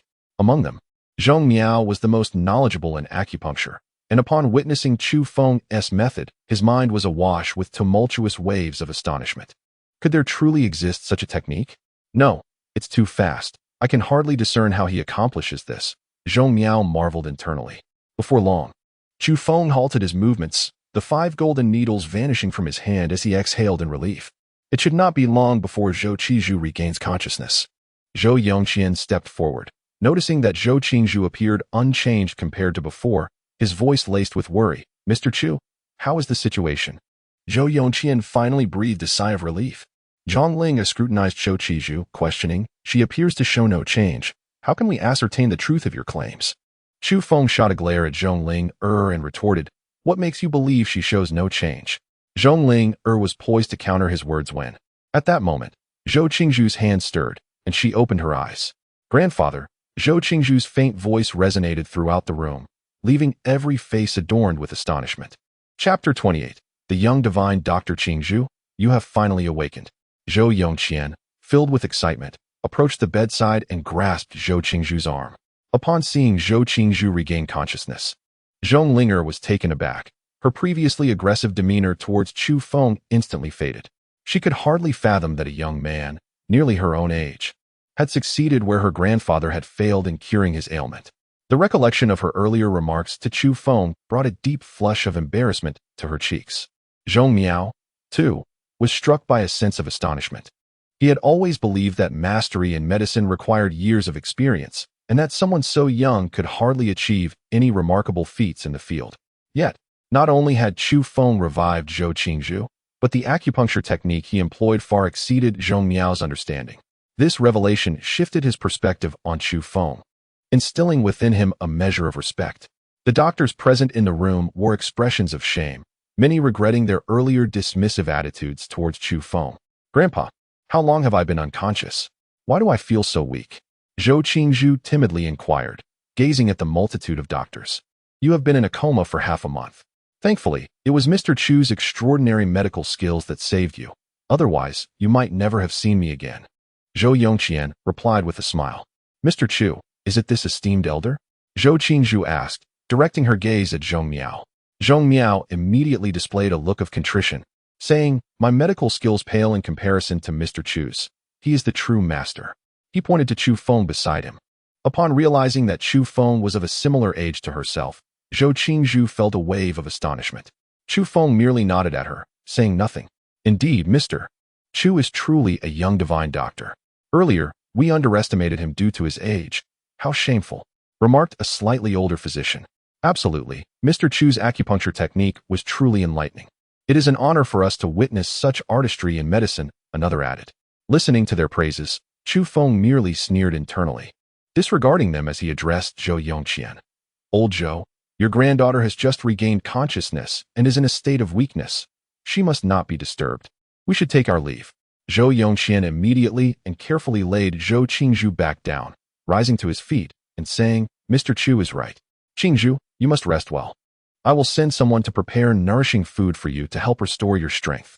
No matter what Chu Feng said, Zhou Yongqian would heed his words with utmost seriousness. In his heart, Chu Feng's status had risen significantly. The group promptly exited Zhou Qingzhu's room, leaving only a few attendants to care for her. This time, the doctors were of no assistance. It was solely Chu Feng who had turned the tide. Naturally, Zhou Yongqian wished to avoid their presence, thus dismissing them without hesitation. The doctors understood his intention and, after bidding farewell to Zhou Yongqian and Chu Feng, departed from the Zhou family residence. Humph, a bunch of sycophants. They wouldn't even bid farewell to my grandfather, Zhong Linger complained, glaring at the departing figures. Mr. Chu, Dr. Zhong, please follow me. Let us find a place to sit for a while, Zhou Yongqian said with a smile. Ah, dear brother Zhou, Please do not refer to me as a divine doctor. In the presence of Mr. Chu, I cannot claim such a title. He is the true divine doctor, Zhong Miao replied, feeling a sense of humility. Zhou Yongqian chuckled lightly, not retorting, and led the two away to another area of the residence. The three settled in a secluded hall where Zhou Yongqian, in high spirits, presented his cherished tea leaves. Mr. Chu, I cannot thank you enough. Without you, my granddaughter would likely remain in a state of unconsciousness. You have also cured my chronic ailment. You are a benefactor to the Zhou family, Zhou Yongqian expressed fervently. Suddenly, Zhou Yongqian remembered he had yet to reward Chu Feng, and promptly instructed a servant in the room. Fetch the bank card from my study desk, and also bring the keys to the Longquan Bay Villa. After receiving the bank card and keys, Zhou Yongqian handed them to Chu Feng with a smile, saying, Mr. Chu, this card contains 50 million as your reward, and the villa is my token of gratitude. A villa, after all, is worth no less than several million. Chu Feng accepted the card and keys without hesitation. TCH. Truly blinded by wealth. No matter how high his medical skills, he is still a vampire sucking the life out of others, Zhong Linger muttered. Chu Feng saw no issue in accepting Zhou Yongqian's reward. Every matter possesses its intrinsic value. He was no saint. He needed to create a better living environment for his sister and mother, thus he felt no guilt in accepting the money. Zhong Miao shot a glare at Zhong Linger, signaling her to be quiet. He too envied the substantial amount of money Chu Feng received, but he knew he had no right to claim it, for he had not performed the healing. Zhong Linger's remarks seemed to stem from jealousy, akin to someone lamenting the unattainability of grapes. As a healer, Zhong Miao was naturally eager to study such exceptional medical skills. After a moment of hesitation, Zhong Miao rose and bowed to Chu Feng. Mr. Chu, I apologize for my previous attitude towards you. I hope you can forgive me. The acupuncture technique you employed was so intricate that I have pondered it for quite some time without comprehension. Might you be willing to elucidate it for me? Zhong Linger was left speechless. It was the first time she had witnessed the proud Zhong Miao bowing to a young man, not yet 20. Chapter 29. The 500-year-old ginseng. Zhong Miao was well aware of his temperament. Before encountering Chu Feng, he was treated as a divine physician wherever he went. Even though he had failed to save Zhou Qingzhu this time, the pride cultivated over the years was not easily extinguished. Now, Zhong Miao had actually bowed to Chu Feng and apologized for his earlier demeanor, which clearly illustrated the profound impact Chu Feng had on him. Chu Feng fixed his gaze on Zhong Miao and spoke, You must understand the value of the acupuncture technique I just employed. In all of Huaxia, there is likely no one else capable of such artistry. Upon hearing this, a flicker of disappointment crossed Zhong Miao's face. The implication was unmistakably that Chu Feng was unwilling to divulge his secrets. He realized that such advanced medical skills would undoubtedly be treasured by anyone. If you wish to learn my acupuncture technique, you must offer something of equivalent value in return, Chu Feng continued. Naturally, he had no intention of generously sharing his knowledge without some form of compensation. Zhong Miao was taken aback and quickly inquired, Mr. Chu, what do you desire? As long as you can impart this acupuncture technique to me, I will acquire whatever you wish. My request is modest. Simply hand over the contents of that package you carry, Chu Feng replied, casting a glance at the bundle on Zhong Miao's back. From the moment he laid eyes on Zhong Miao, he sensed a powerful aura emanating from that package. If he was not mistaken, it contained a long-aged spiritual herb. Chu Feng's master had once remarked that the number of spiritual herbs on Earth was astonishing, if one could find them. The cultivation speed would rival that of the realm of cultivation. Upon hearing Chu Feng's desire for the contents of his package, Zhong Miao hesitated. Inside that very package lay a 500-year-old ginseng, which he had acquired at a great cost. He had hoped to use it to generate some publicity for Zhou Yongqian and sell it for a profit. Now, with Chu Feng wanting to exchange it for acupuncture knowledge, he had to contemplate the matter carefully.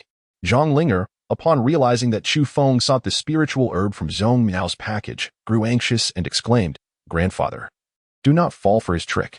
We worked hard to acquire this 500-year-old ginseng. He is clearly trying to deceive you. Zhou Yongqian, standing nearby, was astonished, not because Zhong Miao possessed a 500-year-old ginseng, but because Chu Feng had never seen the package yet knew it contained such a precious item.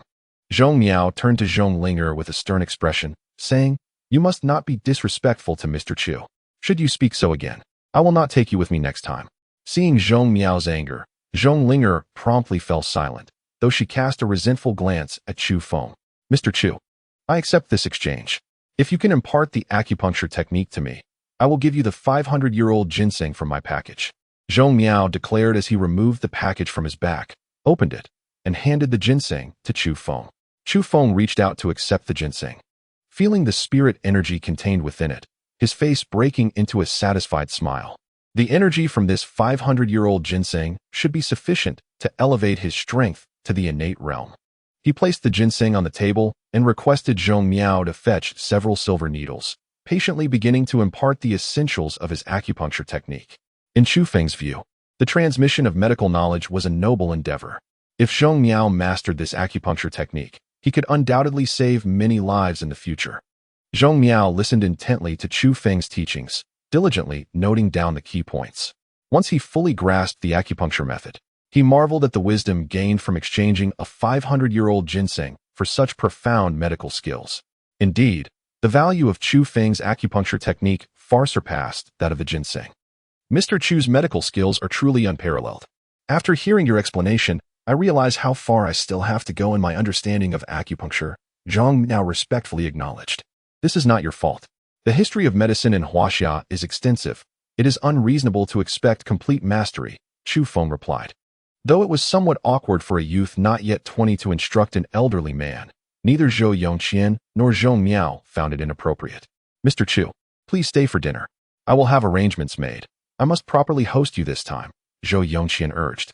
Chu Feng shook his head, saying, There is no need for a meal. My mother and sister are waiting for me at home. As Chu Feng looked at the villa key Zhou Yongqian had given him, a smile broke across his face. With this villa, their family of 3 would no longer have to continue living in that small house. His refusal to dine was primarily to expedite his mother and sister's move to the villa. Upon arriving home, Chu Feng showed the villa key to Wei Shuhua and Chu Xiaoyu, both of whom stared in disbelief, unable to comprehend that Chu Feng had acquired a villa. To convince them, he took them to Longquan Bay community. When the key opened the villa's grand entrance, the mother and daughter were left speechless. The villa was already beautifully decorated, appearing uninhabited, with all necessary furnishings and appliances, along with a small garden in the back. Having lived in a small house for most of her life, Wei Shuhua beamed with excitement upon seeing the spacious villa. Chu Xiaoyu was even more exhilarated, racing up and down the villa's staircase, exploring every room. Mom, Xiaoyu, since I have time today, let us move in right away. We will no longer reside in the old house, Chu Feng said with a smile. I agree, Chu Xiaoyu exclaimed, jumping up with pure joy. Chapter 30. The hero saves the beauty due to the comprehensive furnishings and appliances in the Longquan Bay Villa. There was no need to move the old furniture from their previous residence.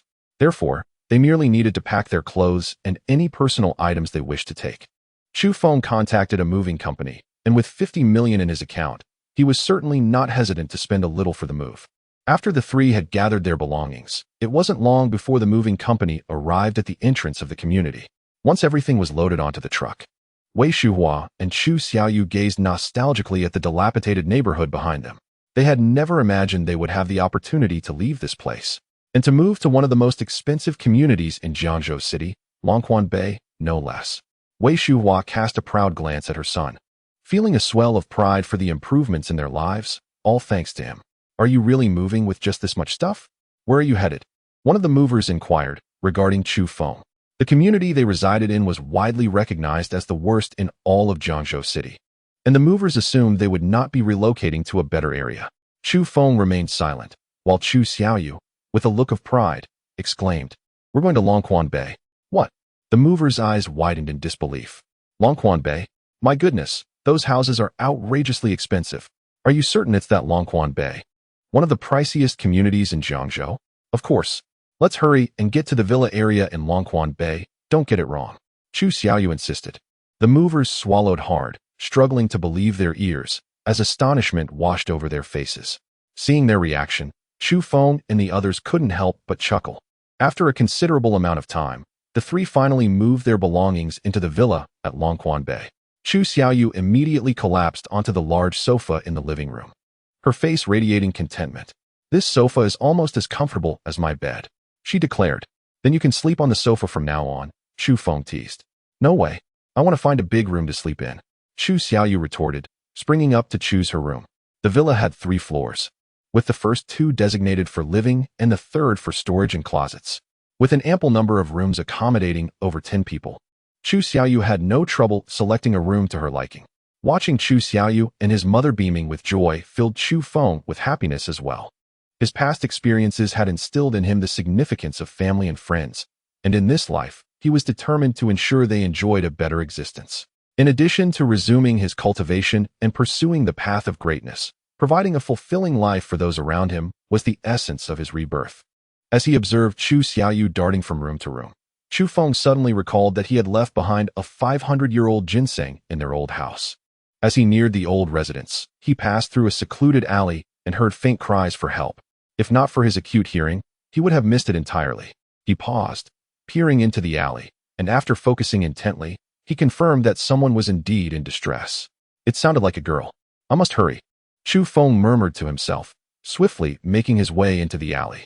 After navigating a few twists and turns, he arrived at a dead end, where he beheld two men pinning a beautiful girl to the ground. Her clothing was torn, exposing her fair arms, and despite her desperate struggles, she was clearly unable to escape their clutches.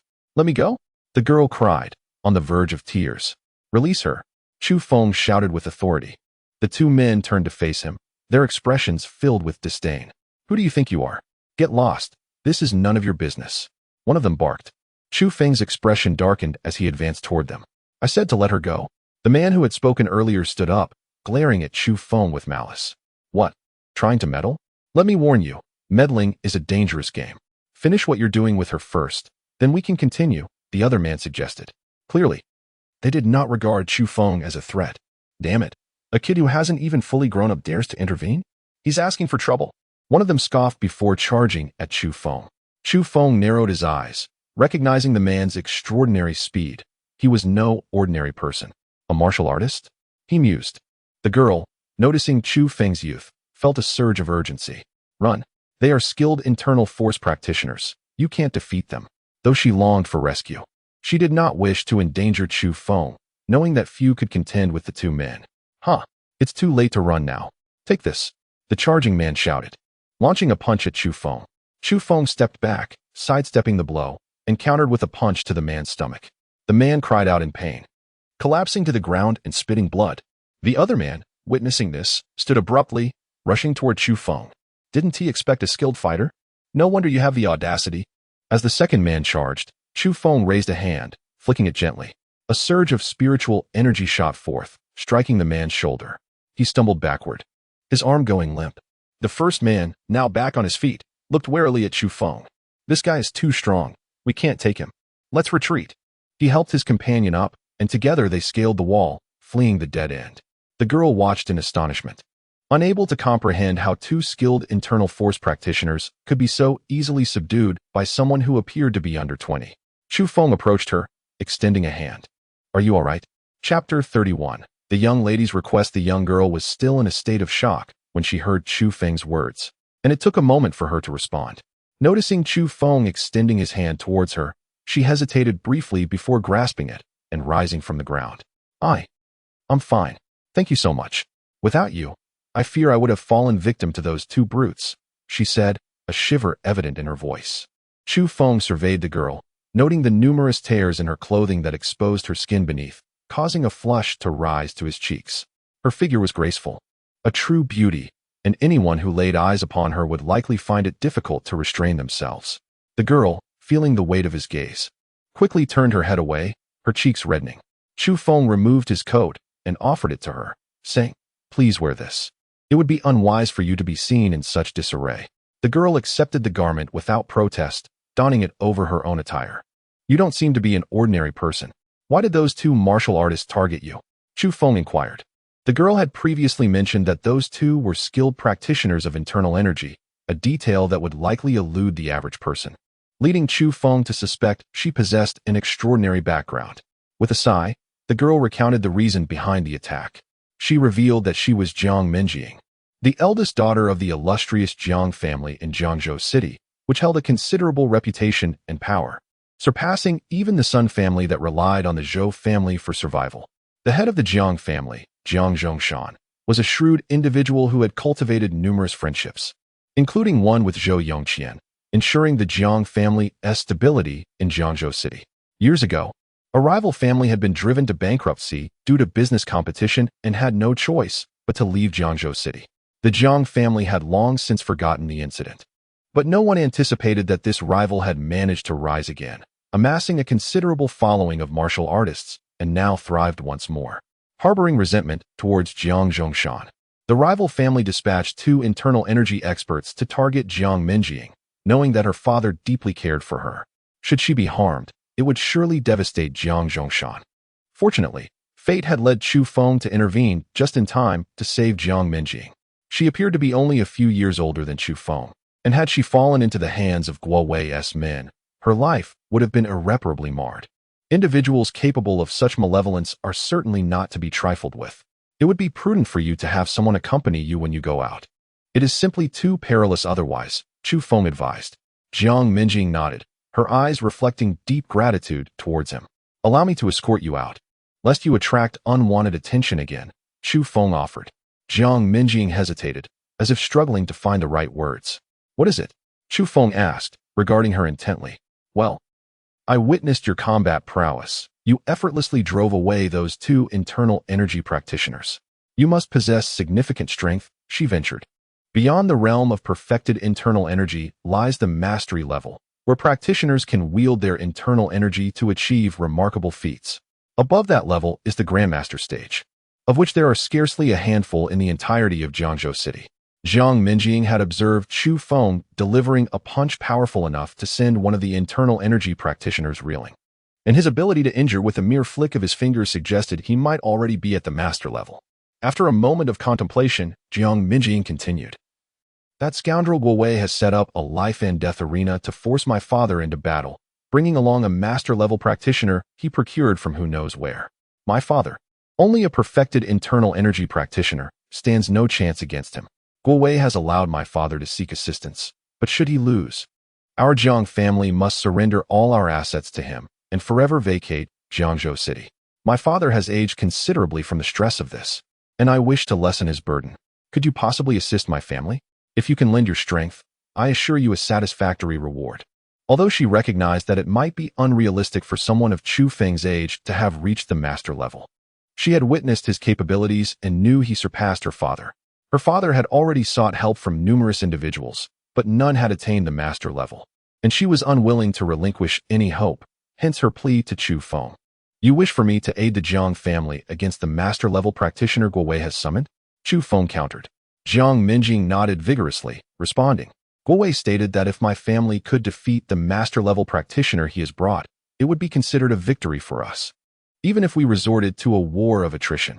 Chu Feng understood Jiang Minjing's urgency. There were very few master-level practitioners in Jiangzhou City, and those who had achieved such status were typically heads of prominent families. They would be unlikely to assist the Jiang family. Guo Wei was no doubt confident that the Jiang family would be unable to find a master-level ally, which was why he felt emboldened to make such demands. Furthermore, the master-level practitioner Guo Wei had summoned would undoubtedly be formidable, likely not a mere novice. The Jiang family represents my father's lifelong efforts. I do not wish to see all he has worked for fall into the hands of that scoundrel Guo Wei. Therefore, I implore you to help me confront that master-level practitioner. Even if we cannot win, merely exhausting his strength would suffice, Jiang Minjing beseeched. Chu Feng remained silent for a while, contemplating that a master-level practitioner should not pose a significant challenge to him. However, he had only encountered Jiang Minjing once and was unfamiliar with the Jiang family. Seeing Chu Feng's hesitation, Jiang Minjing grew anxious. She fixed her gaze on him, took a deep breath, and declared, if you agree to help me, I would be willing to offer myself in return. Chapter 32. No need for sacrifice. Upon hearing Jiang Minjing's words, Chu Feng was momentarily taken aback, his expression shifting to one of peculiar bemusement. Jiang Minjing's cheeks flushed crimson. Her eagerness to assist her father compelled her to utter such statements. From a young age, her father had cherished her as a precious gem, and now, faced with adversity, she could not bear to stand idly by. She resolved that, regardless of what was required of her to aid him, she would comply. I realize that my words may come across as somewhat frivolous, yet I cannot allow my father's hard work to be surrendered so easily. Your formidable strength surely can aid my father, Jiang Minjing continued earnestly. Chu Feng smiled gently at her, responding, I accept your plea. I believe I can manage a master-level opponent. Instantly, Jiang Minjing looked up at Chu Feng, gratitude glimmering in her eyes. You truly are a good person. However, I am unable to engage in such matters with you at this moment. I promise that once the grievances with Guowei are resolved, I shall fulfill my word. Uncertain whether Chu Feng could indeed assist the Jiang family in overcoming the formidable adversary summoned by Guowei, she felt that engaging in any deeper relationship was not feasible at present. Clearing his throat, Chu Feng awkwardly interjected, "There is no need for such sacrifices. I am merely curious to witness the extent of a master-level expert's capabilities." Chu Feng's understanding of the realms of martial artists remained somewhat nebulous. While he could ascertain the level of inner strength practitioners, he had yet to confront a master-level expert, leaving him uncertain of their true prowess. Previously, Zhou Yongqian had suggested his strength might have reached the master realm based on his aura's outward manifestation, yet that alone did not define the true might of a master. Only through direct confrontation could clarity be achieved. Jiang Minjing, upon hearing Chu Feng's dismissal of her offer, was momentarily taken aback, her thoughts drifting to whether her appearance and figure failed to captivate him. "When is this life-and-death arena match?" Chu Feng inquired. She had already resolved that if Chu Feng could indeed assist her family through this crisis, she would find a way to repay him. She believed her beauty was quite commendable, and with her virtues still intact, she deemed that if she were to offer it to him, he would not find himself at a disadvantage. "Let us exchange contact information. You may reach out to me later," Chu Feng suggested. Jiang Minjing readily agreed, producing her phone, and they exchanged numbers and added each other on WeChat. Following this, Chu Feng guided Jiang Minjing towards the street, hailing a cab for her. Once she was safely inside, he proceeded toward his old residence. After retrieving the 500-year-old ginseng, Chu Feng made his way to Longquan Bay. The ginseng, imbued with abundant spiritual energy, was sufficient to facilitate his breakthrough from postnatal perfection to innate mastery. Upon achieving the innate realm, he would have no fear even in the presence of master-level martial artists. Before long, Chu Feng found himself on the road leading to Longquan Bay, observing his surroundings with a sense of appreciation for the convenient amenities. At his old home, a trip to the supermarket required a half-hour bus ride, whereas here, everything was within immediate reach: shopping malls, parks, and food streets all nearby, rendering life remarkably convenient. As he approached Longquan Bay, he noticed a girl standing at the entrance of the adjacent community. It was Wang Xian, the girl he had seen earlier in Chengfeng's car. Upon spotting Chu Feng, a look of disdain crossed her face. Casting a glance in her direction, Chu Feng felt a flicker of annoyance at her unfounded animosity. "Do you think me foolish? I know where you live. My family just moved here 2 days ago, and you followed me here out of jealousy over our new home?" Wang Xian retorted aggressively. Chu Feng turned to glance at the neighboring community, which, due to its proximity to Longquan Bay, had seen its property prices soar, making it one of the more desirable locales in Jiangzhou City. He had not anticipated Wang Xian's family relocating here.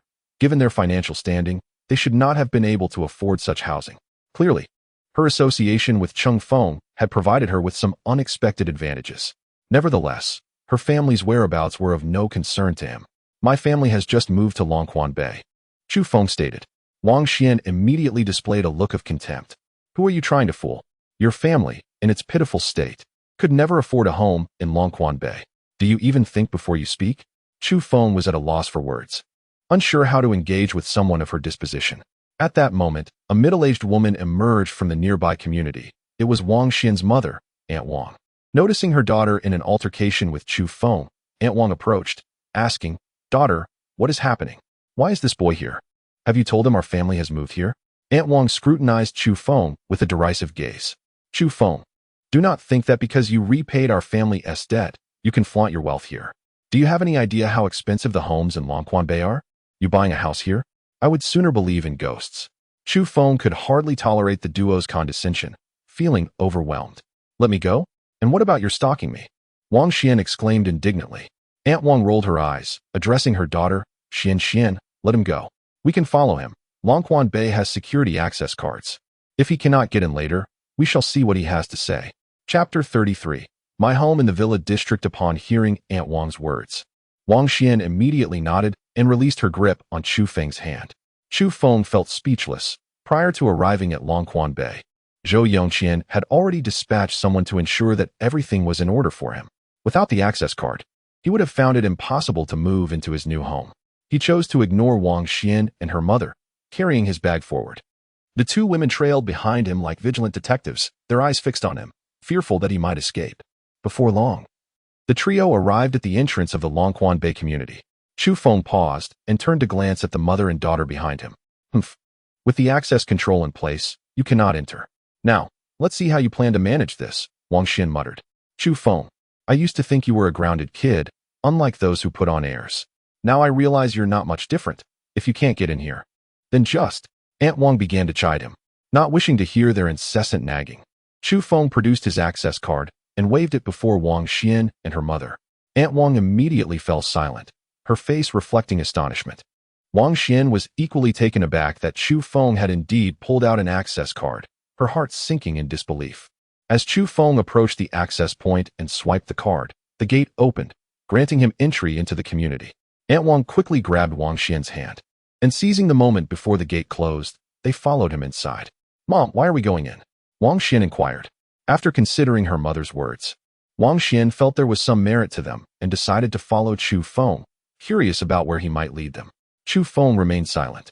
Since the mother and daughter were so skeptical of him, he had no qualms about letting them see his villa. The Longquan Bay community was divided into two sections, a standard residential area and a villa district. Chu Feng made his way directly toward the villa district, where Zhou Yongqian had secured him a villa in the most prime location. Wang Xian and Aunt Wang frequently turned their heads to admire the luxurious and well-appointed facilities within Longquan Bay. While the community they had just moved into was decent, it paled in comparison to the grandeur of Longquan Bay. Noticing that Chu Feng was not heading toward the residential buildings, Aunt Wang called out, Chu Feng, didn't you say your family moved here? Why aren't you heading toward the residential area? Why come this way? My family resides in the villa district, Chu Feng replied. The villa district? Wang Xian exclaimed. Who do you think you're fooling? To buy a villa here, you'd need tens of millions. Do you really think you're wealthy enough? Your boasts are getting more outlandish. I have never boasted. It's simply that you do not believe me, Chu Feng shrugged. Xian is right. My family can't afford a place here, so how could yours possibly buy a villa? Aunt Wang continued to challenge him. Chu Feng ignored their remarks and continued walking forward. In no time, he arrived in front of his villa. Turning to Wang Xian and her mother, he said, Since we are here, why not come in and sit for a while? Stop pretending. I don't believe you can open this door, Aunt Wang retorted, glaring at him. Chu Feng merely rolled his eyes and pressed the doorbell. Chu Xiaoyu and Wei Shuhua were home, so there was no need for him to use a key. I genuinely thought you would use a key. I didn't expect you to ring the doorbell. I see that you are merely acquainted with these people, treating their home as if it were your own. How ridiculous, Wang Xian scoffed. When Wang Xian and Aunt Wang saw that it was Chu Xiaoyu who answered the door, they were momentarily stunned. Wei Shuhua soon joined her at the entrance, and, upon spotting Wang Xian and her mother, was taken aback before smiling warmly. Xian, what brings you here? Come in and sit. We just finished cooking, let us eat together. Aunt Wang felt as though she had been struck by lightning. She never imagined that the family she had always looked down upon had actually moved into a villa in Longquan Bay. With Wang Xian's engagement to Chu Feng now dissolved, regret filled her heart. This is impossible. This is impossible. Wang Xian stared at Chu Feng, unable to accept the reality that the person she had scorned now resided in a community she could only dream of, living in a villa no less. Chu Feng regarded Wang Xian and remarked, There is nothing impossible. Your disbelief stems only from your own limitations. Wang Xian instantly shot Chu Feng a resentful glare and exclaimed, Humph, this is all a facade. Don't think I can't see through it. You merely rented a villa for a day to make it seem like you've moved in, hoping that would elevate your status in my eyes. Xian makes a valid point. Perhaps this villa is indeed rented, Aunt Wang chimed in. Chu Feng felt an urge to retaliate. It was clear that no matter what he said, the mother and daughter would never believe that the villa belonged to him. Chu Xiaoyu and Wei Shuhua were equally perplexed, unsure of what to make of Wang Xian and her mother's outburst. At that moment, a representative from the property management approached, as they routinely patrolled the community to ensure the residents' needs were met. Excuse me, may I inquire what seems to be the issue? How may I assist you? I am with the property management, the individual inquired. Aunt Wang's eyes lit up as she turned to the property representative, saying, You're with the property management? Please verify if this villa belongs to him. We suspect they are trespassing. The property representative was taken aback and quickly pulled out their phone to check the ownership of the villa. This villa is registered to Mr. Zhou Yongqian, they stated. Wang Xian immediately seized the opportunity to accuse Chu Feng. I told you this villa isn't yours. Now the truth is out. However, this villa has been transferred to Mr. Chu Feng, the property representative continued, glancing at their phone again. Chapter 34. Accompany me on a shopping spree. Wang Xian believed she had unveiled Chu Feng's deception, her face brimming with self-satisfaction. However, upon hearing the subsequent remarks from the property management staff, her countenance immediately stiffened. What did you just say? Who has this villa been transferred to? Wang Xian glared at the property personnel, her disbelief palpable as she shot a glance at Chu Feng. Aunt Wang also exhibited a look of astonishment, murmuring to herself, indeed, it is Chu Feng's villa. Goodness, this villa could purchase 10 homes like mine. A pang of regret surged within her. Had she known Chu Feng would achieve such remarkable success, she would have never allowed the dissolution of the engagement between him and Wang Xian. May I inquire, which Mr. Chu are you referring to? The property staff inquired. Mr. Chu, may I ask what your relationship is with these two ladies? They seem to be causing some disturbance in your life. His primary duty was to address the concerns of the homeowners, and it was evident that Wang Xian and Aunt Wang were not residents of Longquan Bay. Naturally, he felt compelled to assist Chu Feng in resolving this issue, but needed to confirm with him first. With a playful glance at Wang Xian and Aunt Wang, Chu Feng replied, they have no relation to my family. I merely invited them over for a visit, but it seems they are unwilling. The property personnel promptly understood Chu Feng's implication and interposed himself between Wang Xian and Aunt Wang, stating, ladies, our community does not permit strangers to wander freely. I must ask you to leave. But we were invited. Aunt Wang quickly attempted to curry favor with Chu Feng's family. Wang Xian, feeling humiliated to the core, wore a frightfully dark expression. She grasped Aunt Wang's arm and, casting a resentful glare at Chu Feng, declared, Mother, let us go. Our families have long since severed ties. Xian, now that Chu Feng is so capable, you shouldn't provoke him any further, Aunt Wang urged anxiously. Humph, what of his capabilities? I have no desire to flatter him, Wang Xian retorted indignantly. Both women had entirely forgotten that it was their insistence to witness Chu Feng's misfortune, while he had never intended to engage with them. As they were escorted out by the property staff, Wei Shuhua couldn't help but express her sentiments. Chu Xiaoyu burst into laughter, exclaiming, Brother, look at their faces, they appear utterly defeated. It's so satisfying. Chu Feng chuckled softly and suggested, let us go inside, otherwise the food will grow cold. The three of them entered the villa, leaving the matter of Wang Xian and her mother far behind. After dinner, Chu Feng sat on the sofa with Wei Shuhua and Chu Xiaoyu, watching television. He felt immense joy witnessing his family residing in such opulent surroundings. In his previous life, Wei Shuhua and Chu Xiaoyu would have been scorned by the Wang family for eternity. However, in this life, having been reborn, Chu Feng would not allow such an injustice to occur, as Chu Feng needed to cultivate, sometimes producing disturbances.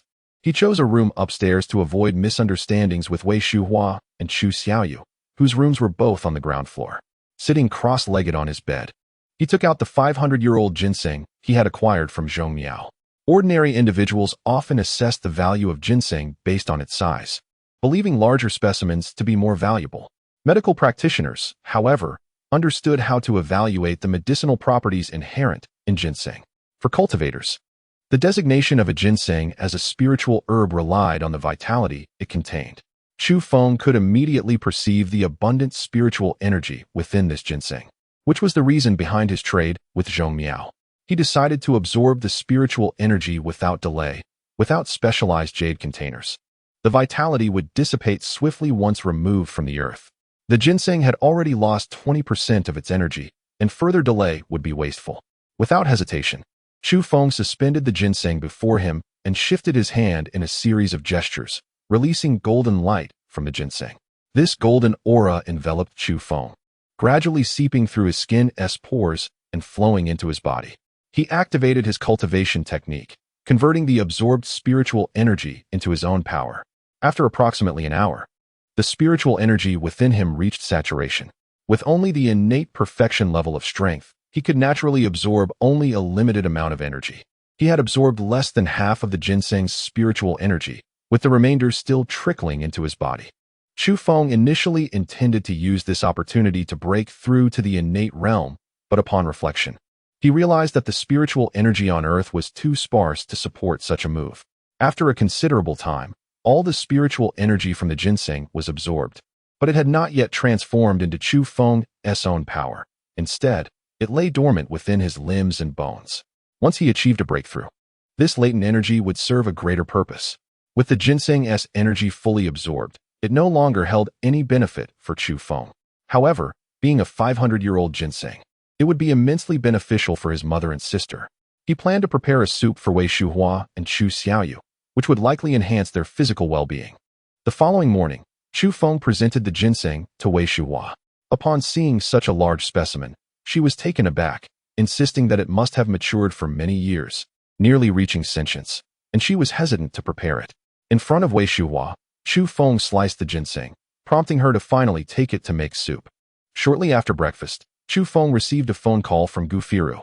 He smacked his forehead, realizing he had forgotten to inform her that he wouldn't be at Chunman Tower the previous day.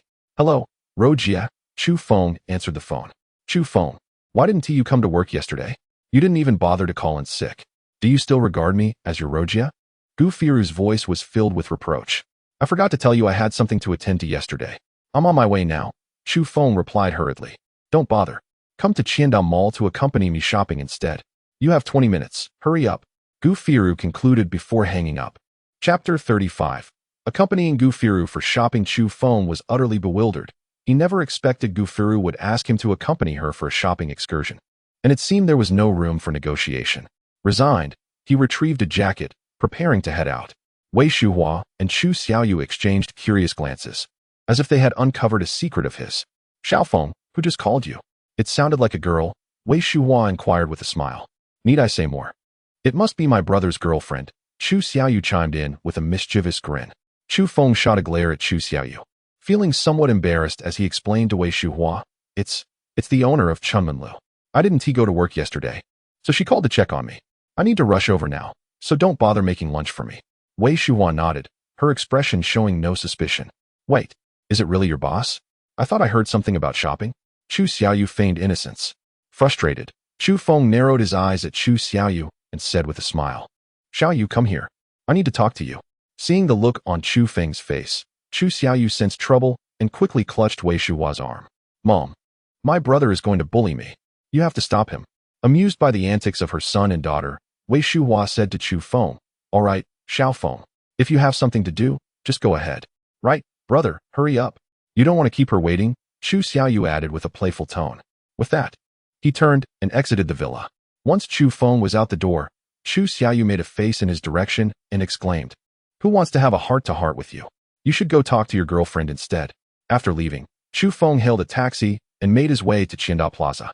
In no time, he found himself standing at the entrance of the plaza. Scanning the crowd, he quickly spotted Gu Firu, who stood out like a lotus flower emerging from the water. Today, Gu Firu donned a seductive bodycon dress, and her high heels accentuated her long legs. With her flowing hair, she became the center of attention amidst the crowd. What a stunning beauty. I wish I could muster the courage to ask for her WeChat. But who am I kidding? She's probably waiting for someone far more impressive, certainly a wealthy and handsome guy. Once I have money, I must find a woman as beautiful as her. Approaching Gu Firu, he called out with a smile, "Sister Ro." Upon seeing Chu Feng, Gu Firu immediately walked over and linked her arm with his. Chu Feng felt a rush of warmth from her touch and a subtle fragrance that made him somewhat uneasy. "Sister Ro, this doesn't seem quite right," he stammered, feeling embarrassed. "What's wrong? I'm tired from these heels." "It's much easier to lean on you," she replied, secretly pleased with her excuse. Wearing sunglasses, Gu Firu hid her eyes, leaving Chu Feng unable to discern her expression, and she continued to hold onto his arm. The men around them observed this scene with envy and resentment. "Seriously? That kid? This is utterly absurd. I thought she was waiting for a wealthy, handsome guy. Damn, even a kid like him is getting this kind of attention? Back in my school days, I never had such luck. I'm so jealous. I'm far superior to that kid. She should be linking arms with me." Feeling increasingly awkward due to the surrounding whispers, Chu Feng was acutely aware of the lack of any genuine connection between him and Gu Firu, making it all the more uncomfortable. Gu Firu, fully aware of the effect she was having, continued to link arms with him as they entered Qiandao Plaza. Chu Feng, being slightly taller than average, found that even in her high heels, Gu Firu was still a bit shorter than him, making them appear quite like a couple as they walked together. Sister Ro, aren't you opening the shop today? Shouldn't we go to the store instead? He suggested. There are Cheng Hu and Xiao Lu watching over things. Ever since you dealt with that Sun guy, nobody dares to cause trouble at our shop. So there's nothing to worry about. Your task today is simply to accompany me for shopping, Gu Firu replied with a hint of displeasure. If it were anyone else, they would likely be eager to accompany her. Reluctantly, Chu Feng resigned himself to accompany Gu Firu as she shopped. By noon, she began to feel hungry and asked Chu Feng what he wanted to eat. Sister Ro, let me treat you, he offered with a smile. Gu Firu had always been kind to him. In his previous life, when he had little money, she would often invite him out for meals under various pretenses. Now, with 50 million in his account, treating her to a meal was no issue. Really? Then I won't hold back. I saw a new upscale Western restaurant over there. We should go eat there. I suspect it would cost you 2 months' salary for a single meal, she joked. Chu Feng nodded earnestly, replying, let us go. Gu Firu was taken aback by his agreement and quickly added, oh, I was just joking. You silly boy, you really took me seriously. That place is too expensive. If we go, it should be me treating you. Chu Feng smiled at her, saying, don't worry, Sister Ro. I made quite a bit from treating patients yesterday. I can afford Western cuisine. Gu Firu paused and then smiled in response, realizing that Chu Feng was not one to boast unnecessarily. She knew that if she refused again, it would embarrass him. You little rascal, taking me out for Western food on our first outing together? You must have ulterior motives. She teased as she walked towards the restaurant. Chu Feng chuckled and hurried to catch up with her. Once seated at the restaurant, a waiter approached them and placed the menu on the table. Good afternoon. We have just launched a new couple-S set meal today. Would you like to give it a try? The waiter inquired with a smile. Chu Feng initially intended to clarify that they were not a couple, but Gu Firu shot him a glance and said, sure, we'll take that couple-S set meal. Chu Feng's gaze fell on Gu Firu's face. Struggling to comprehend her intentions, she appeared quite pleased, avoiding his gaze while her cheeks bore a faint blush. Just as they were enveloped in an ambiguous atmosphere, a middle-aged man in an expensive suit, adorned with 3 rings on his fingers, sat beside them. He reached out to touch Gu Firu's hand and remarked, Firu, what a coincidence. It's been so long. Your delicate hands are as enchanting as ever. Chapter 36. The Despicable Qi Zhouzhong. Qi Zhouzhong? What are you doing here? Gu Firu's voice turned somber. This restaurant is owned by me. Why shouldn't I be here? Qi Zhouzhong replied. Disappointment etched across his face as he did not touch Gu Firu's hand. Chu Feng scrutinized Qi Zhouzhong for a moment, memories of him surfacing in his mind. Qi Zhouzhong was a formidable tycoon in the catering industry of Jiangzhou City, boasting 3 5-star hotels and over 20 various restaurants, including Western and hot pot establishments. Chunmanlu, among the eateries in Jiangzhou City, had a commendable reputation, further enhanced by the allure of its beautiful owner, Gu Firu. Qi Zhouzhong had been interested in her for quite some time. He had approached her privately, seeking to acquire Chunmanlu, offering her a 5% stake in his company, promising that the annual dividends would surpass the profits of 10 Chunmanless. However, the condition was that Gu Firu must agree to become his mistress, surrendering herself whenever he required. Naturally, Gu Firu, with her character, looked down upon such a man and rejected him outright. Humph, how tiresome it is to encounter a person like you everywhere, Gu Firu remarked, her displeasure palpable. Qi Zhouzhong glanced at Chu Feng and chuckled. If I am not mistaken, this lad is a waiter at your establishment, right? Don't tell me you are dating him. I am indeed dating him. What business is it of yours? Gu Firu retorted, her cheeks flushed with indignation. Qi Zhouzhong turned his gaze back to Gu Firu and said, Firu, this boy is nothing but a penniless worker. What can he possibly offer you compared to me? If you agree to be with me, I can gift you this Western restaurant right now. Do you really believe everyone is like you, with only money in their eyes? Gu Firu shot back with disdain. Noticing that Gu Firu was entirely uninterested in his advances, a flicker of annoyance crossed Qi Zhouzhong's eyes, though it was subtle. He forced a smile at Gu Firu and then shifted his tone, saying, Since you find me so bothersome, I won't press further. However, since we have met, it is only fitting to share a drink. If you join me for a toast, I shall vanish from your sight immediately.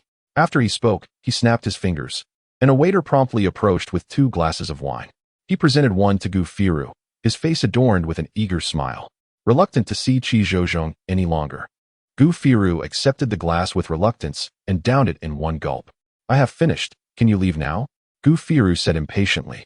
Qi Zhouzhong chuckled, raised his own glass, and finished it in one go. Since you are so straightforward, I shall not intrude any longer. Enjoy your meal. With that, he stood and departed. Chu Feng felt an unsettling sensation as Qi Zhouzhong cast him a significant glance upon leaving. Chu Feng, are you all right? That Qi Zhouzhong is quite deranged. Do not take his words to heart, Gu Firu said with concern. Chu Feng smiled gently. I am fine. I would not concern myself with the words of such a person. Ah, how disappointing. Had I known, I would not have chosen to dine here, Gu Firu lamented. Initially hoping to create a romantic ambience to tease Chu Feng, only to have it spoiled by Qi Zhouzhong. We have already ordered the couple's set. It would be a waste not to eat, Chu Feng said with a smile. Gu Firu's cheeks flushed, and she fell silent. Before long, their set meal was served. And it was Chu Feng's first experience sharing a couple's meal, leaving him feeling somewhat awkward. Despite being the revered emperor of the Star River in the realm of cultivation, he was nearly oblivious when it came to romantic relationships. Otherwise, he would not have been pursued relentlessly by the enchanting Qin Kai Dai for 3 days and nights. Soon after, a waiter approached Chu Feng with a glass of wine, saying, Sir, this is a special gift from our boss. Chu Feng smiled and accepted the glass, taking a sip. However, as the wine slid down his throat, he immediately frowned, sensing something amiss. What's wrong? Gu Firu asked. Did that scoundrel Qi Zhouzhong serve you fake wine? Chu Feng chuckled. No, it should be a fine wine. Indeed, the wine was excellent, yet it had been tampered with.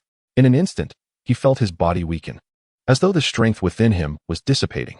He quickly activated his cultivation technique to expel the unwelcome sensation from his body. It seemed Qi Zhouzhong had nefarious intentions. If he was not mistaken, the drink Gu Firu had consumed earlier must have been similarly compromised. He glanced at Gu Firu, noticing her complexion was unusually flushed, and she kept adjusting her clothing, as if feeling overheated.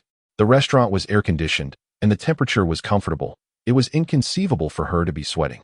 Feeling Chu Feng's gaze upon her, Gu Firu's face reddened further.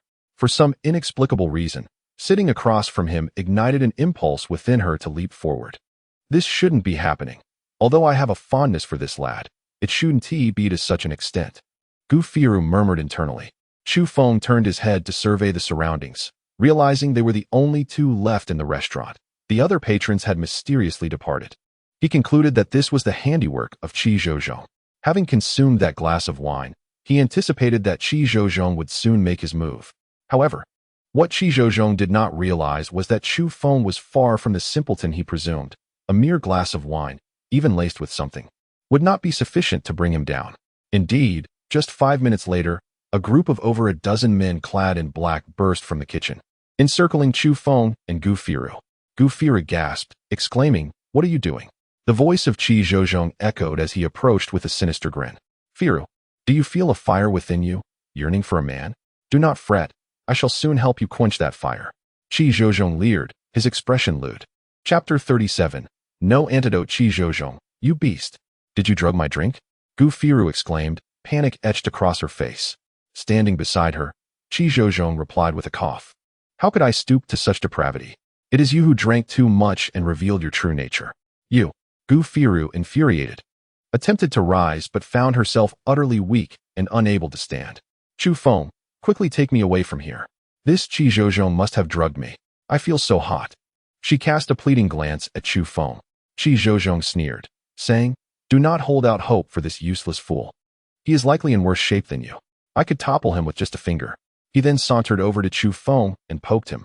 He had administered a drug designed to render even the most muscular individual weak and helpless. In Qi Zhouzhong's eyes, Chu Feng was merely a frail child. He believed that even without the drug, his henchmen could easily subdue him. However, to be safe, he had given Chu Feng a drink laced with the drug. After poking Chu Feng, he remained seated without a reaction, which puzzled Qi Zhouzhong. He poked Chu Feng again, but still, there was no response. Strange. How can this kid still be sitting? Qi Zhouzhong wondered aloud, poking him once more. Chu Feng turned and glared at Qi Zhouzhong before rising from his seat, coldly stating, Are you done poking me? Startled, Qi Zhouzhong stumbled back 2 steps. Damn it. You drank that cup of alcohol and are still fine? Chu Feng, I feel so hot. Gu Firu's gaze grew hazy, indicating her consciousness was slipping away. Seeing her in such a state ignited a surge of anger within Chu Feng. He glared at Qi Zhouzhong before seizing his neck and lifting him off the ground. Produce the antidote, or I will snap your neck. Qi Zhouzhong, taken aback by Chu Feng's strength post-drink, felt a wave of fear wash over him.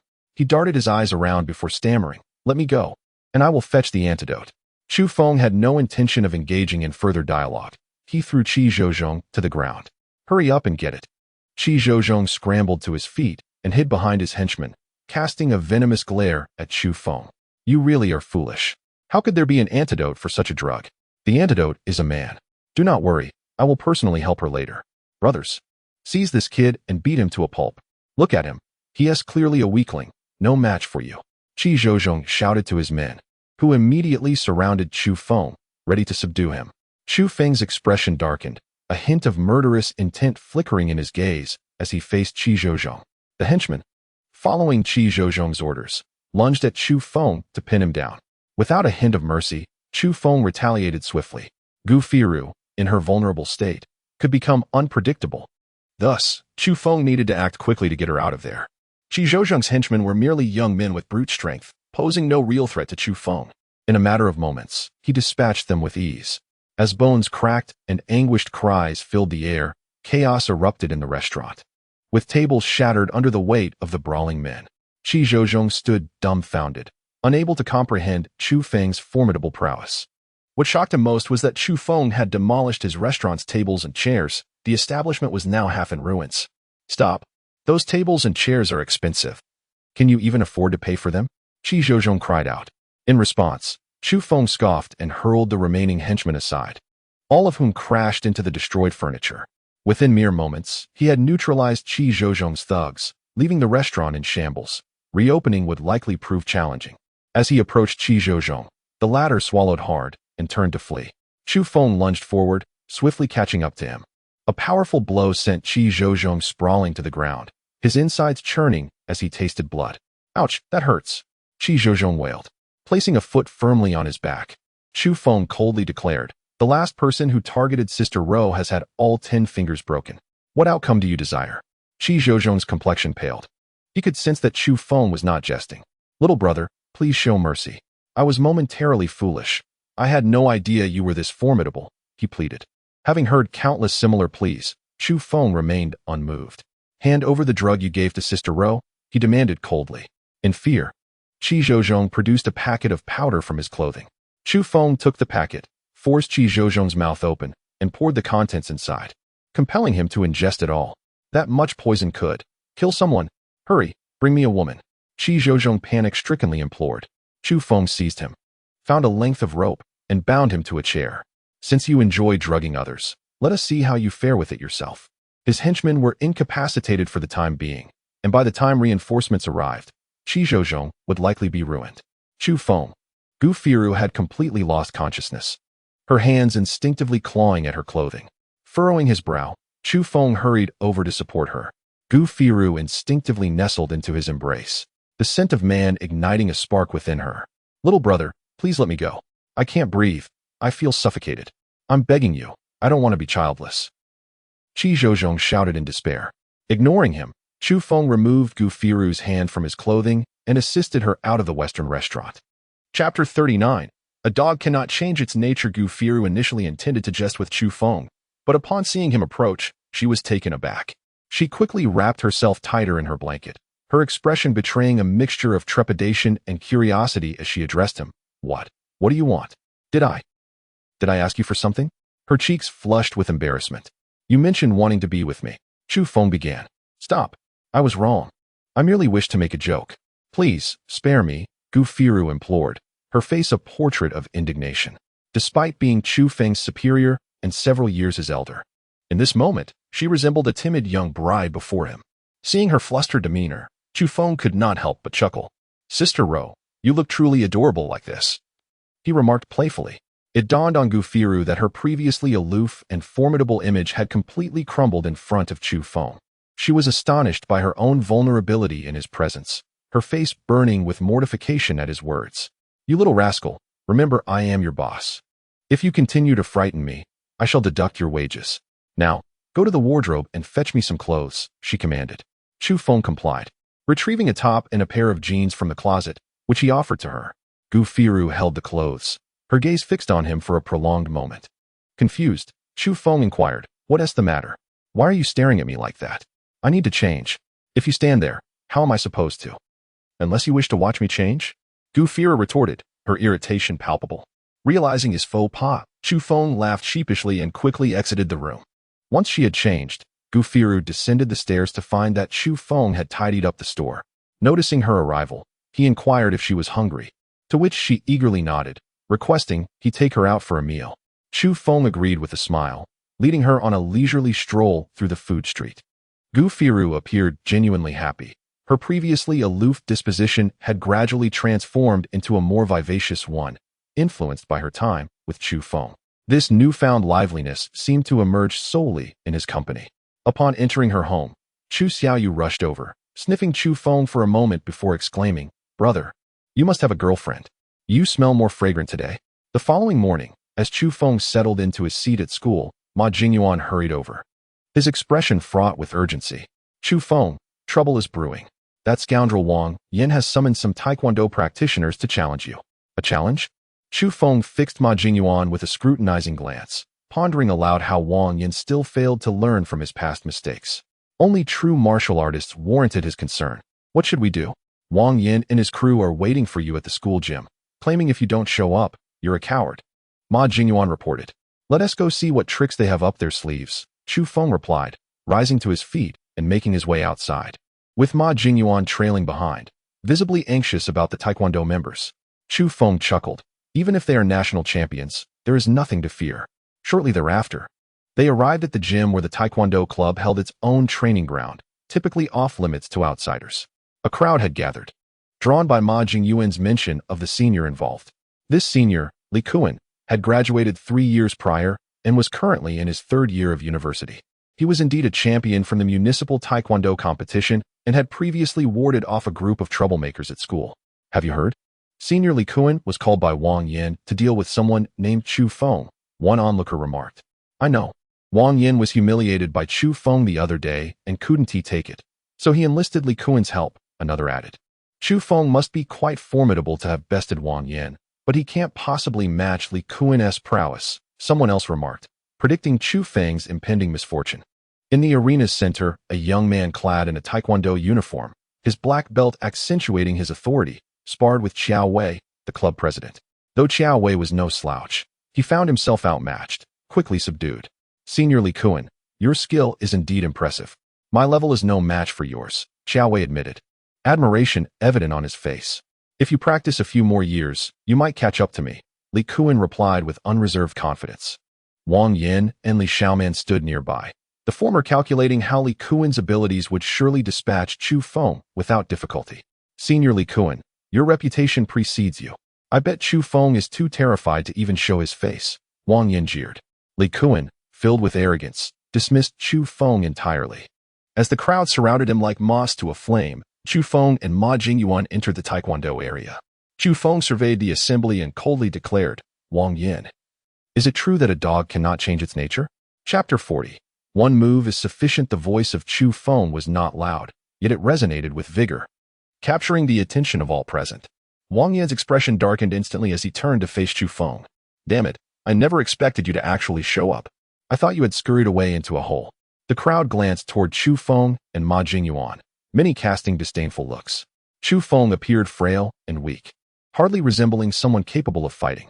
His audacity to approach was tantamount to courting death. He seemed oblivious to the terrifying prowess of Senior Li Kuan, judging by his demeanor. He appeared to dismiss the Taekwondo practitioners entirely. I fear that once Senior Li Kuan takes action, he won't be so brazen," someone mused. "Wang Yin, last time I let you off with just an apology. What is the meaning of this charade now?" Ma Jingyuan defended Chu Feng.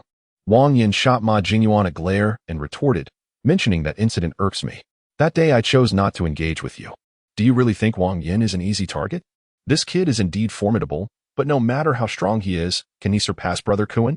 Today, you will learn that there are always greater forces in the world." With that, he glanced at Li Kuan and said, "Brother Kuan, it's this brat. Please teach him a lesson today, and we shall go out for drinks tonight." Li Kuan sized up Chu Feng, noting his unimpressive physique and lackluster muscles. and felt a wave of disdain wash over him. He stepped forward and addressed Chu Feng. I've heard of some discord between you and Wang Yan. Let us not dwell on that. Fighting among classmates is unseemly. However, I've also heard of your reputation. So I wish to challenge you under the pretense of a taekwondo spar. Are you bold enough to accept my challenge? Chu Feng met Li Kuan's gaze and replied coldly. I do not practice taekwondo. Huh. I knew this kid lacked the guts to accept a challenge. Surely he has heard of Senior Li Kuan's reputation, Li Xiaoman scoffed. Does this mean you refuse my challenge? Li Kuan taunted. If I could fight you without resorting to taekwondo, there would be no question of refusal. You are simply not my match, Chu Feng stated flatly. His words sent a ripple of shock through the crowd. Did I hear correctly? This brat claims Senior Li Kuan is not his opponent? Some speculated that having defeated Wang Yan had inflated his ego to the point of dismissing even Li Kuan. Li Xiaoman erupted into laughter, her gaze at Chu Feng dripping with derision. I must say, your talent for boasting is unmatched. After a few jabs at Chu Feng, Li Xiaoman turned to Ma Jingyuan, her tone icy. Ma Jingyuan, you are a waste. The company you keep is hardly normal. I suggest you take him away. Ma Jingyuan clenched his fists, seething with anger. After a moment of hesitation, he shouted, Not one of us is normal? What about when you were my girlfriend? Were you normal then? This was the first time he had stood up to Li Xiaoman. He had always been accommodating due to their past relationship. Now, he could no longer bear it, and he felt a surge of relief at having ended things with her. Who knew what trouble she would have brought him otherwise? Li Xiaoman's face turned a deep shade of fury as she glared at Ma Jingyuan, shouting, That was because I was blind. Chu Feng chuckled and remarked, It's evident why you would choose Wang Yan. The surrounding crowd couldn't help but laugh, pushing Li Xiaoman to the brink of fury. Wang Yan's expression soured as he grasped Li Xiaoman's shoulder, saying, Xiaoman, this kid is all talk. Do not stoop to his level. He then turned back to Chu Feng and declared, Since you've uttered such words, I shall take that as an acceptance of Brother Kuan's challenge. However, with your blatant disregard for Brother Kuan, the onlookers surely will not be pleased. Why not place a wager? I wonder if you would still be so audacious with a stake involved. What wager? Chu Feng inquired. With someone like him, he surely wouldn't dare to bet. Li Xiaoman scoffed. Ma Jingyuan cast a worried glance at Chu Feng and cautioned, Bro, don't fall for their tricks. Li Kuan is genuinely strong. If you lose, you may never return to school. Such a scenario is improbable. He is merely a taekwondo practitioner, nothing to fear. Chu Feng replied nonchalantly. Oh, this kid is quite the braggart, thinking he is simply nothing. Li Kuan is significantly older and possesses far superior physical capabilities. I wonder where he finds the audacity to speak thus, someone mused. Let us enjoy the show. A wager will only heighten the excitement. How about it? Do you dare to take my bet? Wang Yan observed the crowd's overwhelming support for Li Kuan and felt a swell of pride. Why would I hesitate? Just ensure you can handle the outcome, Chu Feng replied. Wang Yan scoffed. Dream on. You cannot possibly win against Senior Li Kuan. With that, he exchanged a knowing nod with Li Kuan, who stepped into the center of the arena. The crowd quickly parted, granting the two combatants space for their duel. Chu Feng walked forward to face Li Kuan, who wore a disdainful smile, and proclaimed, At your age, I had already won numerous accolades and am now the city champion. To avoid overwhelming you, I shall allow you 3 moves. After that, I will not hold back. The crowd immediately praised Li Kuan's gentlemanly demeanor, impressed by his concession. Chu Feng merely scoffed and declared, No need for that. 1 move will suffice to deal with you. Chapter 41. Keeping promises. Li Kuan was momentarily taken aback, pondering how audacious this young man truly was. He was the first to dare speak such words to him. Li Kuan replied coldly, I believe you have it backward. It would take only 1 move for me to deal with you. Wang Yan mocked. This insufferable fellow.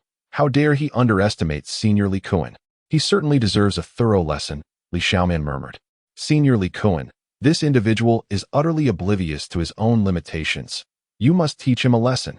A few girls surrounding them had already succumbed to infatuation with Li Kuan, unable to bear Chu Feng's arrogance. Indeed, Senior Li Kuan, we are all here to support you. Senior Li Kuan is the most dashing. Senior Li Kuan is the mightiest. Defeat that despicable fellow. Chu Feng paid no heed to the crowd. His claim that he could handle Li Kuan with a single move was, at best, a modest assertion. In truth, if he were to unleash his full strength, Li Kuan wouldn't even be able to withstand the fluctuations of Chu Feng's power. Let us see if you can back up your words. Anyone can talk big. It is only through combat that true strength is revealed, Li Kuan declared. I've already told you, you are not my match. I shall allow you to strike first. Chu Feng replied. Li Kuan immediately furrowed his brow, wondering if this young man was truly deluded, still persisting in his pretense. Ignorant fool, do not blame me for being ungracious. Without hesitation, he lunged towards Chu Feng, leaping into the air to deliver a flying kick aimed at Chu Feng's head. His speed astonishing. The onlookers gasped, mesmerized by Li Kuan's display of skill. Senior Li Kuan is incredibly handsome. Such a striking move must be immensely powerful. I can't take it anymore.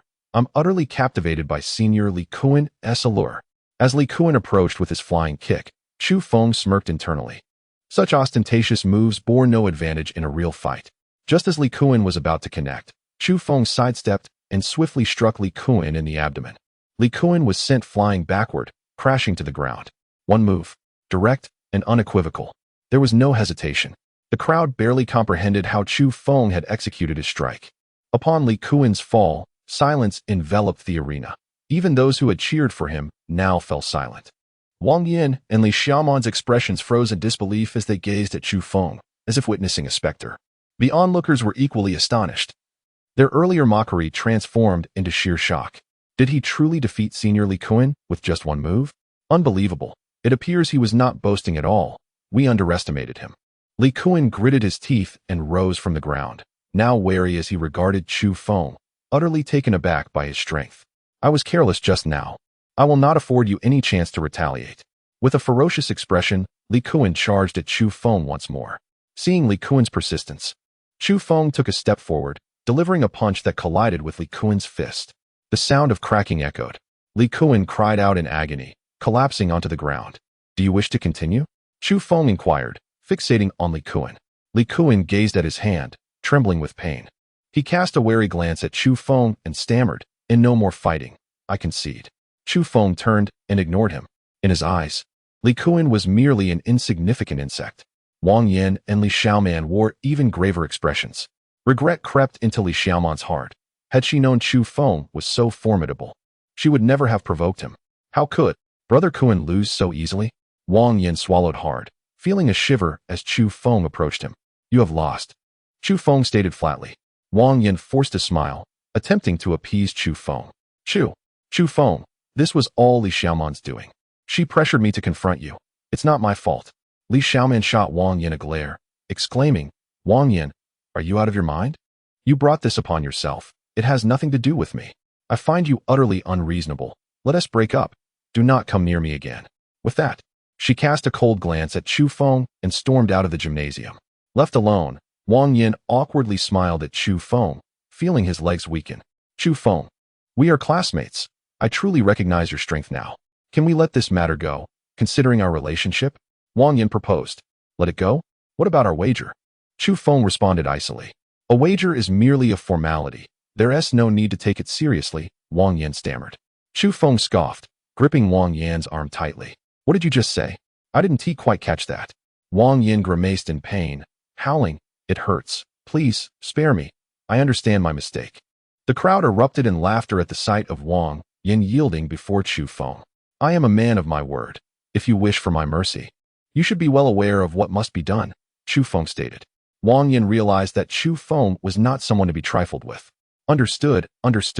Just let me go. I know what to do. Wang Yin's face flushed crimson with agony. Only then did Chu Feng release him. Wang Yin cautiously rubbed his arm and glanced at Chu Feng, hesitating. Chu Feng emitted an aura of icy resolve, causing Wang Yin to shudder. The onlookers watched with eager anticipation. Having expected to see Chu Feng humiliated, they now relished the thought of witnessing Wang Yin's downfall. Resigned, Wang Yin sighed and bowed his head, kneeling before Chu Feng. Chapter 42. Why should I explain to you? To his astonishment, Wang Yin actually knelt before him, clearly intimidated by Chu Feng. Hadn't Li Kuan been defeated by Chu Feng with a single move? Besides, the wager had been proposed by Wang Yin himself, so his kneeling was hardly unjustified. It seemed prudent for him to remain humble when encountering Chu Feng at school. This fellow was undeniably formidable. After kneeling, Wang Yin lifted his gaze to Chu Feng and uttered, Is this sufficient? Chu Feng cast a cold glance at him and replied, Is that all?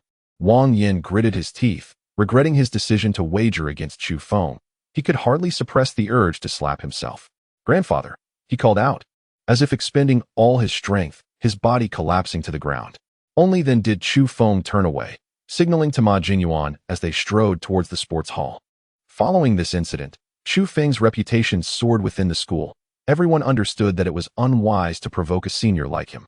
Ma Jingyuan, benefiting from his association with Chu Feng, also enjoyed newfound popularity, with peers frequently greeting him as Brother Ma. Since that day, Wang Yin had not dared to trouble either Chu Feng or Ma Jingyuan again. His relationship with Li Xiaoman also ended, leading to a heated confrontation when she demanded 100,000 yuan in compensation for lost youth, which Wang Yin refused to pay. Subsequently, rumors circulated that Li Xiaoman had lost her virginity at a young age and had flirted with several boys at school. Unable to endure the disparaging glances, she transferred to another school shortly thereafter. Upon learning of this, Ma Jingyuan felt a sense of relief. Had he remained with Li Xiaoman, he might have faced ruin at her hands. One day, Chu Feng was wandering alone on the school playground, while he appeared to be merely strolling. With each step he took, the latent spiritual energy within him was refined by the celestial transformation technique, converting it into his own power. Over the past few days, he had been honing the remaining energy of a 500-year-old ginseng, and he sensed that a breakthrough to the innate realm was imminent. He had requested leave from Gu Firu, who mistakenly believed that the events of that day had embarrassed Chu Feng, leaving her somewhat conflicted. The academic workload was indeed heavy, but for Chu Feng, who had mastered knowledge at the doctoral level, high school material was trivial. Thus, he preferred to roam outside rather than stay in the classroom, refining the spiritual energy within him. Noticing Chu Feng's lack of attention in class, the teacher admonished him in front of the entire class. Chu Feng assured the teacher that he would secure the top score in the next mock exam, requesting not to be interfered with. While the teacher, irritated, acquiesced, he imposed a condition. If Chu Feng failed to achieve the highest score, he would be barred from attending class in the future. Chu Feng, unwilling to argue, agreed, as attaining the top score was as effortless for him as eating and sleeping. Unbeknownst to him, he had arrived at the school gate just as classes were letting out. With many students emerging from the building, he ceased his celestial transformation technique, retracting the surrounding spiritual energy. At this rate, he anticipated a breakthrough by the next day. Coincidentally, tomorrow was Saturday, providing him the opportunity to focus on his breakthrough at home. At that moment, a figure in a dress appeared in the distance. It was Wang Xian. Upon spotting Chu Feng, her brows furrowed immediately. She had heard about Chu Feng's recent exploits and regarded fighting with disdain. To her, regardless of how skilled Chu Feng was, such behavior was characteristic of petty delinquents. Nevertheless, his family's move to the Longquan Bay villa lingered in her mind, leaving her feeling unsettled. Watching Chu Feng walk towards the school exit, she hesitated briefly before quickening her pace to catch up. "Chu Feng," Wang Xian called out to him. Chu Feng halted and turned to face her. "Is there something you need?" he asked, his tone indifferent. Frustrated by his demeanor, Wang Xian felt an urge to punch him. "I've heard about your antics lately. I used to think you were mature and composed. I never expected you to behave like those thugs, reveling in fights," she remarked. "What are you trying to convey?" Chu Feng had no intention of wasting time on her. "Nothing much, just a warning. If you continue down this path, you will ruin yourself," Wang Xian replied, her irritation evident. She had intended to offer a friendly caution, but was taken aback by Chu Feng's cold response. "Oh," Chu Feng acknowledged, preparing to walk away. "You can't rely on such underhanded methods for long. With your current attitude towards me, you'll regret it once I ascend to greater heights," Wang Xian declared, her tone increasingly bold. Chu Feng furrowed his brow and turned to her, responding coolly, "Underhanded methods? What do you mean by that? The villa in Longquan Bay was acquired through my own abilities. Never underestimate anyone. You have no idea who you are speaking to." Wang Xian scoffed. "And who do you think you are? Just a temporarily fortunate loser. Why don't you tell me what kind of strength you used to obtain that villa? I know your family situation all too well. What strength do you possess?" Speak up." Seeing Wang Xian's aggressive stance, Chu Feng merely flicked his sleeve, choosing not to explain. Such individuals would only believe in their own assumptions. Even if he clarified, she would twist the facts to suit her narrative. "Where are you going? Are you feeling guilty? Why won't you respond?" Wang Xian pressed, her bravado intensifying as she sensed Chu Feng's intention to leave. A powerful aura emanated from Chu Feng, instantly immobilizing Wang Xian. She felt as though her body had turned to stone, unable to move. "In my life, I see no need to explain myself to you." Chapter 43. The invitation of Zhou Qingzhu. Wang Xian's throat constricted, her eyes reflecting a hint of trepidation. She had never before experienced such an overwhelming aura. It was a presence that seemed entirely beyond that of an ordinary high school student. Could this person truly be so different from the one she once knew? Wang Xian pondered to herself. After delivering his words, Chu Feng retracted his imposing demeanor and turned to walk ahead. Wang Xian let out a sigh of relief.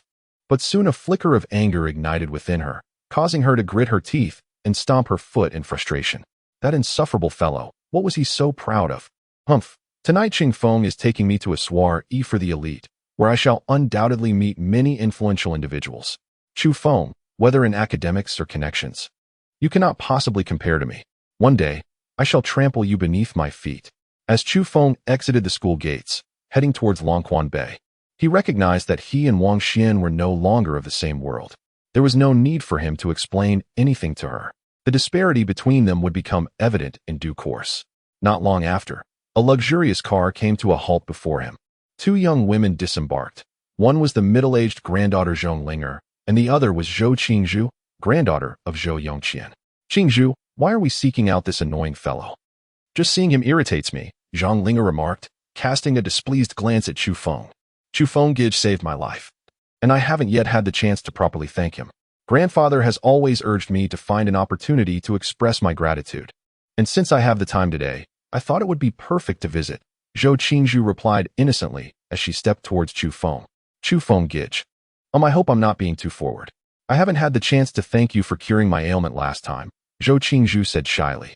Chu Feng smiled at her, responding, your grandfather has already compensated me. It was my duty. He had only met Zhou Qingzhu once, and her calling him Gij felt somewhat unfamiliar to him. Such a money-minded fellow, Zhong Linger muttered under her breath. By the way, Chu Feng Gij, there is a banquet at Tianyan Hotel tonight. I wonder if you would like to join us. Zhou Qingzhu inquired. In the days since her recovery, Zhou Yongqian had consistently praised Chu Feng as a true genius, urging her to cultivate a relationship with him. He even suggested that Zhou Qingzhu should consider becoming Chu Feng's girlfriend and had imparted various tips on interacting with boys. Naturally, Zhou Qingzhu felt her face flush at her grandfather's words and believed that relationships should develop naturally, rather than through contrived methods to win Chu Feng's heart. Nevertheless, she held a favorable impression of him, especially since he had saved her life, evoking a natural sense of gratitude. Additionally, the yang energy he had used to suppress her internal yin energy had left her feeling an inexplicable attraction to him from the very first moment they met. Days had passed, yet that feeling lingered, fueling her desire to see him again. When the invitation to the banquet arrived, she seized the opportunity to seek him out. Upon hearing Zhou Qingzhu's invitation, Chu Feng mused that he had been immersed in cultivation for several days and was indeed due for a reprieve. Furthermore, since Zhou Qingzhu was of the mysterious yin body, he believed that if given the chance, her potential would be remarkable, making her a friend worth having. Very well. Since you have come to invite me, I shall not refuse, Chu Feng replied. Zhou Qingzhu's face lit up with a radiant smile, her eyes narrowing in joy. Then let us go. I've heard there will be plenty of delicious food at the banquet. Despite being the daughter of the Zhou family and having tasted countless delicacies, her insatiable love for food remained unchanged. Anything related to food would undoubtedly excite Zhou Qingzhu. Zhong Linger, witnessing Zhou Qingzhu's intention to bring Chu Feng along to the banquet, felt quite displeased. However, she could not openly contest Zhou Qingzhu's decision and sulkily took her seat in the front passenger side, unwilling to share the back seat with Chu Feng. Chu Feng was aware of Zhong Linger's unfavorable view of him but chose to disregard it. After all, it was Zhou Qingzhu's invitation that mattered. He and Zhou Qingzhu settled into the back seat, and it was evident that she was somewhat shy. With her thoughts occupied by her grandfather's words, her cheeks flushed with color. During their conversation, Chu Feng learned much about Zhou Qingzhu, who, under the protection of the Zhou family, maintained a pure and innocent heart. Zhong Linger, sitting in the front, listened to their lively exchange and longed to interject, but recalling her need to maintain a consistent stance against Chu Feng, she held her tongue. As their conversation progressed, Chu Feng discovered that the banquet would feature an exhibition and auction of jade stones. Many affluent merchants were expected to attend, and if they spotted desirable jade, they would bid on it. Chu Feng had little interest in jade, knowing that its exorbitant prices were often attributed to its aesthetic appeal. Yet, He was aware that certain unique jade stones could gather the essence of the sun and moon, possessing a cultivation value akin to that of spiritual herbs.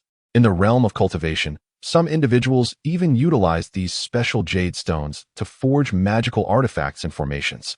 While the spiritual energy on Earth was sparse, treasures and spiritual herbs were abundant, and the prospect of encountering a few extraordinary jade stones at the banquet piqued his curiosity. If he could find some useful for cultivation, he would certainly devise a way to acquire them. With 50 million in his account, although he could not compare to the wealth of those merchants, he believed he could manage to purchase 1 or 2 pieces. Before long, they arrived at the entrance of Tianyun Hotel. The three disembarked and made their way into the establishment. Generally, those attending the banquet were individuals of status and influence in Jiangzhou City, and entry often required a ticket. However, with Zhou Qingzhu accompanying them, Chu Feng and Zhong Linger were exempt from such formalities. In Jiangzhou City, there were few places the daughter of the Zhou family could not enter. As they approached, the ticket inspectors greeted Zhou Qingzhu with warm smiles, ushering the trio inside the hotel. Shortly after they entered, Wang Xian appeared at the hotel entrance, her arm linked with Cheng Feng's. She surveyed her surroundings, awed by the lavish decor of Tianyun Hotel. Indeed, it was the most opulent hotel in Jiangzhou City. Such places were truly reserved for the upper echelons of society. She mused. "May I see your entry tickets, please?" The inspectors at the door inquired, their expressions stern. Cheng Feng promptly retrieved the tickets, displaying them courteously to the inspectors before leading Wang Xian inside. Chapter 44. You can come, but I cannot? The two inspectors just now were truly formidable. Did they not claim that everyone who comes here belongs to the upper class? Wang Xian murmured. Cheng Feng chuckled, responding, "The host of this banquet is Gu Yanji, the wealthiest gem magnate in Jiangzhou City. There is no one in Jiangzhou he cannot provoke. Perhaps only the Zhou family can overshadow him. Which explains why Gu Yanji's subordinates are so haughty. They likely show deference only to those from the Zhou family." Upon hearing Cheng Feng's explanation, Wang Xian nodded, feeling a sense of admiration for the Zhou family's might. In such an elite venue, that fellow Chu Feng would probably never have the privilege to enter. It was utterly ludicrous that he dared to treat me with such disdain, Wang Xian thought to herself, reveling in her superiority, before turning her gaze around the vicinity. At that moment, Chu Feng stood not far away, waiting as Zhou Qingzhu and Zhong Linger had gone to the restroom.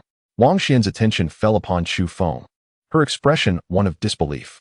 She rubbed her eyes, convinced she was imagining things. However, after confirming several times, she was compelled to accept that standing there was none other than Chu Feng. "How did he end up here?" Wang Xian said, her dissatisfaction evident. "Who?" Cheng Feng inquired. Wang Xian promptly pointed at Chu Feng, exclaiming, "Who else but that insufferable guy?" Upon seeing Chu Feng, Cheng Feng frowned and remarked, "To enter here, one requires an admission ticket. Did you not say that fellow is a loser? How could he possibly possess a ticket? Such a place cannot allow him to wander in freely. Come, let us inquire," Cheng Feng declared, leading Wang Xian towards Chu Feng. "Chu Feng, how did you get here?" Wang Xian demanded, her eyes wide. Chu Feng turned to see Wang Xian and Cheng Feng and was momentarily taken aback. He too had not anticipated encountering these two in such a setting. "So, you can come, but I cannot?" Chu Feng retorted. Cheng Feng immediately interjected, "To enter here, an admission ticket is necessary. Do you have one?" "I came with friends. An admission ticket is not required," Chu Feng replied. Wang Xian scoffed sharply, saying, "Whom do you think you're fooling? Everyone here must possess an admission ticket to enter. Even if you came with friends, exceptions cannot be made. Do you think we are ignorant of the rules here?" Chu Feng's words only deepened Wang Xian's suspicion that he had snuck in. Wang Xian is correct. To gain entry, one must possess an admission ticket. Where is yours? Present it for us to see. Otherwise, you simply snuck in, Cheng Feng asserted. Chu Feng gazed at the two, realizing they were seeking trouble. "I have already stated I came with friends. Believe it or not, it matters little to me," he said nonchalantly. "Humph, you sneaky intruder. Still putting on a brave front. What kind of friends do you have that grant you such privilege to enter without a ticket?"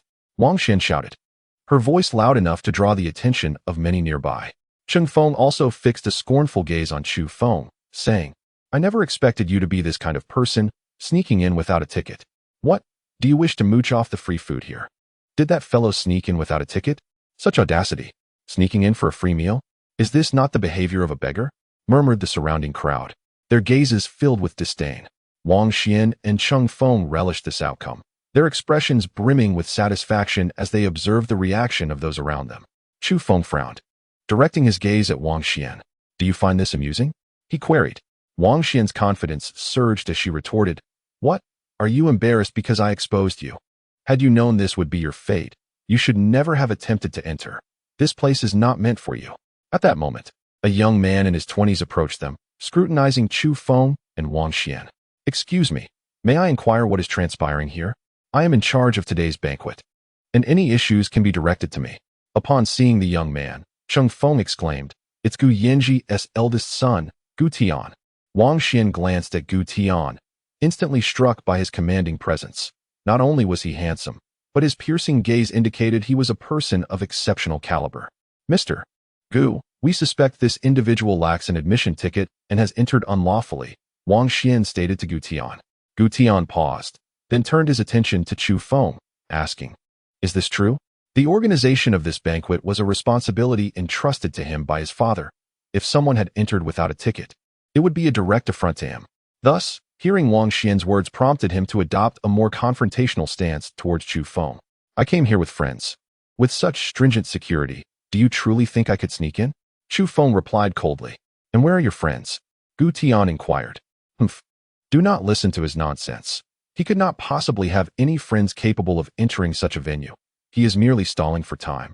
Wang Xian interjected with a scoff. Gu Tian scrutinized Chu Feng, noting that he indeed did not resemble someone from high society, casting doubt on his claims. "What is your friend's name? It would help me ascertain the situation," Gu Tian requested. "Zhou Qingzhu," Chu Feng replied without hesitation. Gu Tian was momentarily taken aback, and a hint of hostility crept into his gaze. As Gu Yanji's son, the only family capable of rivaling the Gu family in Jiangzhou was the Zhou family. Thus, Gu Yanji had always desired for Gu Tian to win Zhou Qingzhu's affection, believing that with the Zhou family's support, the Gu family would become invincible in Jiangzhou. Regrettably, Zhou Qingzhu had never even glanced in Gu Tian's direction. Now, hearing Chu Feng claim to be a friend of Zhou Qingzhu only intensified his jealousy. "Do not flatter yourself. Zhou Qingzhu is the eldest daughter of the Zhou family. How could she possibly associate with someone like you?" Cheng Feng derided. At that moment, a middle-aged man stepped forward, pointing at Chu Feng. "I recognize this lad. He is a waiter from Chunman Tower. The last time I dined there, he was the one who served me." Chapter 45, What If I Don't? The words of the middle-aged man reverberated throughout the room, inciting a wave of disdain directed at Chu Feng. Just a moment prior, he had claimed to be a friend of Zhou Qingzhu, but in the blink of an eye, someone pointed out his identity as a mere waiter. A stark contrast that rendered his assertion ludicrous. The notion that a humble restaurant servant could befriend the esteemed daughter of the Zhou family was laughable. Such a claim reeked of foolishness. How could he even think he had the right to associate with someone of her stature? As the crowd began to turn against Chu Feng, their collective scorn echoed the belief that his identity precluded any possibility of knowing someone like Zhou Qingzhu. Wang Xian and Cheng Feng reveled in the unfolding drama. The more Chu Feng was berated, the more their satisfaction grew. "Do you genuinely believe that someone of Zhou Qingzhu's caliber would befriend someone like you?"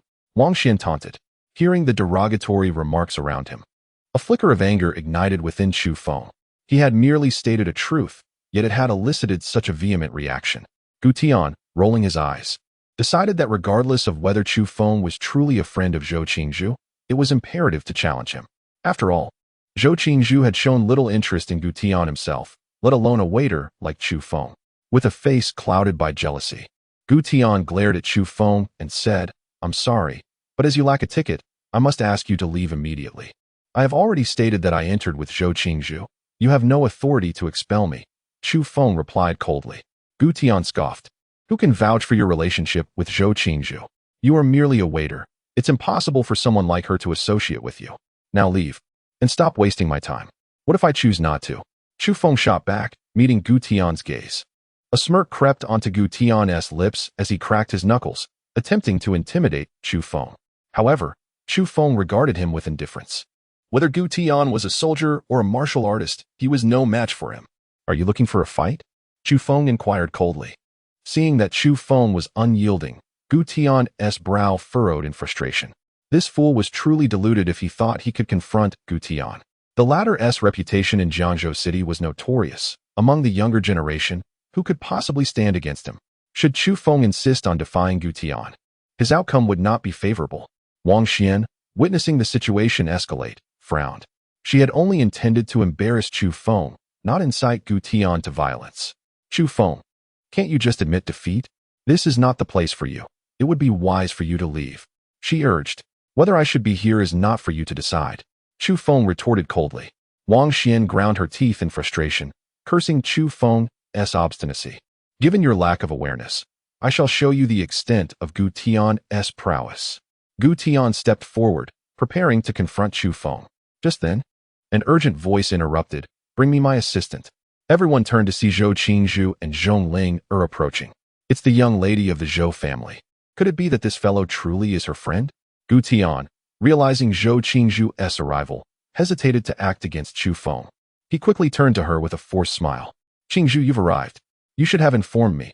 I would have come to greet you." Zhou Qingzhu's expression was grim as she ignored Gu Tian's presence and approached Chu Feng with genuine concern. "Brother Chu Feng, are you all right?" Her use of Brother Chu Feng astonished everyone present, suggesting a relationship that transcended mere friendship. Chu Feng shook his head with a smile, reassuring her, "I'm fine. This is all my fault for causing you trouble." "It's not your fault. Some are simply looking for trouble," Chu Feng replied. Zhou Qingzhu scanned the crowd and declared in a clear voice, "Brother Chu Feng is my friend, and he came with me. Is there anyone who dares to question that?" Instantly, silence enveloped the room.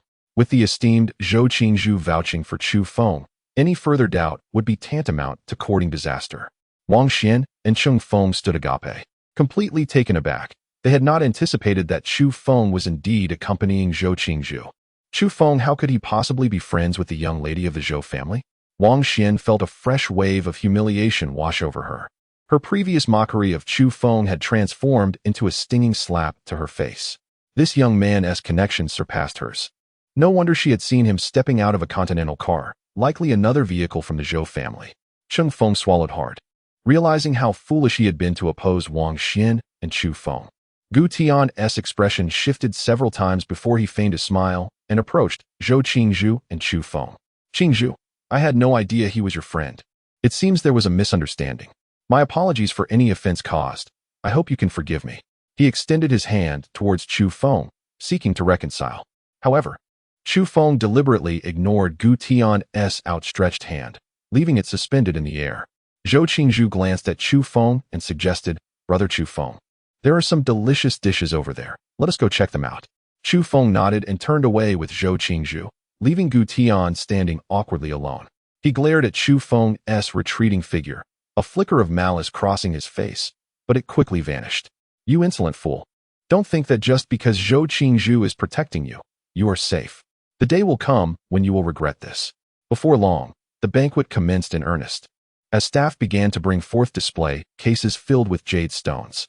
The primary purpose of the Gu family's gathering was, of course, the auction of these precious stones. Several prominent raw stone suppliers had also seized the opportunity to auction their materials at the Gu family's event, knowing that even Gu Yinji would bid for exceptional specimens. Bidding on raw stones was akin to gambling. No one could ascertain what lay beneath the surface. The adage "one cut leads to poverty, another to wealth" aptly described the uncertainties inherent in this practice. Yet, such unpredictability held no significance for Chu Feng. Chapter 46. The Jade Exhibition. "Brother Chu Feng, look over there at those pieces of jade. They are stunning," exclaimed Zhou Qingzhu, as she, along with Zhong Linger, gathered around the display case. Astonished by the craftsmanship of the Gu family's jade. What does this oaf know about aesthetics? Even the most beautiful pieces would likely escape his notice, Zhong Linger muttered. Chu Feng chuckled, realizing that Zhong Linger's observation held some truth. Indeed, the jade appeared exquisite, crafted from remarkably pricey materials, rendering it a genuine luxury for ordinary folk. Yet, to Chu Feng, no matter how beautiful these jades were, if they served no purpose in cultivation, they were merely common stones. "Sisterling, please don't speak ill of Brother Chu Feng. I believe his taste is quite discerning," Zhou Qingzhu defended him. "His taste? Qingzhu, you mustn't be truly bewitched by this fellow. What makes you think his taste is commendable?" Zhong Linger questioned, her expression filled with skepticism. Suspecting that Chu Feng had cast some sort of spell on Zhou Qingzhu to earn her favor.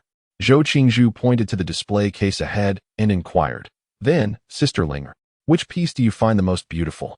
Naturally, the one in the center. It is flamboyant and resplendent. Wearing it would surely highlight an extraordinary aura, Zhong Linger replied. Zhou Qizhu then turned to Chu Feng and asked, "What do you think, brother Chu Feng?" Chu Feng pointed to the least conspicuous piece of jade in the case, which appeared somewhat dull in comparison to the one Zhang Lingo admired. Zhang Lingo immediately scoffed, saying, "Qizhu, did you see that? This guy's taste is abysmal. He dares to claim that the most unremarkable piece is beautiful." Zhou Qingzhu squinted and smiled, responding, "Sister Linger, I actually agree that that piece is the most beautiful." Zhong Linger widened her eyes in disbelief, exclaiming, You are deliberately favoring him. Qingzhu, surely you aren't developing feelings for this guy?" Zhou Qingzhu's cheeks flushed with embarrassment as she shyly retorted, "Oh, Sister Linger, don't say such nonsense. I'm not being nonsensical. If you truly didn't like him, why would you defend him so ardently?" Zhong Linger replied, exasperated. "I'm not defending him. It's simply that among the pieces in this display, that one is indeed the most beautiful," Zhou Qingzhu quickly clarified. "That piece is indeed splendid. On the surface, it appears the most attractive. However, if you gaze at it for too long, it gives off a sense of superficiality. In contrast, Brother Chu Feng's choice, while seemingly inferior at first glance, evokes a feeling of tranquility the longer you observe it. Moreover, the craftsmanship of that piece surpasses the one you favor. The Gu family arranges their jade according to the level of craftsmanship from right to left. Thus, Brother Chu Feng's choice being positioned first on the right signifies it as the finest in this display," Zhou Qingzhu explained. Upon hearing her reasoning, Zhong Linger scrutinized the jade on the far right for a while, realizing it possessed a certain magical quality. At that moment, Zhou Qingzhu discerned that Chu Feng was intently focused on this particular piece, suspecting he had recognized its exquisite qualities, hence her praise of his taste. Chu Feng's appreciation for the jade wasn't as Zhou Qingzhu had articulated. He perceived the stone radiating specks of light, akin to the condensation of ethereal energy, prompting his closer examination. He believed the artisan responsible for this jade must be a master craftsman. Only individuals of exceptional skill could imbue their creations with such spiritual essence, distinguishing their work from that of the ordinary. Thus, Brother Chu Feng's taste is indeed quite refined. I am not mistaken, am I? Zhou Qingzhu remarked with a smile. Zhong Linger felt her face flush, perceiving herself as a country bumpkin before Chu Feng and Zhou Qingzhu, unable to discern the quality of jade. She shot a fierce glare at Chu Feng, thinking, "Humph, he merely stumbled upon a lucky choice. I refuse to believe he comprehends the intricacies of jade." The trio continued to admire the display for a while longer, as numerous attendees began bidding for the jade, knowing the Gu family's pieces came with a quality guarantee. In no time, the jades were nearly sold out. Cheng Feng even spent 300,000 to buy the least expensive piece for Wang Xian as a gift. Upon receiving the jade, Wang Xian's face lit up with joy, before she turned to Chu Feng, mocking him. "Humph. Even if you are associated with the eldest daughter of the Zhou family, you are still nothing but a poor loser. I will eventually marry Cheng Feng. Whereas you will never have a chance with the Zhou family's eldest daughter, you will merely be kicked aside like a dog." After discovering that Chu Feng and Zhou Qingzhu were truly friends, she felt a pang of imbalance. However, she soon convinced herself that Chu Feng was merely ingratiating himself with Zhou Qingzhu, believing his residence in the Longquan Bay Villa was likely due to this reason. In Wang Xian's eyes, Chu Feng's behavior was akin to living off others, further intensifying her disdain for him. Once the Gu family's jade auction concluded, the staff promptly dismantled the displays. In their stead, rows of cabinets filled with rough stones were brought forth. The earlier jade auction was merely an appetizer for the banquet. Everyone knew the true spectacle of the event lay in the auction of the rough stones. The jades previously showcased were crafted from carefully selected materials by master artisans, leaving no room for doubt regarding their quality. Conversely, the rough stone auction was shrouded in uncertainty, as no one could ascertain what lay beneath the surface of the stones. Thus, bidding on these stones carried an element of risk.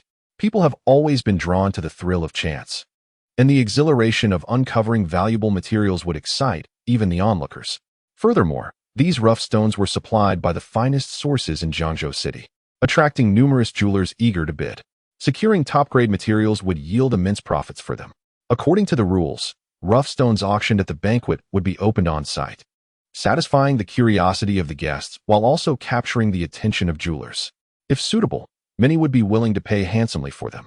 A single rough stone, if it revealed a valuable core, could yield profits that multiplied exponentially with each transaction. Such opportunities for rapid wealth were universally coveted, though one individual's fortune often meant the loss of countless others. Chu Feng's gaze fell upon the rough stones. He certainly did not wish to miss this chance for prosperity. Chapter 47. This stone is not as wonderful as you think before long.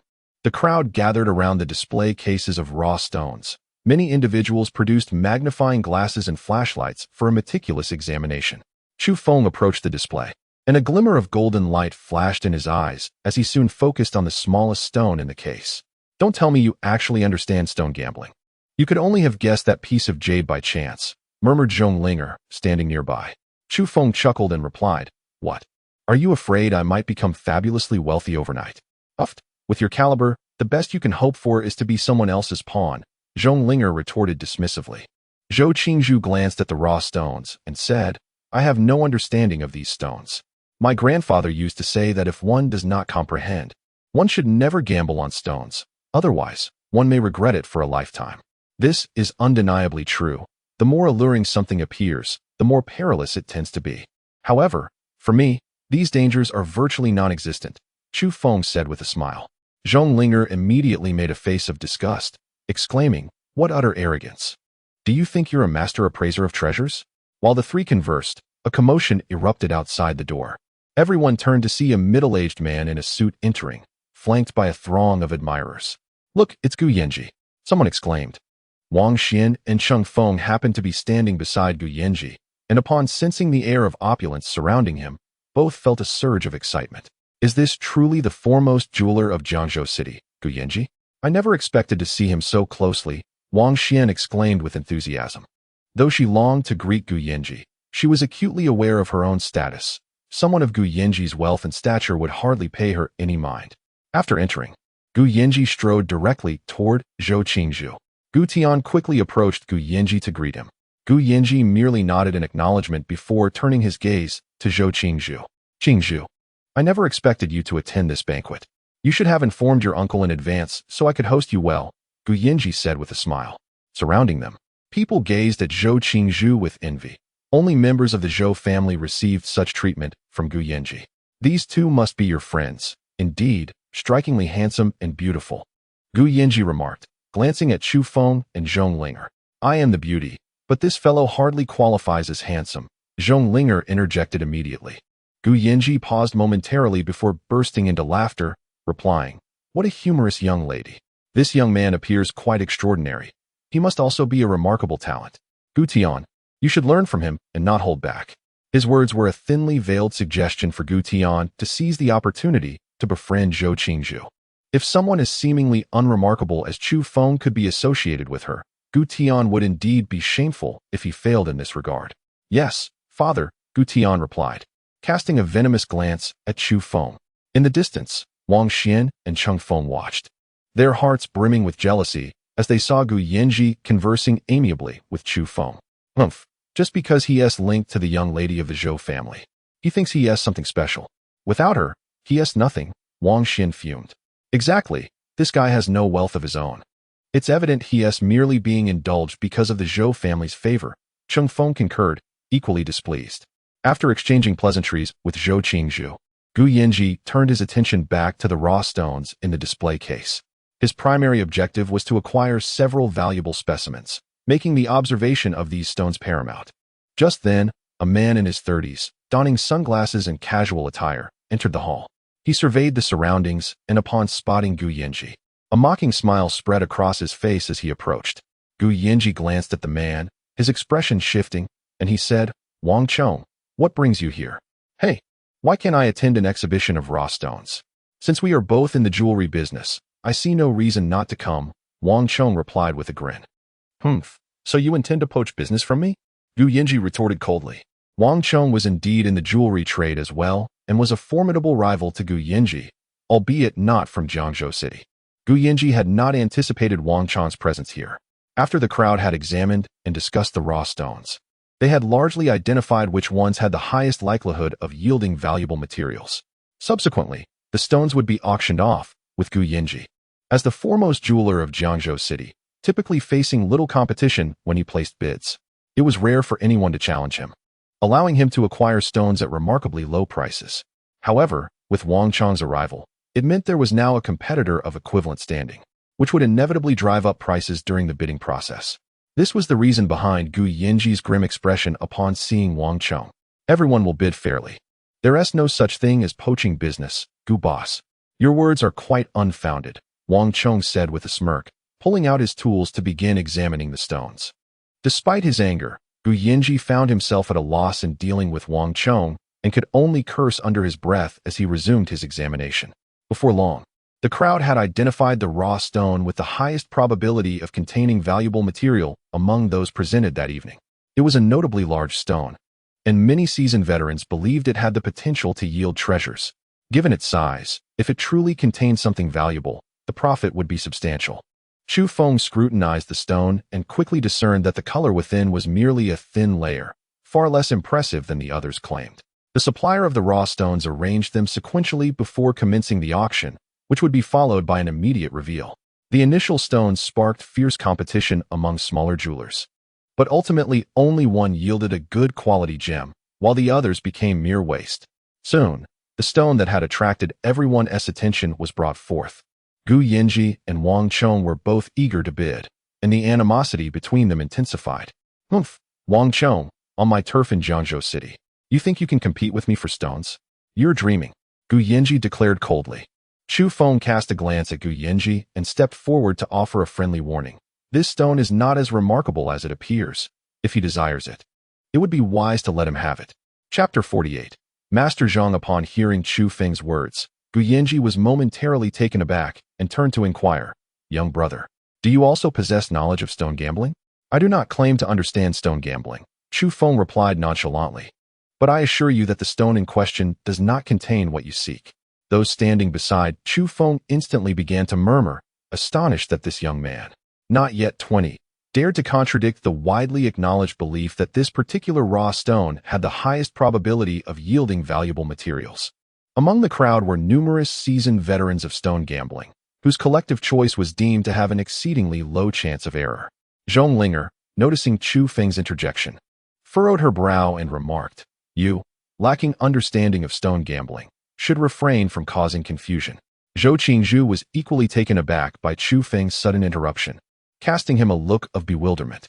As Wang Xian and Cheng Feng approached, they exchanged knowing smirks at the sight of Chu Feng attempting to deter Gu Yanji from purchasing the stone. "Chu Feng, it appears you are seeking attention beyond your means." Cheng Feng scoffed. "As a mere high school senior, do you truly believe you surpass the expertise of so many seasoned gamblers present?" Wang Xian chimed in sarcastically. "This young lad, merely a high school student, dares to declare that the agreed-upon raw stone lacks value. Such audacity! It seems he is emboldened by the support of the Zhou family's young lady, allowing him to speak recklessly in such a setting." Their comments swiftly drowned out Chu Feng's voice, and amidst the assembly of skilled gamblers, none took his words seriously. Gu Yanji frowned, evidently perceiving Chu Feng's statements as mere disruption. Gu Tian cast a disdainful glance at Chu Feng, stepping closer to admonish, "This is stone gambling, not a mere arithmetic exercise from your school. With so many confident in this stone, it would be prudent for you to refrain from muddling perceptions." Chu Feng merely pursed his lips and countered, "In the realm of gambling, even if everyone believes a stone to be valuable, the potential for error remains. This stone will ultimately disappoint you. Should you choose to disregard my warning, feel free to proceed." Gu Tian, already harboring a dislike for Chu Feng, clenched his fists upon hearing such defiance. Were it not for Zhou Qingzhu's presence beside him, he might have acted upon his irritation. "Enough," he declared, attempting to defuse the tension. "It is likely he speaks idly. There is no need for concern. Let us continue." Chu Feng shook his head, recognizing that Gu Yanji was unwilling to heed reason, and thus, he chose to remain silent. "Gu Yanji, I suggest you heed this young man's advice and relinquish your claim to the stone. It may very well yield nothing of value," Wang Chong remarked with a cold smirk. "Such stones should rightfully belong to me, don't you agree?" Gu Yanji responded with a dismissive huff, asserting, "Wang Chong, cease your daydreaming. This stone is mine." His anger was partly directed at Chu Feng. Had the latter not spoken up, Wang Chong would not have seized the opportunity to mock him. At that moment, a venerable voice broke through the commotion. What a lively gathering. It seems I have arrived late. The voice, though soft, resonated strongly, capturing everyone's attention. They turned in unison, gasping in astonishment. It was Master Zhang, the esteemed appraiser Zhang Rentong. His presence sent ripples of excitement through the crowd. My goodness, the legendary Master Zhang. It is said that any treasure he appraises multiplies in value. Gu Yinji and Wang Chong rushed forward to greet Zhang Rentong. Fully aware of his esteemed status in both the antique and stone gambling realms, and thus, they did not dare to treat him lightly. Master, we did not expect your esteemed presence here today. With you in attendance, this stone gambling event is bound to transform into a public auction, Gu Yinji said with a smile. Master Zhang, you appear even more vigorous than our last encounter, Wang Chong added, attempting to curry favor. Zhang Rentong chuckled at their flattery and replied, It seems you have already begun the stone gambling. Do not mind this old man. Continue as you were. Master, how can we proceed without your esteemed appraisal? We must have your endorsement before making any purchases, Gu Yinji insisted. Wang Chong, eyes sparkling with mischief, suggested, Master Zhang, please examine this stone. It is the finest we have seen today. If you can authenticate it, we shall commence the bidding. Zhang Rentong, without hesitation, retrieved his glasses and a finely crafted flashlight, moving toward the stone. All present held their breath, focused intently on Zhang Rentong as he scrutinized the stone, not daring to utter a word. After a considerable pause, Zhang Rentong finally lowered the flashlight and murmured, This material exhibits uniform quality, excellent translucence, and a smooth texture. It must indeed be a fine specimen. His words served as a balm to the anxious hearts of those present, as both Gu Yinji and Wang Chong visibly relaxed, appearing resolute in their pursuit of the stone. Wang Xian and Cheng Feng, upon hearing Zhang Rentong's verdict, exchanged smug glances and turned to Chu Feng. The esteemed appraiser has declared this stone to be of high quality. Do you still dare to speak against it? Wang Xian said coldly. How amusing it is to witness your obstinacy despite the overwhelming evidence, Cheng Feng added, mockingly. Gu Tian cast a derisive glance at Chu Feng, his disdain evident in his silence, though he refrained from further taunts. Zhong Linger regarded Chu Feng and remarked, Now, do you comprehend the extent of your arrogance? Though you may possess talents in certain areas, do not overestimate your abilities. Refrain from seeking the limelight in the future. Chu Feng, it is all right. It was merely a misjudgment, Zhou Qingzhu consoled him. Chu Feng shook his head, asserting, I did not misjudge. The stone's superficial qualities are merely misleading. Even the most esteemed appraisers can err. Unbelievable. Even at this point, you remain obstinate. How entertaining, Wang Xian retorted, her expression incredulous. Cheng Feng and Gu Tian exchanged disdainful glances at him. Chu Feng merely shrugged and resolutely stated, The truth of this matter will only be revealed upon cutting the stone. Debating is futile. Very well, let us await the cutting of the stone, and then we shall see what words you have left, Wang Xian muttered. Chapter 49. Grant me this stone with the endorsement of Master Zhang Rentong, the esteemed gem appraiser. Gu Yinji and Wang Chong found their confidence bolstered and commenced their bidding for the stone. Initially, a few minor jewelers participated in the bidding, but soon it devolved into a contest solely between Gu Yinji and Wang Chong. The onlookers were well aware of the financial prowess of both men, recognizing that they could not compete with such wealth. With Master Zhang's authentication, the stone was all but guaranteed to yield a profit, prompting both men to stand their ground. Ultimately, the bidding escalated to an astounding 50 million, leaving both men somewhat flushed with excitement. You're quite impressive, Boss Gu. Although this stone is decent, 50 million is rather steep. I'll concede it to you, Wang Chong gritted through clenched teeth. Gu Yinji's face glowed with triumph as he replied, 50 million is indeed substantial, yet this stone has been authenticated by Master Zhang. I believe, once cut, it will yield far more than that. Wang Chong snorted derisively, fully aware that if Master Zhang's assessment was accurate, the stone could indeed be quite lucrative. However, he had not brought sufficient funds for such a transaction and was compelled to withdraw. Damn it, I truly hope this stone is as worthless as that brat claimed. I would relish seeing him regret it, Wang Chong thought bitterly. Nevertheless, he was acutely aware of Master Zhang's remarkable skills, which had seldom faltered. It was likely that Gu Yinji was about to make a handsome profit. Upon the completion of the transaction, Gu Yinji surveyed the crowd with a smile and proclaimed, Ladies and gentlemen, the raw stone I have acquired is undoubtedly the finest of the day.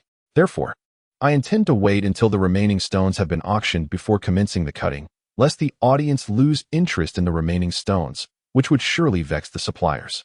The crowd erupted in laughter, acknowledging the truth in his words. Should an exceptional piece be revealed, their enthusiasm for the remaining stones would indeed wane.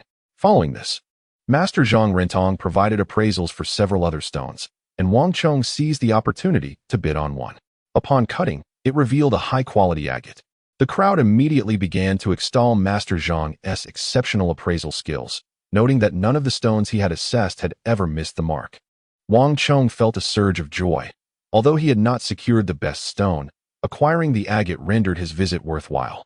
Witnessing Wang Chong's successful bid for the agate only heightened Gu Yinji's conviction that his own stone would reveal an even more superior quality. He cast a sidelong glance at Chu Feng, a hint of disdain flickering in his eyes, pondering how someone as reckless as this young man could have befriended Zhou Qingzhu. After a considerable time, all the stones had been auctioned, save for a final piece.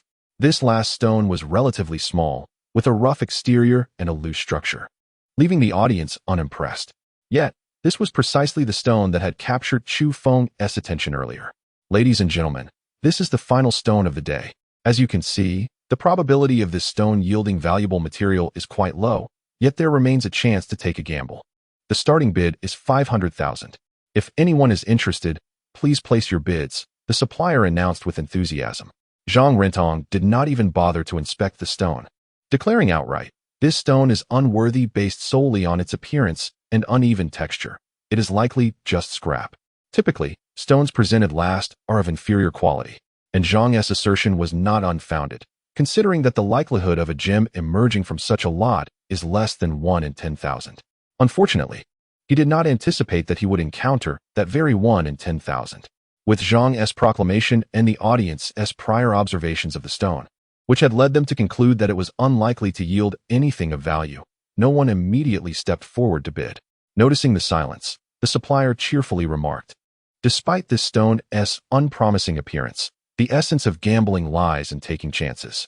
Who knows, this seemingly unremarkable stone might conceal something extraordinary.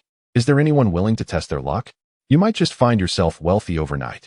Laughter erupted among the crowd, fully aware that the supplier was merely attempting to entice them. "Don't try to deceive us. Everyone desires wealth overnight. But relying on this stone is akin to betting on a lottery ticket," one scoffed. The supplier, clearly embarrassed, had encountered this situation numerous times. If no bids were placed, the stone would go unsold. "It's just the last piece. If it doesn't sell, no matter. I'd prefer to keep it and focus on my own stone," Gu Yinji remarked, prompting immediate agreement from the crowd, who were evidently more intrigued by the stone he had acquired. The supplier, shaking his head in resignation, prepared to withdraw the stone.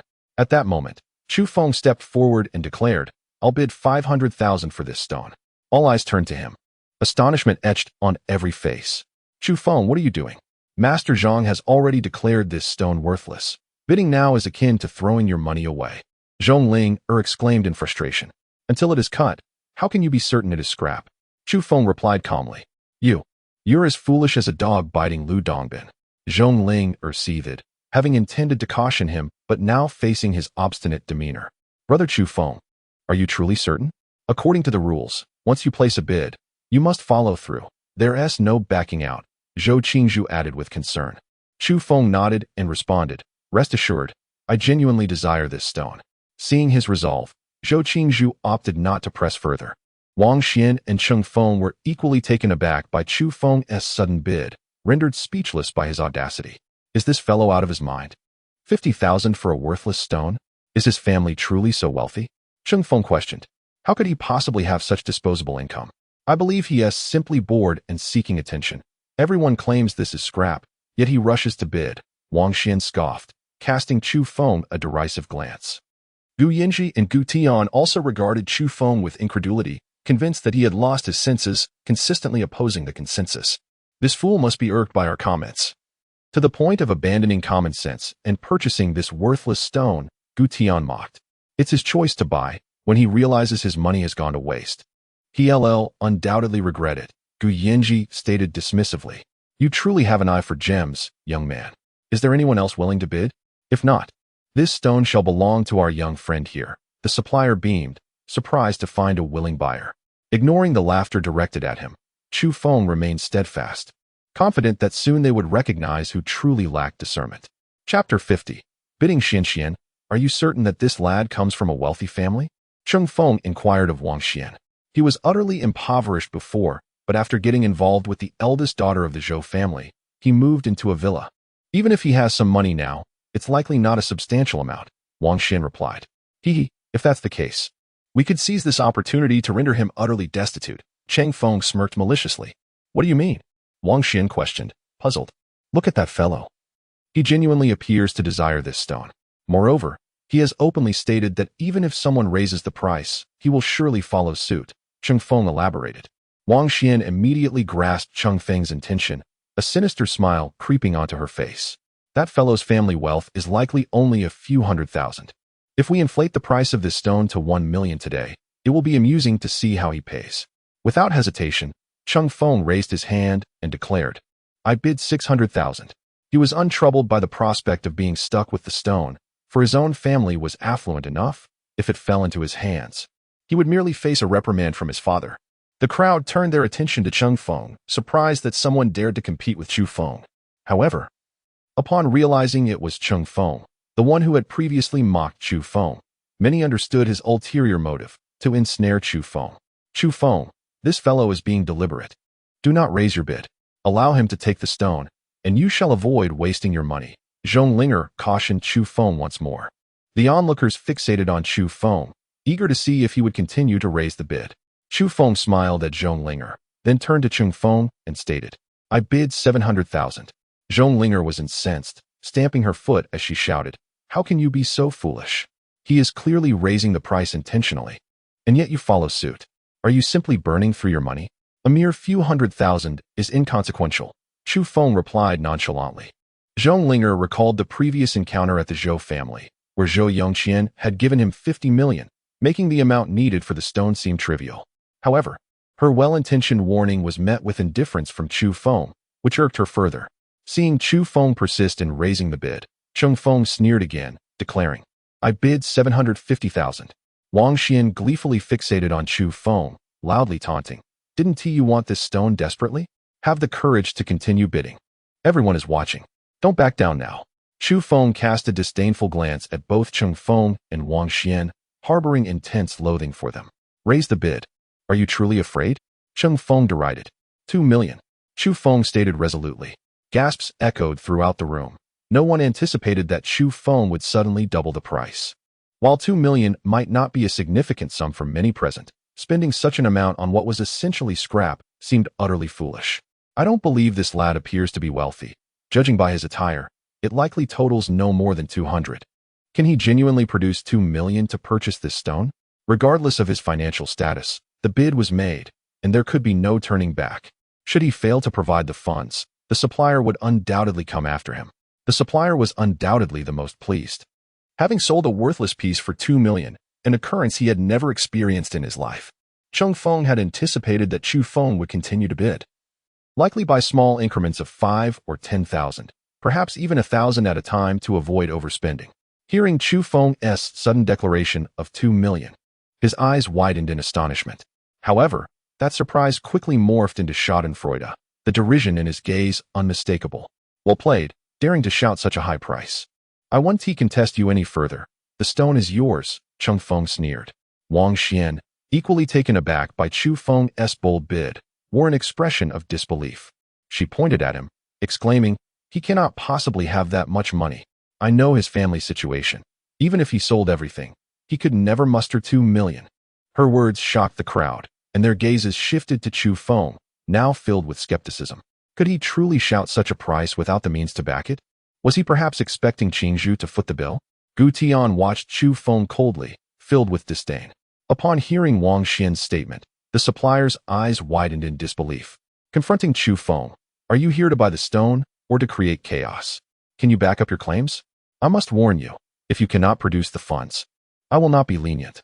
Turning calmly to the supplier, Chu Feng replied, Since I have declared this price, I will certainly provide the funds.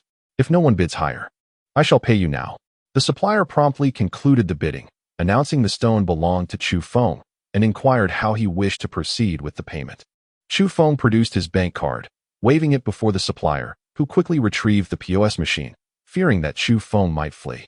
Both Wang Xian and Cheng Feng hurriedly approached, unable to believe that Chu Feng's card could possibly hold 2 million. He is definitely deceiving everyone. Not long ago, his family was in debt to mine for 300,000. How could he have 2 million now? Wang Xian asserted confidently. The crowd fixated on the card in Chu Feng's hand, eager to discern whether it indeed contained 2 million. Ignoring the onlookers, Chu Feng handed the card to the supplier, who swiped it and entered the password, waiting in silence. Everyone held their breath, eyes glued to the supplier, anticipating the outcome. The supplier, uncertain if the card could process such a sum, hesitated. However, when the POS machine displayed a successful transaction, his eyes lit up. Transaction successful. Young man, the stone is yours. Here is your card. Keep it safe. Upon hearing this, the schadenfreude expressions of Cheng Feng and Wang Xian evaporated, their bodies frozen in disbelief.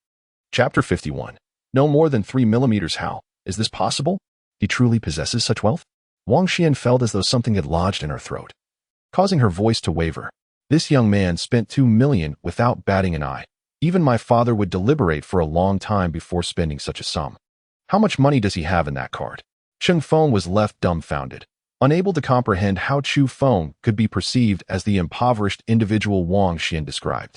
The crowd, witnessing Chu Feng's successful transaction, expressed mild astonishment, yet the expenditure did not captivate their attention. To them, spending 2 million on a worthless piece of rock rendered Chu Feng a fool. He truly spent 2 million on a worthless rock. With such intellect, he may not even compare to a pig. I truly wonder how he became friends with Qing Zhu. Gu Tian scoffed. Zhong Linger glared at Chu Feng, knowing well that 2 million was a trifling amount for him, but his air of arrogance was utterly infuriating. Spending 2 million for embarrassment. What on earth were you thinking? Zhong Linger murmured. Gu Yanji stepped forward, smiling at the crowd, and declared, since the final piece of raw stone has been auctioned, it is time to unveil its secrets. Chu Feng turned to Gu Yanji without hesitation. Naturally, we shall unveil it here. However, I assure you that my stone is an extraordinary specimen. To spare you any disappointment, let us first unveil yours. The crowd erupted in laughter, deeming Chu Feng's words as sheer arrogance. This is truly amusing. This lad believes his stone surpasses that of Boss Gu. What misplaced confidence. Such naivete is indeed baffling. Any discerning eye can recognize the quality of the stones. Yet he dares to voice such claims. Gu Yanji suppressed his urge to mock Chu Feng, smiled, and replied, since you are so confident, let us unveil my stone first. Perhaps when you see the material within, you will reconsider unveiling your worthless rock. With that, he instructed the staff to bring forth his stone and place it on the designated cutting machine. Zhang Rentong and Wang Chong leaned in closer, eager to witness what material Gu Yanji's raw stone would reveal. When Chu Feng remarked that this stone was not as promising as it appeared, Zhang Rentong felt a twinge of displeasure.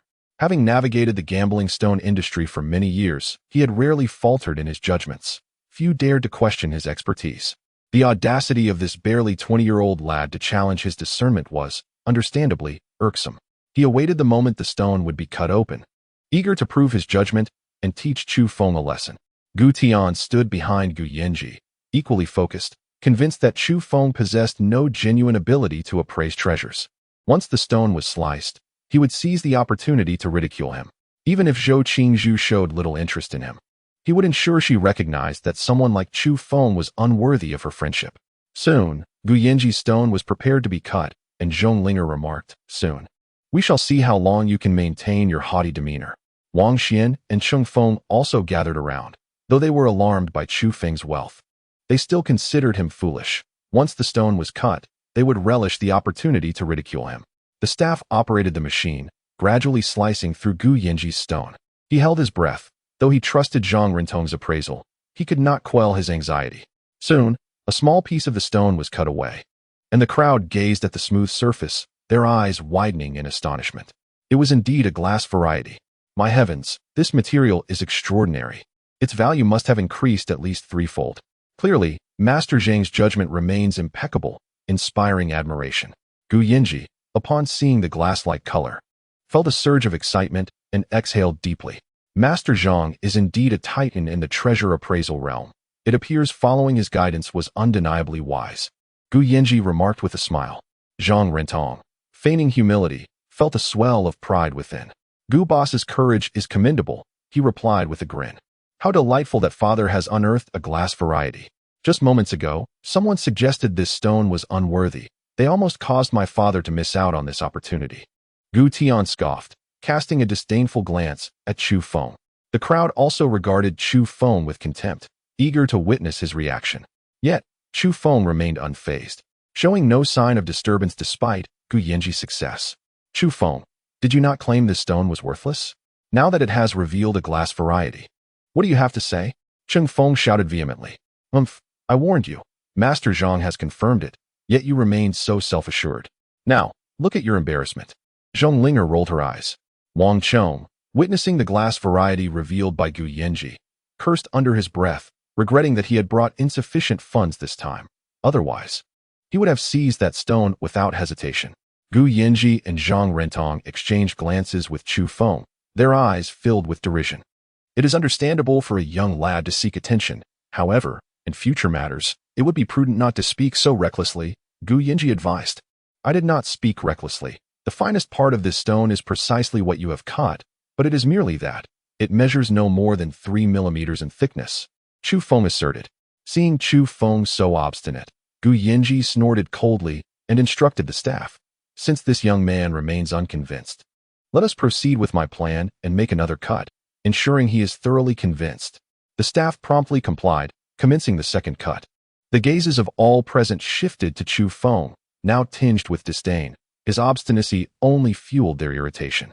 Gu Tian had already concluded that Chu Feng was merely posturing, and noticing that Zhou Qingzhu seemed to have lost patience with him, he felt a sense of triumph. Soon, the stone underwent its second cut, and when the staff presented the sliced stone for examination, a collective gasp resonated through the crowd. The stone now appeared dull and ordinary. Its previous glass-like quality vanished without a trace. Just as Chu Feng had stated, the glass thickness was indeed less than 3 millimeters. Stones of such minimal thickness, regardless of their inherent quality, could not be fashioned into jade ornaments and thus held no value. Chapter 52, Imperial Green What? What? Is it truly only this thin a layer? Gu Yanji's body stiffened as if struck by lightning. He stared incredulously at the stone that had been cut, the ordinary white surface causing his heart to nearly stop. This meant that his 50 million had genuinely gone down the drain. The surrounding crowd was equally astonished, unable to believe that this stone was indeed as Chu Feng had described, with a glass-like thickness of less than 3 millimeters. Many began to reassess their opinions of Chu Feng, casting him admiring glances. I thought this young man was merely causing trouble, but it seems he was right. Bosku has truly suffered a significant loss. How could this lad's insight be so precise? Could it be that he is simply fortunate? If only Bosku had heeded his advice against purchasing this stone, he would not have incurred such a substantial loss. TSK. It is also to blame on Bosku's impatience. Had he only made a single cut, who could have known how thick this glass layer truly was? It could still have fetched a good price. Now, it seems even 500,000 would be hard to come by. Gu Yanji shot a complex glance at Chu Feng, filled with regret, but at this moment, regret was futile. Gu Tian and Zhong Linger stared agape at the stone, astonished that it was indeed just an ordinary rock. Just as Chu Feng had said, how much talent has this fellow yet to unveil? Why is he so formidable? Zhong Linger, who had long held a grudge against Chu Feng, was compelled to reevaluate her opinion of him, acknowledging his prowess in her heart. Gu Tian, on the other hand, clenched his teeth, glaring fiercely at Chu Feng, muttering, "Damn it, it's all this guy's fault with his ill-omened words. If he hadn't been babbling nonsense, it wouldn't have come to this." Zhou Qingzhu cast a dispassionate glance at Gu Tian and remarked, "Brother Chu Feng relies on his skill to discern the quality of this stone. He even advised you, but unfortunately, you did not heed his words. Who can you blame for that?" Gu Tian was instantly rendered speechless, feeling somewhat ashamed as Zhou Qingzhu's words struck home. Indeed, they had been foolish, failing to regard Chu Feng's counsel seriously. Zhou Qingzhu turned to Chu Feng, her eyes narrowing into a smile as she said, "Brother Chu Feng, you are truly remarkable. I almost thought you were just talking nonsense earlier." Chu Feng smiled lightly, saying nothing in response. Zhang Rentong, who had been composed, widened his eyes in disbelief upon seeing that Gu Yanji's stone was nothing but scrap. He fixed a disbelieving gaze on the stone, then glanced at Chu Feng. His insight had proven inferior to that of a mere lad not yet 20. This blunder had directly caused Gu Yinji a loss of 50 million, which would undoubtedly tarnish his reputation in the industry. Previously, people regarded his judgments as the final word, without a hint of skepticism about his abilities. However, such a significant mistake today would surely sow doubts about his assessments in the future. Most troubling of all, he had been outdone by a young novice. If word of this got out, he would have no face left to remain in this circle. Among the onlookers, none were more pleased than Wang Chong, who had refrained from purchasing the stone. He gleefully gazed at Gu Yinji, whose face had turned a sickly green, nearly laughing out loud. At the same time, he cast an admiring look at Chu Feng, feeling a newfound respect for the young man. He gave a thumbs up to Chu Feng, both to commend his skill and to mock Gu Yinji. Gu Yinji, noticing Wang Chong's glee, felt as if his face would drip with bitterness. He also harbored a tinge of resentment towards Chu Feng, believing that a significant part of his misfortune was due to this young man's interference. Chu Feng observed the shifting expressions of those around him, finding their reactions somewhat amusing. He turned to Gu Yinji and smiled. "Boss Gu, do you now believe my words?" Gu Yinji snorted coldly, clenching his fists tighter, and retorted, "Humph, you're merely lucky. You guessed correctly by chance. It's no big deal. 50 million is nothing. I, Gu, can afford it." Chu Feng curled his lip, thinking how unreasonable Gu Yinji was, as if he were blaming him. "Ah, Boss Gu, such magnanimity. 50 million is indeed trivial for someone of your stature." Wang Chong clapped his hands and chuckled. Gu Yinji shot him a glare, wishing he could strip the skin from his bones. Chu Feng ignored them and turned his gaze towards the workers preparing to cut his stone, saying, "Please proceed with cutting my stone as well." The staff immediately nodded and brought forth Chu Feng's stone, placing it in the cutting machine. Gu Yinji scoffed. "No matter how you cut that stone, it will still be worthless. I suggest you save your time." "What's this? Boss Gu didn't find anything good, and now he is cursing my stone?" Chu Feng replied coldly. "Stop pretending. My father speaks the truth. That stone is undoubtedly genuine scrap. Who doesn't know that?" Gu Tian retorted aggressively. Zhang Rentong considered interjecting, as the stone was indeed unremarkable, with the odds of it yielding something valuable akin to winning the lottery. Yet, recalling how Chu Feng had accurately assessed Gu Yinji's stone, he feared that if he spoke out against Chu Feng now, he might risk his standing in the antique community. Thus, he remained silent, not daring to utter a word. Given the previous miscalculation, he could feel the crowd's attitude towards him had shifted. They no longer regarded him with the same deference. Now that the stone is being cut, even if you don't believe Brother Chu Feng, you should wait until the cutting is complete before passing judgment. Zhou Qingzhu defended Chu Feng. Gu Yinji shook his sleeve dismissively, coldly stating, "It's just scrap. What is there to see? Gu Tian, let us go." Having said that, he turned to leave, with Gu Tian glaring at Chu Feng, murder in his eyes. At that moment, the workers finished cutting Chu Feng's stone, revealing it to the crowd. Zhang Rentong, upon seeing the stone's cut surface, suddenly sprang up from the seat Gu Yinji had prepared for him. Simultaneously, everyone gathered was left speechless in shock. Imperial green. It's the rarest imperial green of the century. Zhang Rentong's trembling voice shattered the brief silence in the hall. Chapter 53. The price multiplied by several times. Originally intending to leave this place, Gu Yinji and Gu Tian halted abruptly upon hearing Zhang Rentong's exclamation. Gu Yinji quickly turned around and approached the stone, his face etched with disbelief. "This is impossible. How could this brat possibly have unearthed imperial jade? He must have misread it." He refused to accept this reality, yet when he beheld the cut surface of Chu Feng's stone, his legs felt as though they had been frozen, rendering him immobile. It truly is imperial jade. How can this be?" Gu Yinji muttered, his countenance filled with despondency. No one anticipated that this seemingly inconspicuous stone would yield the finest jadeite. All eyes were transfixed on the stone's resplendent colors, momentarily entranced. "The hue is so exquisite. I feel as though I am about to be bewitched by it," murmured Zhou Qingzhu. Beside her, Zhong Lingder stared wide-eyed, rendered speechless. This young man is truly remarkable. If one could argue that the previous stone was a stroke of luck, what kind of fortune must this one represent? This is not mere luck. This young man has known the properties of every stone from the beginning. He is the true master of gem appraisal. Goodness, I spent 2 million on a piece of imperial jade. It feels as though I received it for free. The value of this stone will likely multiply several times over. The supplier, who had been smug about selling his last stone for 2 million, was instantly struck dumb upon seeing the cut stone. He stared blankly at the color on the surface, his face twitching. I actually sold such a large piece of imperial jade for just 2 million? His expression shifted to one of utter dismay. Such a top-tier jadeite could easily fetch over 100 million, and yet he had let it go for a mere 2 million.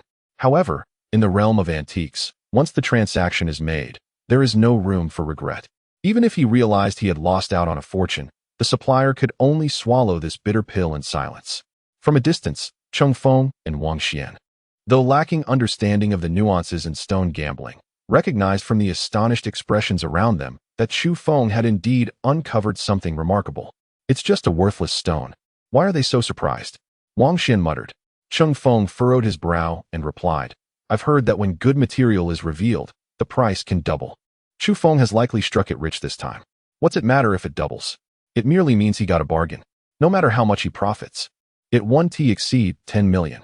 In the end, he still won't compare to you. Your family's assets are worth several tens of millions, Wang Xian retorted. Cheng Feng smiled and nodded in agreement, saying, that much is true. My father's company is now valued at around 70 to 80 million. Wang Xian smirked inwardly. Even if Chu Feng were to stumble upon extraordinary luck, marrying Cheng Feng would ensure he would always remain inferior. Zhang Rentong felt a wave of weakness wash over him. Today's banquet had indeed yielded an imperial jade, and it was not he who had discerned it. Previously, he had confidently declared the stone to be worthless, even deeming it a waste of energy to examine it further. A sense of defeat surged within him as he glanced at Chu Feng, utterly perplexed by how such a young man could possess such incredible discernment. He had mocked Chu Feng earlier, but now he realized he was the true fool. No, this young man is so young. His future achievements are bound to be astonishing. I must find a way to befriend him, or I risk missing out on a significant figure. Zhang Rentong silently resolved, inhaled deeply, and approached Chu Feng. Young man, I never anticipated you possessed such extraordinary insight. Truly, I am humbled. I must apologize for my earlier demeanor and hope you can forgive my rudeness. Zhang Rentong spoke respectfully to Chu Feng, leaving those around them in astonishment. Even Master Zhang has begun to flatter this young man. He is indeed no ordinary person. With such advanced appraisal skills at such a young age, his future prospects are limitless. Who wouldn't desire to curry favor with him? Seeing Zhang Rentong take the initiative to befriend Chu Feng, Gu Yanji's expression darkened further. Chu Feng turned toward Zhang Rentong and smiled, saying, You are a respected elder in this field. I cannot accept your apology. Zhang Rentong's face fell into an awkward expression, realizing that this young man was not inclined to grant him any face. You are too modest, young man. In comparison to you, my skills are still lacking, he replied. Not in anger, but rather praising Chu Feng. Noting Zhang Rentong's graciousness, Chu Feng's perception of him began to shift. Master Zhang, you are being humble. I did not take your previous remarks to heart. Just refrain from judging by appearances in the future. Zhang Rentong nodded earnestly, finding no issue with being admonished by someone under 20. Wang Chong observed Chu Feng for a moment before rolling his eyes and quickly approaching, smiling as he said, Young brother, you truly are remarkable. You have accurately identified both stones. This piece of imperial jade is indeed rare, and one of this size is even more so. I wonder if you might consider parting with it? Upon hearing Wang Chong's words, Chu Feng smiled in return. This jadeite held no particular value for him. He intended to buy it solely for resale. It depends on the price, he replied nonchalantly. Wang Chong's eyes brightened immediately. In that case, I offer 80 million for this jadeite. Would you be willing to let me have it? Zhang Rentong shot Wang Chong a disdainful glance and interjected, Wang Chong, you understand the rarity of this imperial jade, don't you? 80 million seems rather low, doesn't it? His comment was clearly aimed at winning Chu Feng's favor. For the connections Chu Feng could provide were far more valuable than those of anyone else present. Wang Chong's face turned awkward as he countered, Master Zhang. I am well aware of the stone's value. It's only business etiquette to negotiate, right? Damn, these people sure changed their demeanor quickly. Now that this kid has revealed good material, they all rush to flatter him, Gu Tian grumbled. Gu Yanji shot him a glare, then rubbed his face, forcing a smile as he approached Chu Feng. Negotiating is fine, but it does make you seem insincere. Young man, I may have spoken too harshly before. Allow me to apologize. To show my sincerity, I am willing to purchase this jadeite for 110 million. Chapter 54. My apologies, but 110 million? An exclamation erupted from the crowd. All eyes turned to Gu Yanji, startled by the staggering figure he had just uttered. Numerous individuals swallowed hard, their gazes towards Chu Feng filled with envy. Chu Feng had leveraged a mere 2 million to secure a sum exceeding 100 million, a feat unimaginable for most in their lifetimes. Cheng Feng and Wang Xian, who had initially believed that even if the price of the stone doubled, it would yield little, were rendered speechless upon hearing the figures announced by Wang Chong and Gu Yanji. How can it be worth this much? Isn't it just a worthless rock? Wang Xian exclaimed in disbelief. This is simply terrifying. A stone worth more than my family's entire company? Cheng Feng's eyes widened in astonishment. Wang Xian felt a tingling sensation at the back of her head, gazing at Chu Feng as if caught in a dream. Regret washed over her, obliterating all her previous disdain for him, all because of that stone. She had always thought that even if Chu Feng had climbed the social ladder by associating with the young lady of the Zhou family, he would ultimately achieve nothing significant.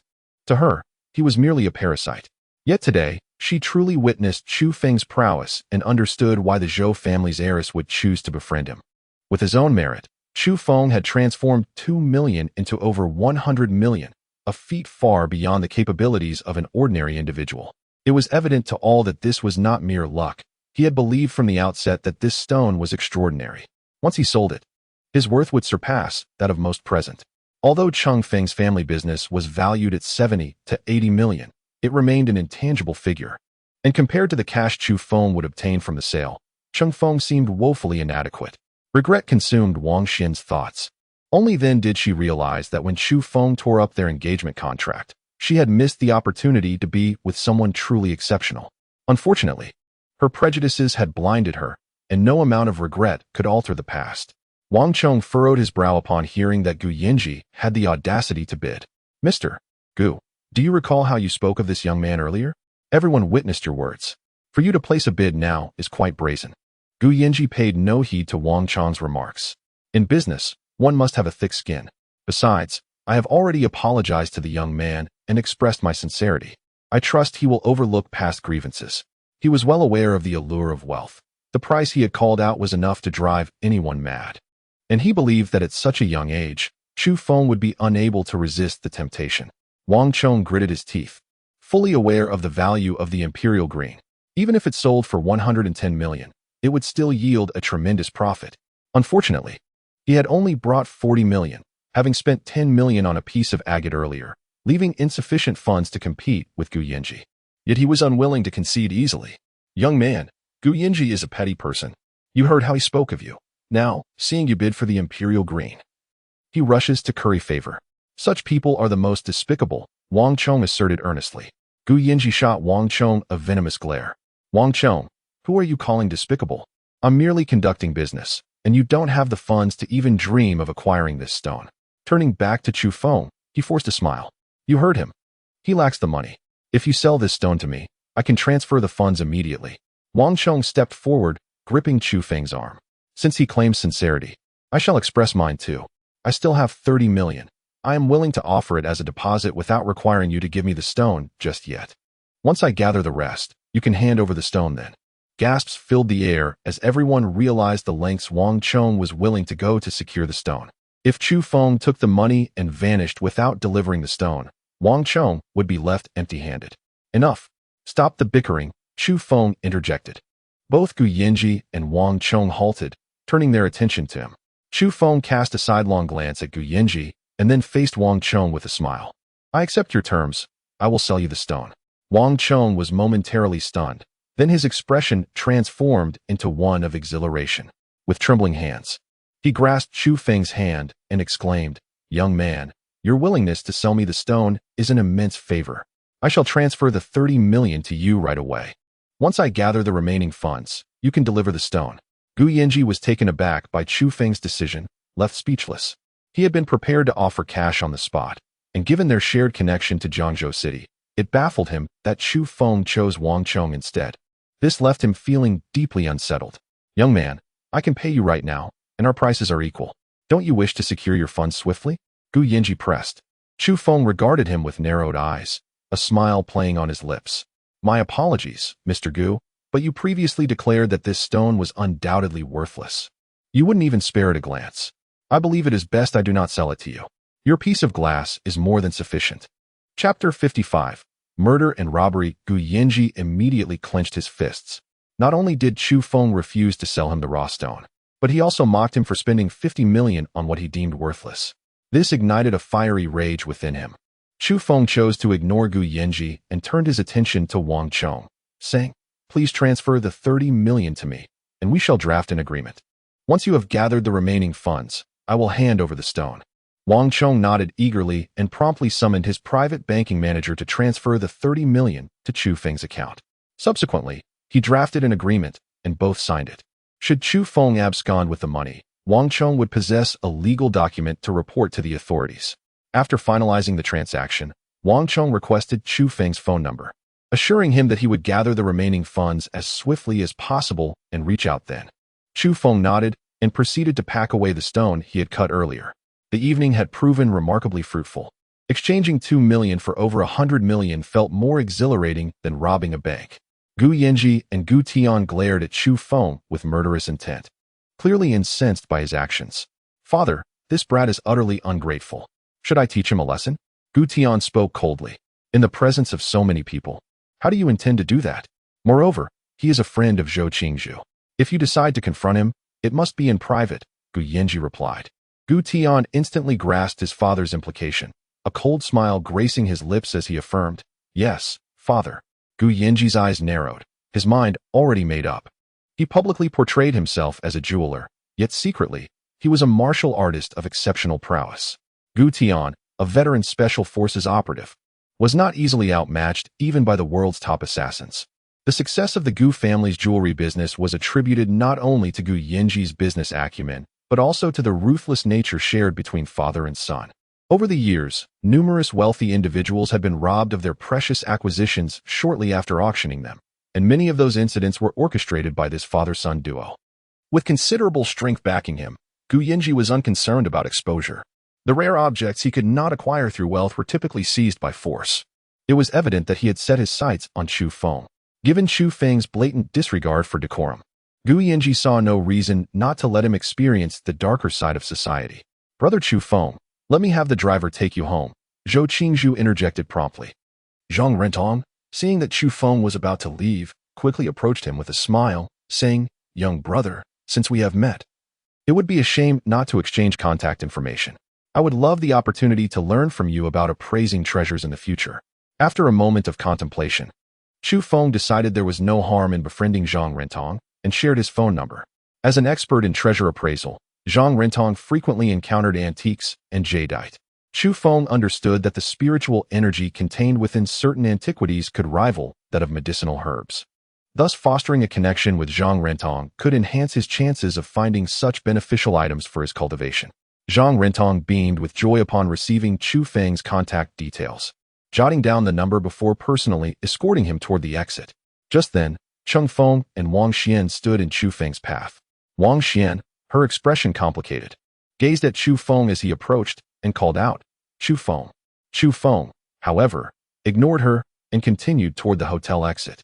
Wang Xian felt a wave of disappointment wash over her. She knew that from this point onward, she would only be able to watch his departing figure. The entire hall fixated on Chu Feng as he descended the stairs, and with his departure, the vibrancy of the gathering seemed to fade. Not long after Chu Feng exited the hotel, Gu Yanji and Gu Tian exchanged glances and discreetly left the venue. Upon leaving the hotel, Chu Feng strolled along a narrow path toward Longquan Bay, the stone worth over 100 million nestled within a plastic bag he carried. Most would take great care to protect such a valuable item, fearing it might be damaged. "If only I had a Qinkuan bag," he mused to himself. A Qinkuan bag is a type of spatial artifact that appears to be an ordinary pouch, but contains immense space capable of holding anything that fits within it. In his previous life, Chu Feng owned a celestial abode crafted from spatial artifacts, which could transform its exterior at will while housing an area spanning hundreds of kilometers within. He had worn this abode as a ring, allowing him to retrieve items at will. He pondered whether Earth possessed materials suitable for crafting spatial artifacts. If such resources existed, he could begin to forge a storage device. As Chu Feng ambled leisurely forward, he suddenly sensed two concealed presences trailing behind him. These two auras were remarkably elusive, nearly undetectable to an untrained individual. However, Chu Feng's heightened senses alerted him to their presence, and from the murderous intent radiating from them, he deduced that they were indeed Gu Yanji and Gu Tian. Are they planning to resort to murder and robbery? A mocking smile crept across Chu Feng's face. He felt no trepidation. Spotting a nearby alley, he promptly turned and entered it. In the realm of cultivation, murder and robbery were commonplace. Treasures invariably belonged to the strong. Lacking sufficient power, one would only invite disaster by attempting to seize them. Yet, Gu Yanji and his son had not fully grasped Chu Feng's true strength. Their reckless approach could lead to unforeseen consequences. Chapter 56. Mere mortals. As Chu Feng turned into the alley, he sensed two auras swiftly approaching him. The dim light of the alley rendered Gu Yanji and his son's concealment skills relatively commendable. Had it been an ordinary person, they would likely have met their demise without ever realizing how it occurred. A gust of wind whooshed past Chu Feng's ear as a hand reached for his shoulder. He sidestepped and glanced back, spotting two figures clad in black, their faces obscured. The one who had attacked was evidently Gu Tian. "Boy, are you aware that we have been tailing you?" Gu Tian feigned a hoarse voice to obscure his identity from Chu Feng. Chu Feng chuckled, retorting, "Your stealth techniques are woefully inadequate. It would be quite difficult for me not to notice. Humph, cease this pretense and hand over what you possess. We may yet spare your life." Gu Yanji intoned in a low voice. "Boss Gu, what is wrong with your voice? Suffering from a sore throat?" Chu Feng jested. Gu Yanji's expression shifted upon realizing that Chu Feng had deduced his identity. "What, Boss Gu? Boy, relinquish what you hold, and stop your prattling." Gu Tian barked. "You think you two are worthy of claiming what I possess? Gu Tian, do you truly believe I am merely a high school student?" Chu Feng replied coldly. Surprised, Gu Yanji recognized that Chu Feng was well aware of their identities. Continuing the charade was futile. He promptly removed his mask, fixing a sharp gaze upon Chu Feng as he spoke coldly. "Since you have discerned our identities, let us not waste time. You know what we desire." Seeing his father reveal his identity, Gu Tian too discarded his mask. Chu Feng secured the bag containing the stones and placed it against the wall, then turned to face Gu Yanji and Gu Tian, saying, "The stones are right here. If you have the ability, come and take them." "You still fail to grasp your current predicament." Gu Tian glared at Chu Feng. "I have executed more assassination missions internationally than you have had meals. My father is a master of internal strength. You likely remain unaware of the terror they embody." Glancing at Gu Yanji, Chu Feng felt a flicker of surprise. The seemingly gentle Gu Yanji indeed possessed mastery of internal strength. "I have stated, the stones are here. If you possess the capability, come and retrieve them." Chu Feng reiterated nonchalantly. Noticing Chu Feng's utter calmness, a glint of malice appeared in Gu Tian's eyes. He perceived that Chu Feng had no comprehension of the threat posed by him and Gu Yanji. "Father, allow me to teach this boy a lesson. Once he witnesses my prowess, he shall not dare utter such words again," Gu Tian declared, turning to Gu Yanji, who nodded in agreement. He understood his son's capabilities. For years, he had nurtured Gu Tian like a prodigy, and Gu Tian had never disappointed him. To him, Chu Feng was merely an arrogant high school student, likely oblivious to the true nature of international mercenaries and masters of internal strength. Such a person needed to experience hardship to comprehend their own weakness. Gu Tian clenched his fists, a cold smile crossing his face as he approached Chu Feng. He had wanted to confront Chu Feng at the banquet, but with Zhou Qingzhu supporting him, he refrained. Now, in this secluded alley with only the three of them, he could freely display his violent side. Among international mercenaries, Gu Tian bore a notorious moniker, Blood Demon. Each time he completed a mission, he would inflict wounds upon his target, reveling in the sight of their blood. His fearsome reputation ensured that few dared to provoke him. "Boy, today you shall experience the might of the Blood Demon. When the blood flows, do not scream." A dagger materialized in Gu Tian's hand as he swiftly approached Chu Feng. Gu Yanji brimmed with confidence. Witnessing Gu Tian's approach, he envisioned Chu Feng's dismal fate. Gu Tian moved with fluidity, the dagger slicing through the air towards Chu Feng's arm.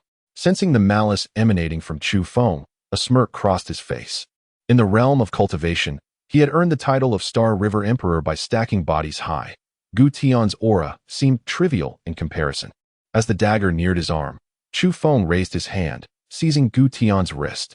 With a swift motion, A crack echoed as Gu Tian's hand broke. Ah! The dagger clattered to the ground, and Chu Feng seized the opportunity, kicking it directly into Gu Tian's thigh. Blood immediately gushed forth, and he collapsed before Chu Feng. Weren't you saying not to scream? Why do you sound so piteous now? Chu Feng teased. Fear flashed in Gu Tian's eyes as he gazed at Chu Feng. In that fleeting moment, he sensed an overwhelming aura of death emanating from him. It felt as though a demon from the depths of hell stood before him. In Chu Feng's presence, he was nothing more than a mere lackey. "Father, save me!" Gu Tian cried out. Gu Yanji, who had anticipated Gu Tian's swift victory, was taken aback to see his son kneeling before Chu Feng so quickly. His heart sank as he realized Chu Feng was far more formidable than they had imagined. "Boy, release my son, or I shall kill you." Gu Yanji rushed towards Chu Feng, unleashing the full force of his internal strength, moving at a speed far exceeding Gu Tian's. "You, let me go? My father is a master of internal strength. You cannot hope to match him." Gu Tian gritted his teeth, addressing Chu Feng. With a cold snort, Chu Feng flung Gu Tian aside and turned to face Gu Yanji. A surge of spiritual energy manifested in Chu Feng's palm, illuminating the previously dim alley. "Mere mortals dare to utter threats against me? Absurd." Chapter 57. Do you have the qualification to negotiate with me? Gu Yanji struck down towards Chu Feng with a palm, his inner strength coalescing in his hand, wielding enough force to potentially kill an ordinary person with a single blow. He harbored no intention of sparing Chu Feng. Gu Tian was his beloved, and witnessing Chu Feng break his hand left him with only a singular thought: to eliminate Chu Feng. However, upon noticing the luminous glow emanating from Chu Feng's palm, his expression changed immediately.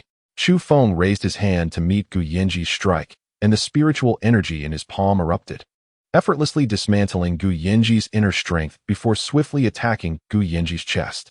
Gu Yanji's face paled, and he quickly exerted force with his feet, retreating hastily.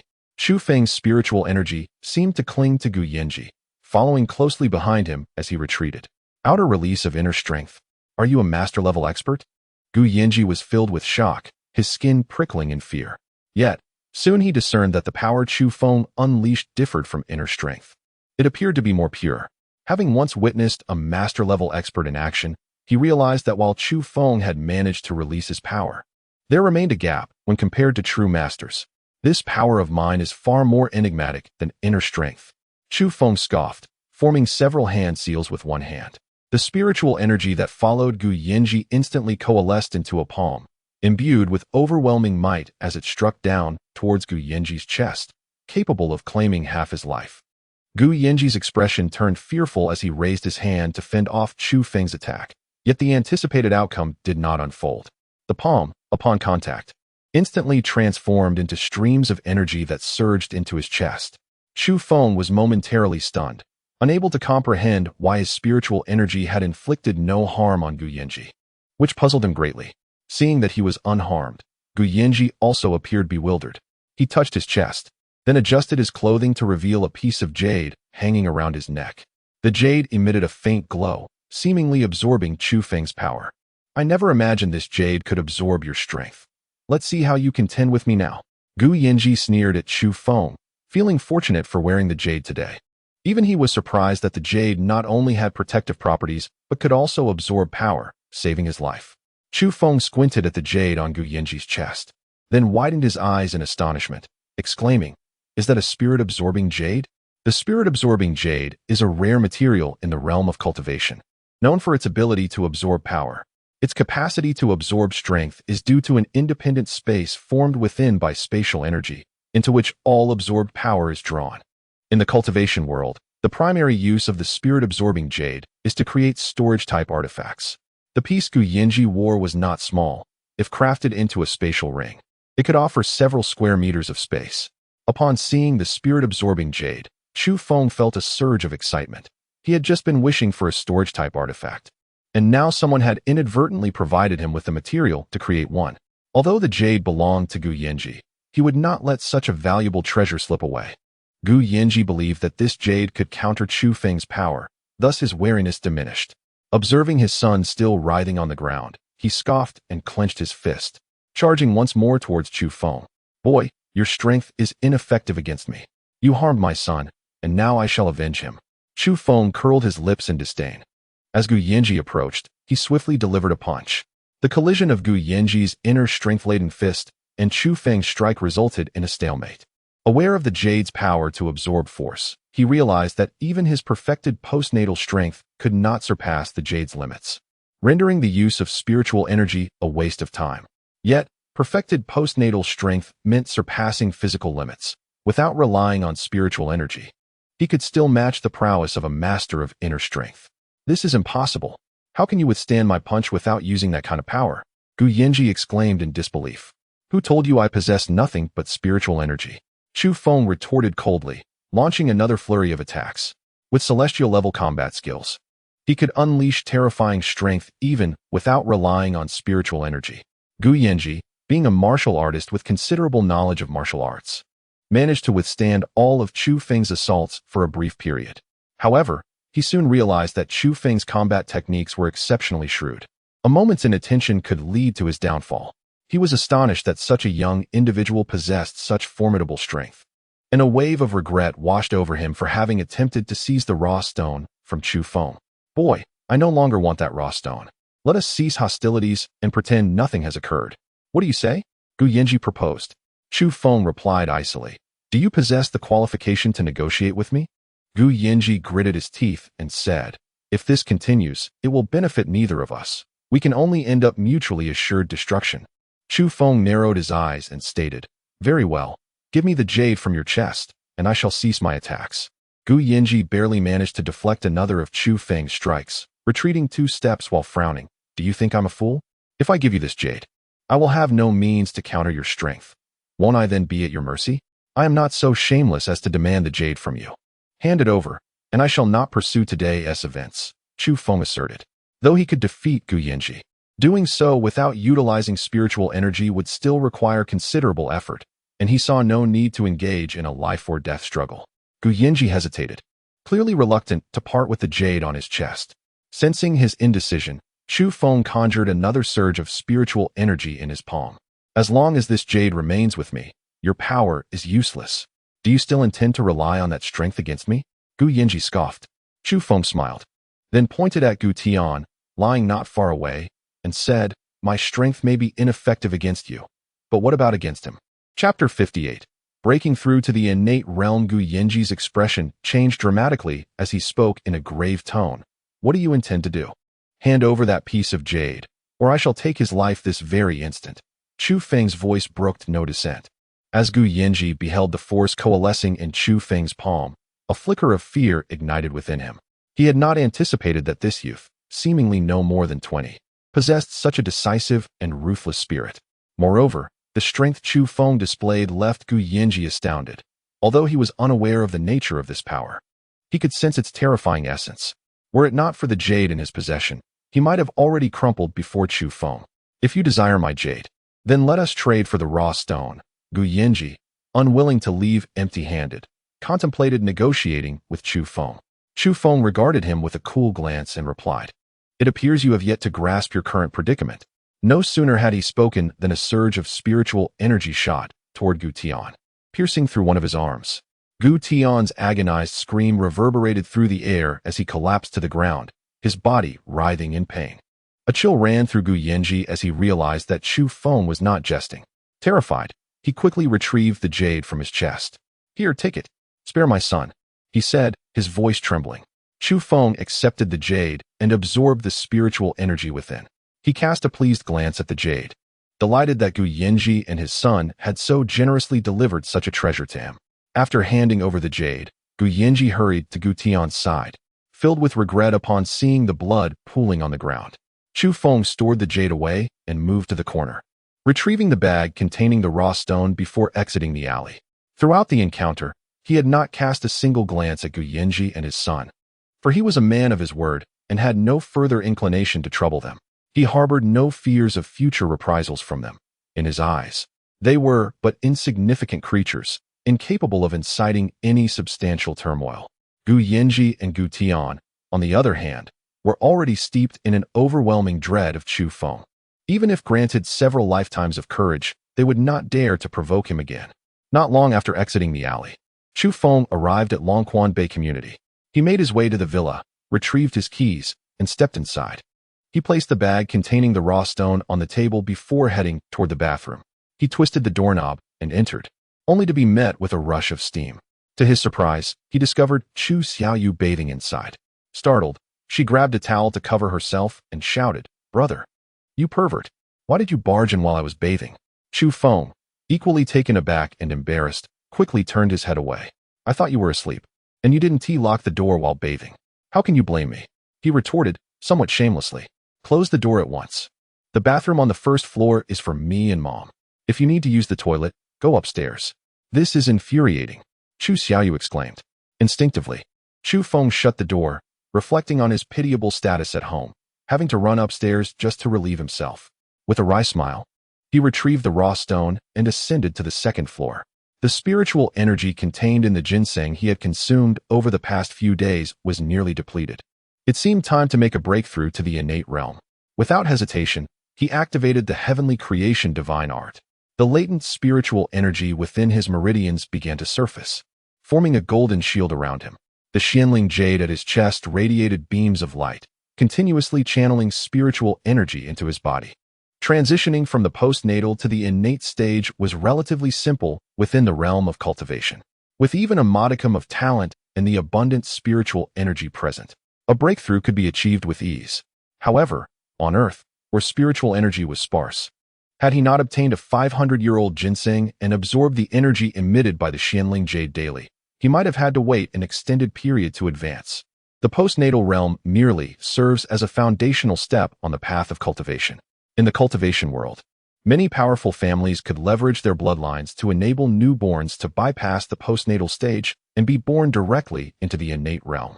Achieving the innate stage marked the true threshold of cultivation.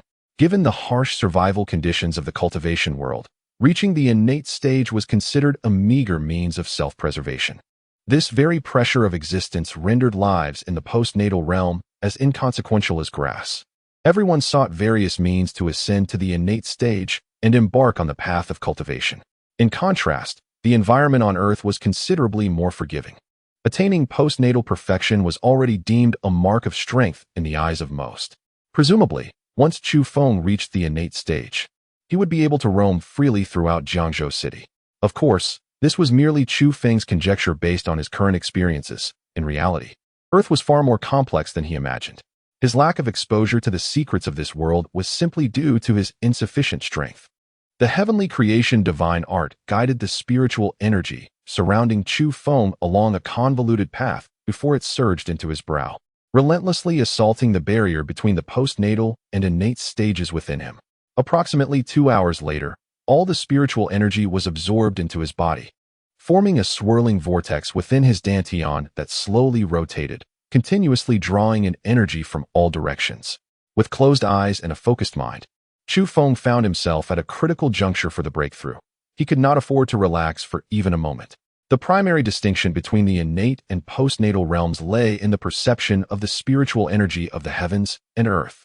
The postnatal realm primarily enhances the body, and Chu Feng's ability to manipulate spiritual energy stemmed from the might of the heavenly creation divine art. Upon reaching the innate realm, the body could autonomously sense the surrounding spiritual energy and gradually absorb it, thereby enhancing one's strength. Entering the innate stage implied a more adept utilization of spiritual energy, and naturally, one's power would evolve significantly. At this moment, Chu Feng opened his eyes, a glimmer of enlightenment flashing within them, and an all-too-familiar smile graced his face. Chapter 59. The solid spell in the realm of innate mastery. One can sense the essence of the universe, harnessing the ethereal energies of nature for personal use. Regrettably, the Earth possesses a meager supply of such spiritual energy. Despite an enhancement in sensitivity to this energy by 100-fold, it still pales in comparison to the vastness of the cultivation world. Chu Feng rose from his bed, having now truly become an innate master. According to prior estimations, those at the pinnacle of postnatal cultivation surpass martial masters by a narrow margin. Now that he has attained innate status, it is reasonable to assume he could easily overpower martial grandmasters. Upon his rebirth, Chu Feng harbored two ambitions. One was to amend past regrets and ensure those around him could lead lives filled with happiness and joy. The other was to start anew. striving to restore his former glory. In his previous life, he had failed to transcend during his tribulation.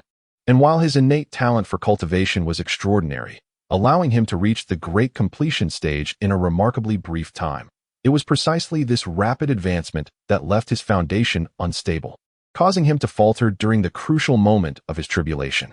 In this new life, he is resolute in learning from past lessons, regardless of the speed of cultivation. Establishing a solid foundation is imperative for reaching higher realms. With his current innate prowess, he can now utilize certain abilities that were previously beyond his reach. Although he cannot yet wield the most advanced techniques, the potency of common spells suffices to keep him in an invulnerable position. Muttering to himself, Chu Feng approached his desk and picked up the piece of spirit-gathering jade. Fortuitously, he had collected several texts on artifact crafting in his previous life, which now resided in his memory. Without this knowledge, even possessing the jade would not enable him to forge a storage artifact. With a smile, he settled into a chair, closed his eyes, and plunged into his consciousness, rapidly seeking the memories related to artifact crafting. Upon achieving innate mastery, his command of spiritual energy reached a refined level, making the task of recalling these memories rather straightforward. Once he transformed his recollections into written form, Chu Feng began to read with great delight. Despite having attained the great completion stage in his past life, he had not extensively studied the art of crafting. Most of his artifacts were appropriated from his adversaries. Thus, he must start from scratch to forge even the simplest storage artifact. As nights swiftly passed, Chu Feng remained engrossed in his studies, not sparing a moment for rest. For an innate master, going days without sleep is trivial. With the replenishment of spiritual energy, he does not rely on slumber for restoration. After gaining a solid grasp of the fundamental principles of crafting, he stored those memories away, freshened up, and descended the stairs. Li Suhua had prepared breakfast, and Chu Feng took a seat with Chu Xiaoyu. It seemed that Chu Xiaoyu was still miffed about the previous night, glaring at him as she ate. Noticing her intense gaze, Chu Feng inquired, "Why are you staring at me instead of eating?"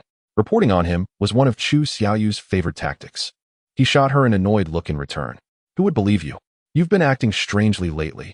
Surely, it's not just because you're out with your female classmates." Chu Xiaoyu retorted mischievously. Chu Feng squinted at her with a smile that concealed his intentions, saying, "Xiaoyu, are you perhaps asking for a proper education? You can't even keep your mouth shut during breakfast." In response, Chu Xiaoyu made a face at him and declared, "I have no interest in listening to your preachings. You should go educate your girlfriend instead." With a roll of her eyes, she discreetly formed a hand seal beneath the table, releasing a stream of spiritual energy directed at Chu Xiaoyu. Having reached innate mastery, Chu Feng could manipulate spiritual energy to unleash spells. The one he just cast was a simple solid spell.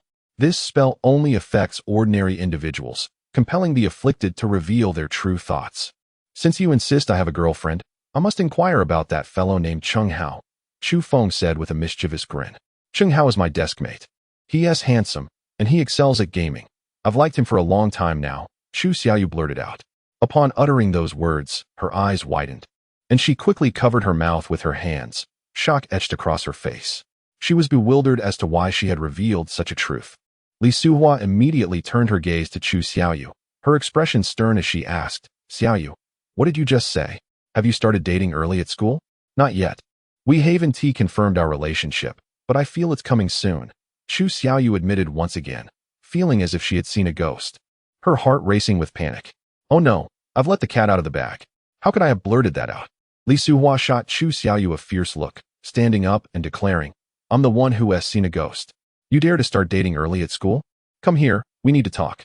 Observing Chu Xiaoyu's flustered demeanor brought a smile to Chu Feng's face. He took a bite of his meal, set down his chopsticks, and said to Li Suhua, "Mom, take your time chatting. I'll head upstairs now." With that, he ascended the stairs. Chu Xiaoyu felt utterly helpless, her resentment toward Chu Feng swelling. Had he not pressed her, she likely wouldn't have blurted the truth. "This brother of mine is infuriating. Why did he have to ask that?" Chu Xiaoyu grumbled. Once upstairs, Chu Feng closed the door, reveling in the thought of Chu Xiaoyu facing their mother. His spirits lifted. He retrieved the piece of spirit-gathering jade, and, recalling the steps of crafting in his mind, summoned spiritual energy in one hand, officially commencing the forging of the jade. Chapter 60. The Space Ring Refining Tools tests an individual's mastery over spiritual energy. as even the simplest artifacts possess intricately complex structures, necessitating a meticulous level of control. Chu Feng aspired to transmute this piece of spirit jade into a space ring. Although the space it could conjure was merely a few dozen square meters, for Chu Feng, who had just reached the innate realm, it was already a formidable endeavor. Of course, the artifact he was crafting was still at the most fundamental level. Should he attempt to forge a higher-grade artifact, mere spiritual energy would not suffice. He needed to prepare a cauldron and flames of sufficient temperature, harmonizing them with his control of spiritual energy to achieve the refining process. Typically, top-tier artifact masters possess cauldrons of caliber rivaling that of supreme artifacts, along with rare fire seeds. For them, the cauldron and fire seed serve dual purposes, both for forging artifacts and for combat. Chu Feng's spiritual energy manifested as intricate inscriptions, permeating the spirit jade and gradually unveiling the space within. He closed his eyes. The refining process was tedious. Yet creating a space ring of a mere few dozen square meters was not beyond his capabilities. It merely required patience. As noon approached, Chu Feng opened his eyes. The spirit jade before him had transformed into an ancient jade ring, radiating a myriad of twinkling lights. If auctioned, it would surely fetch a handsome price. He lifted the ring and adorned his finger with it. With this, he would no longer fret about carrying too many items when venturing out. A smile graced Chu Feng's face as he approached the table. The space ring released an invisible force that enveloped the imperial green jade, and in the blink of an eye, it vanished into thin air. He placed all his belongings into the space ring, including several articles of clothing for unforeseen circumstances. The convenience of the space ring is unfathomable to ordinary individuals. In the realm of cultivation, people often journey thousands of miles, even the mightiest among them, who require neither food nor water, inevitably need various essentials. It is impractical to carry a massive bundle over such distances. The space ring allows for effortless travel. Were this space ring to be mass-produced and sold at a set price of 100 million each, it would not be long before I become the world's richest person. Chu Feng mused, a grin spreading across his face as he envisioned a brilliant path to wealth. However, he held little interest in becoming the world's wealthiest individual and would not squander time crafting numerous space rings. As long as his strength was formidable enough, the world would continue to regard him with reverence, regardless of his wealth.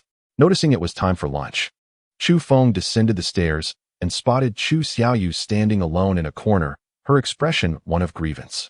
Following a rigorous interrogation by Li Suhua in the morning, she had been ordered to stand in punishment until lunchtime.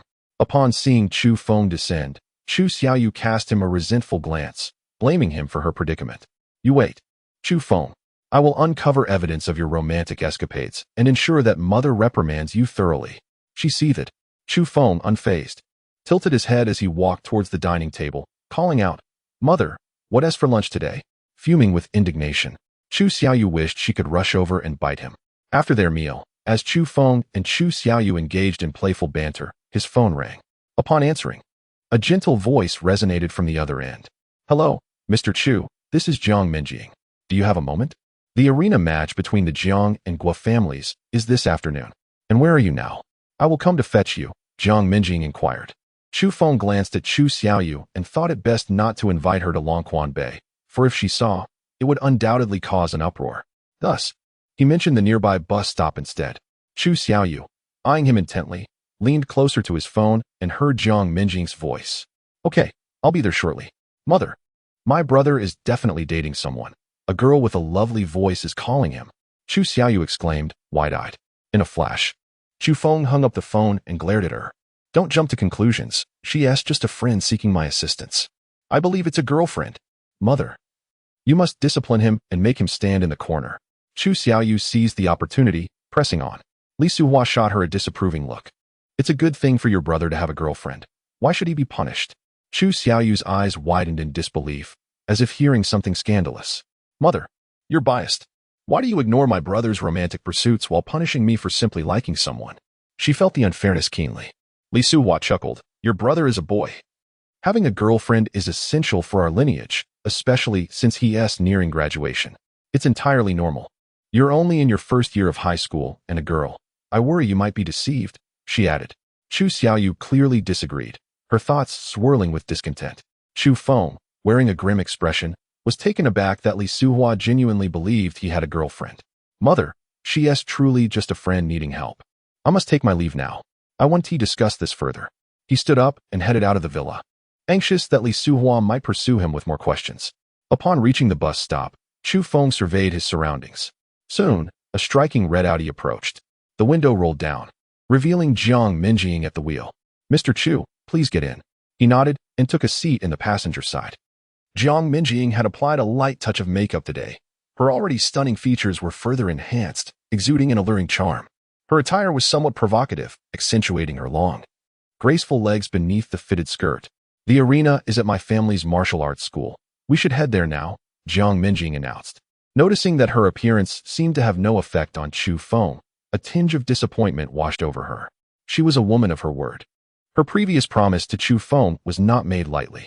If he truly helped her family win the match today, she would naturally reciprocate, hence her alluring attire, intended to bolster her appeal in his eyes. Chapter 61. Do not blame me for being uncivil. Jiang Minjing drove Chu Feng towards the Jiang family's martial arts hall, and throughout the journey, Chu Feng remained silent. Occasionally, Jiang Minjing glanced at him, seemingly wanting to engage in conversation, yet deterred by his demeanor. She herself could not comprehend why she felt the urge to speak with him. Perhaps it was because Chu Feng stood out distinctly among his peers in high school, coupled with his remarkable strength that belied his youth. His nonchalant attitude imbued him with an allure that Jiang Minjing found captivating. By the way, I forgot to remind you that this tournament is a life-or-death affair. Once you step onto the stage, survival depends solely on individual prowess. If you are apprehensive about sustaining injuries, you may choose not to participate, Jiang Minjing abruptly recalled and conveyed to Chu Feng. It's of no concern. If life is not on the line, the only one who may perish is the individual hired by Guowei, Chu Feng replied lightly. His strength having transcended the innate level, the so-called masters no longer held sway over him. Seeing that Chu Feng did not decline the invitation to the tournament, Jiang Minjing felt a surge of gratitude. Stealing another glance at him, her cheeks flushed as she shyly stated, "What I promised you last time still stands. If you can help my father defeat the expert hired by Guowei, I shall offer myself to you." Chu Feng's pupils constricted, recalling the words his mother and Xiaoyu had exchanged before he left that day, rendering the situation a tad awkward. Although he regarded Jiang Minjing merely as a friend, her frequent declarations of devotion rendered their relationship exceedingly delicate. Unsure of how to decline, he chose silence. Jiang Minjing interpreted his silence as tacit approval, her heart racing with excitement. Soon, she parked the car on a bustling street, and they both alighted. Chu Feng turned to survey his surroundings. Noticing a grand building before him, adorned with a plaque that read Jiang Family Martial Arts Hall. Let us proceed inside. My father and the experts he invited are already waiting. He may harbor some reservations about your age, but as long as you demonstrate your strength, he will not object, Jiang Minjing remarked. Chu Feng nodded and followed Jiang Minjing inside. The first floor housed the training hall where numerous students were honing their skills. The arena Jiang Minjing referred to was located on the second floor, while Jiang Chongshan and his associates were in a lounge on the ground floor, strategizing against Guowei. As Jiang Minjing led Chu Feng forward, many students turned their attention towards them, eagerly greeting Jiang Minjing. Who is that guy beside Minjing? She seems quite close to him. I don't know, but he looks rather arrogant. Could he be Minjing's boyfriend? Wow, judging by how shy Minjing is acting, that seems likely. She is never this gentle with us. Shoo, the senior brother is coming. He is pursuing Minjing, and if he hears you, you're in trouble. The murmurs abruptly ceased as a tall, stout young man with sharp eyes approached Jiang Minjing. Minjing, I've been searching for you. Master and the others are waiting in the lounge. Hurry, let us go, he said, reaching for Jiang Minjing's arm, as if their relationship were particularly intimate. Jiang Minjing frowned and quickly evaded his grasp, moving closer to Chu Feng. This youth, named Wu Ping, was Jiang Chongshan's chief disciple and a prodigious talent within the Jiang family's martial arts hall. He had harbored feelings for Jiang Minjing for quite some time, yet his arrogant demeanor had deterred her from reciprocating. Noticing Jiang Minjing's cold demeanor, Wu Ping's expression darkened slightly. He glanced at Chu Feng, sensing an unusual connection between him and Jiang Minjing. Who is he? Today's matters concern the Jiang family's safety. Is it appropriate to bring an outsider along? Wu Ping scrutinized Chu Feng, seeing only a typical high school student and feeling a sense of disdain. He is here to assist me in today's tournament. It is entirely appropriate, Jiang Minjing replied firmly. Wu Ping was momentarily taken aback, a smirk forming on his face. Minjing, don't joke around. This kid looks like just a high schooler. Today we are facing master-level warriors. Do you truly wish to entrust the Jiang family's fate to him? Jiang Minjing's displeasure surged at Wu Ping's words. I have witnessed Chu Feng's capabilities firsthand. He is far more formidable than you assume. His strength likely surpasses even my father's. Wu Ping's skepticism deepened as he retorted, Minjing, you lack understanding of the martial arts. Strength is a product of time and experience. No matter how talented one may be, achieving master-level proficiency at this age is implausible. Believe what you will. Step aside. I intend to bring Chu Feng inside, Jiang Minjing replied, her impatience growing. Wu Ping blocked her path, locking eyes with Chu Feng. Kid, this xianxia place for you. I advise you to leave quietly. You have no idea what kind of experts you will face. Chu Feng merely shrugged, remaining silent as he turned to Jiang Minjing. Her frown deepened, and she glared at Wu Ping. Move aside. Seeing Jiang Minjing defending Chu Feng, Wu Ping's jealousy flared. Minjing, heed my advice. Regardless of how this kid has fooled you into thinking he is powerful, I must insist he cannot enter. Taking a deep breath, Jiang Minjing coldly demanded, what if I insist on bringing him in? Wu Ping shot a glance at Chu Feng, his demeanor unwavering. Then do not blame me for being uncivil. As the tension escalated around them, a crowd quickly gathered to observe. Many were astonished by Jiang Minjing's words, scrutinizing Chu Feng with curiosity. This young man appeared to be even younger than I am. How could Sister Minjing believe he could bring happiness to a master-level warrior? Could it be that this lad has bewitched her with some trickery? While talent does influence strength to a degree, it seems implausible for someone so young to attain mastery. Such a notion is simply terrifying. Surely, this boy is deceiving Sister Minjing. I wonder what purpose his grandiose claims serve. Once he steps into the arena, he will face inevitable doom. Wu Ping, step aside. Who I choose to bring here is none of your business, Jiang Minjing exclaimed, her chest heaving with indignation as she addressed Wu Ping. Wu Ping stood firm, coldly asserting, I am the senior disciple of the Jiang martial arts school. Here, I possess the authority to prevent deceitful behavior. You, Jiang Minjing stomped her foot in frustration. If that's the case, allow me to exchange a few moves with him. Chu Feng stepped forward, speaking with calm assurance. Jiang Minjing quickly turned to him, saying, Mr. Chu, you needn't pay him any mind. He is merely causing a scene. Chu Feng smiled, replying, if he remains unconvinced, he will likely continue his unreasonable antics.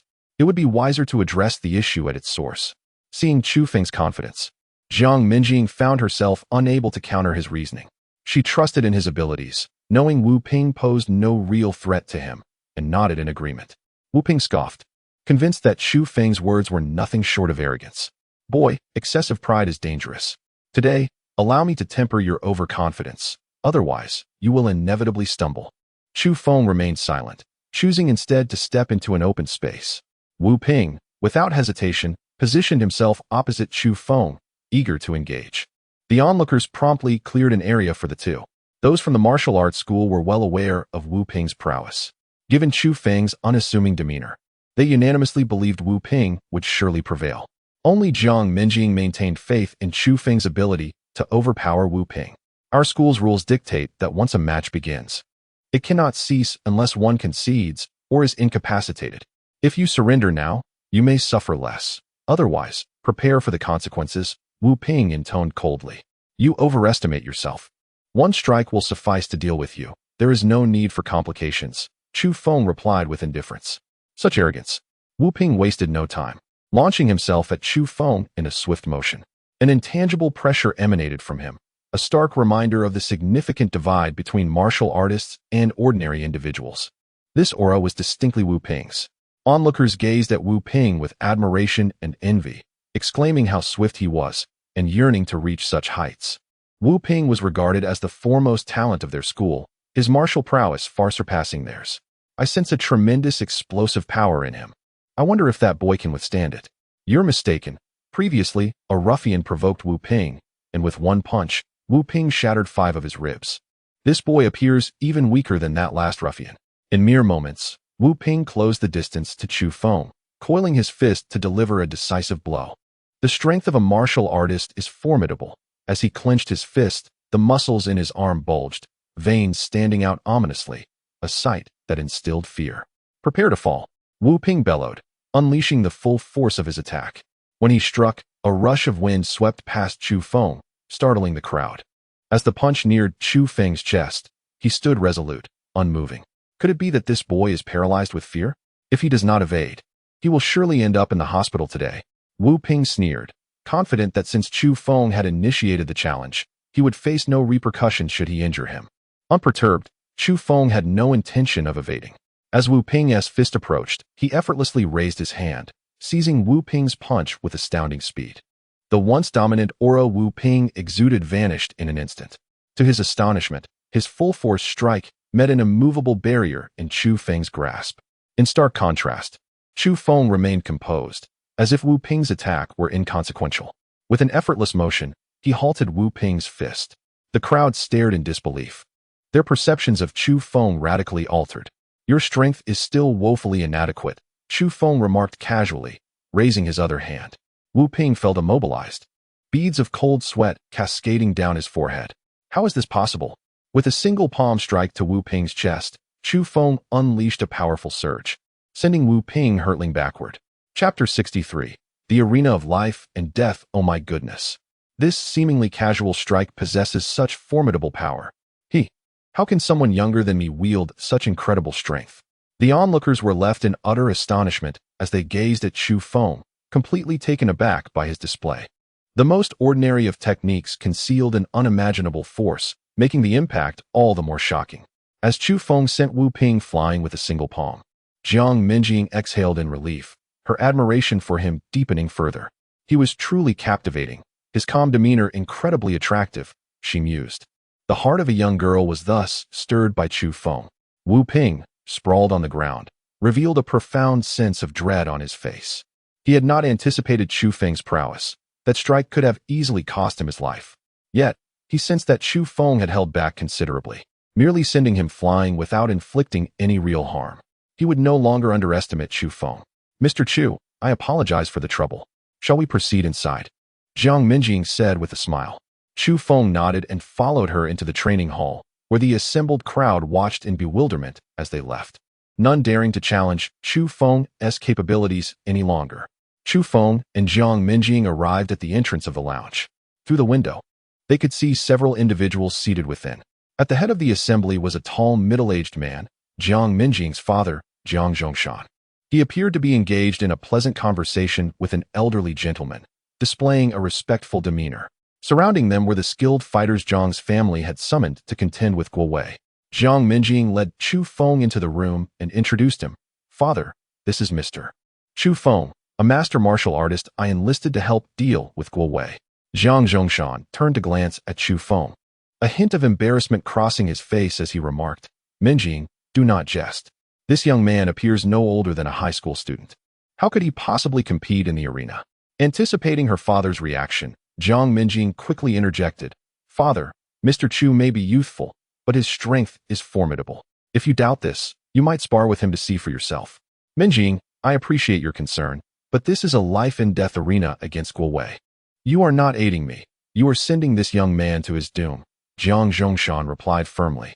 "Father, Mr. Chu's abilities are undoubtedly sufficient. How can you know without giving him a chance?" Jiang Minjing pressed, her tone growing urgent. "Leave this matter to me. I have already secured a master martial artist to handle Guo Wei. You need not worry," Jiang Zhongshan stated decisively. "Haha. The head of the Jiang family is indeed blessed with a caring daughter. I envy you, old friend," the elderly gentleman beside Jiang Zhongshan chuckled. Jiang Zhongshan responded with a smile. "Old Wu, you flatter me. Allow me to introduce you. This is Mr. Wu Qinggong, a master martial artist. Our confrontation with Guo Wei relies on his expertise, so there is no need for your young friend's assistance." Jiang Minjing was taken aback, glancing at Wu Qinggong, surprised that her father had indeed found a master. She had sought Chu Feng's help because no one of that caliber had been available before. With Jiang Zhongshan now having secured a master, she felt a sense of relief. "Mr. Wu, it is a pleasure to meet you," Jiang Minjing greeted politely. She then turned to Chu Feng, her expression filled with regret. "Mr. Chu, I am truly sorry. I did not anticipate that my father would find a master." Chu Feng smiled gently and replied, "No need for apologies. Since I am here, I shall observe the arena, and should the need arise, I will intervene. Jiang Minjing nodded, refraining from further comment. Head of the family, Guo Wei has arrived on the second floor and is awaiting your presence, announced a man who rushed in. Jiang Zhongshan nodded. Turning to Wu Qinggong, he said, Old Wu, I entrust the fate of the Jiang family to you. Wu Qinggong smiled confidently. Rest assured, with me here, Guo Wei will not prevail. Everyone, I appreciate your presence today. Let us proceed upstairs. Jiang Zhongshan addressed the remaining individuals in the lounge. A group followed Jiang Zhongshan as they ascended to the second floor, with Chu Feng accompanying Jiang Minjing. The second floor was spacious, featuring a platform set up days prior by Jiang Zhongshan. A crowd had already gathered around the platform, composed of Guo Wei's entourage. At the forefront stood a lean middle-aged man with a shifty demeanor, Guo Wei himself, flanked by his loyal subordinates. Jiang Zhongshan, are you prepared to hand over half of your family's assets to me? Guo Wei inquired with a smirk. Jiang Zhongshan scoffed. Guo Wei, do not be too smug. The outcome of today's contest is far from certain. Guo Wei chuckled derisively, exuding confidence. If that is the case, let us dispense with pleasantries. I shall summon a master to compete. If your warriors can defeat him, I shall cease my interest in the Jiang family. You may employ a rotating strategy, sending one after another, or all at once.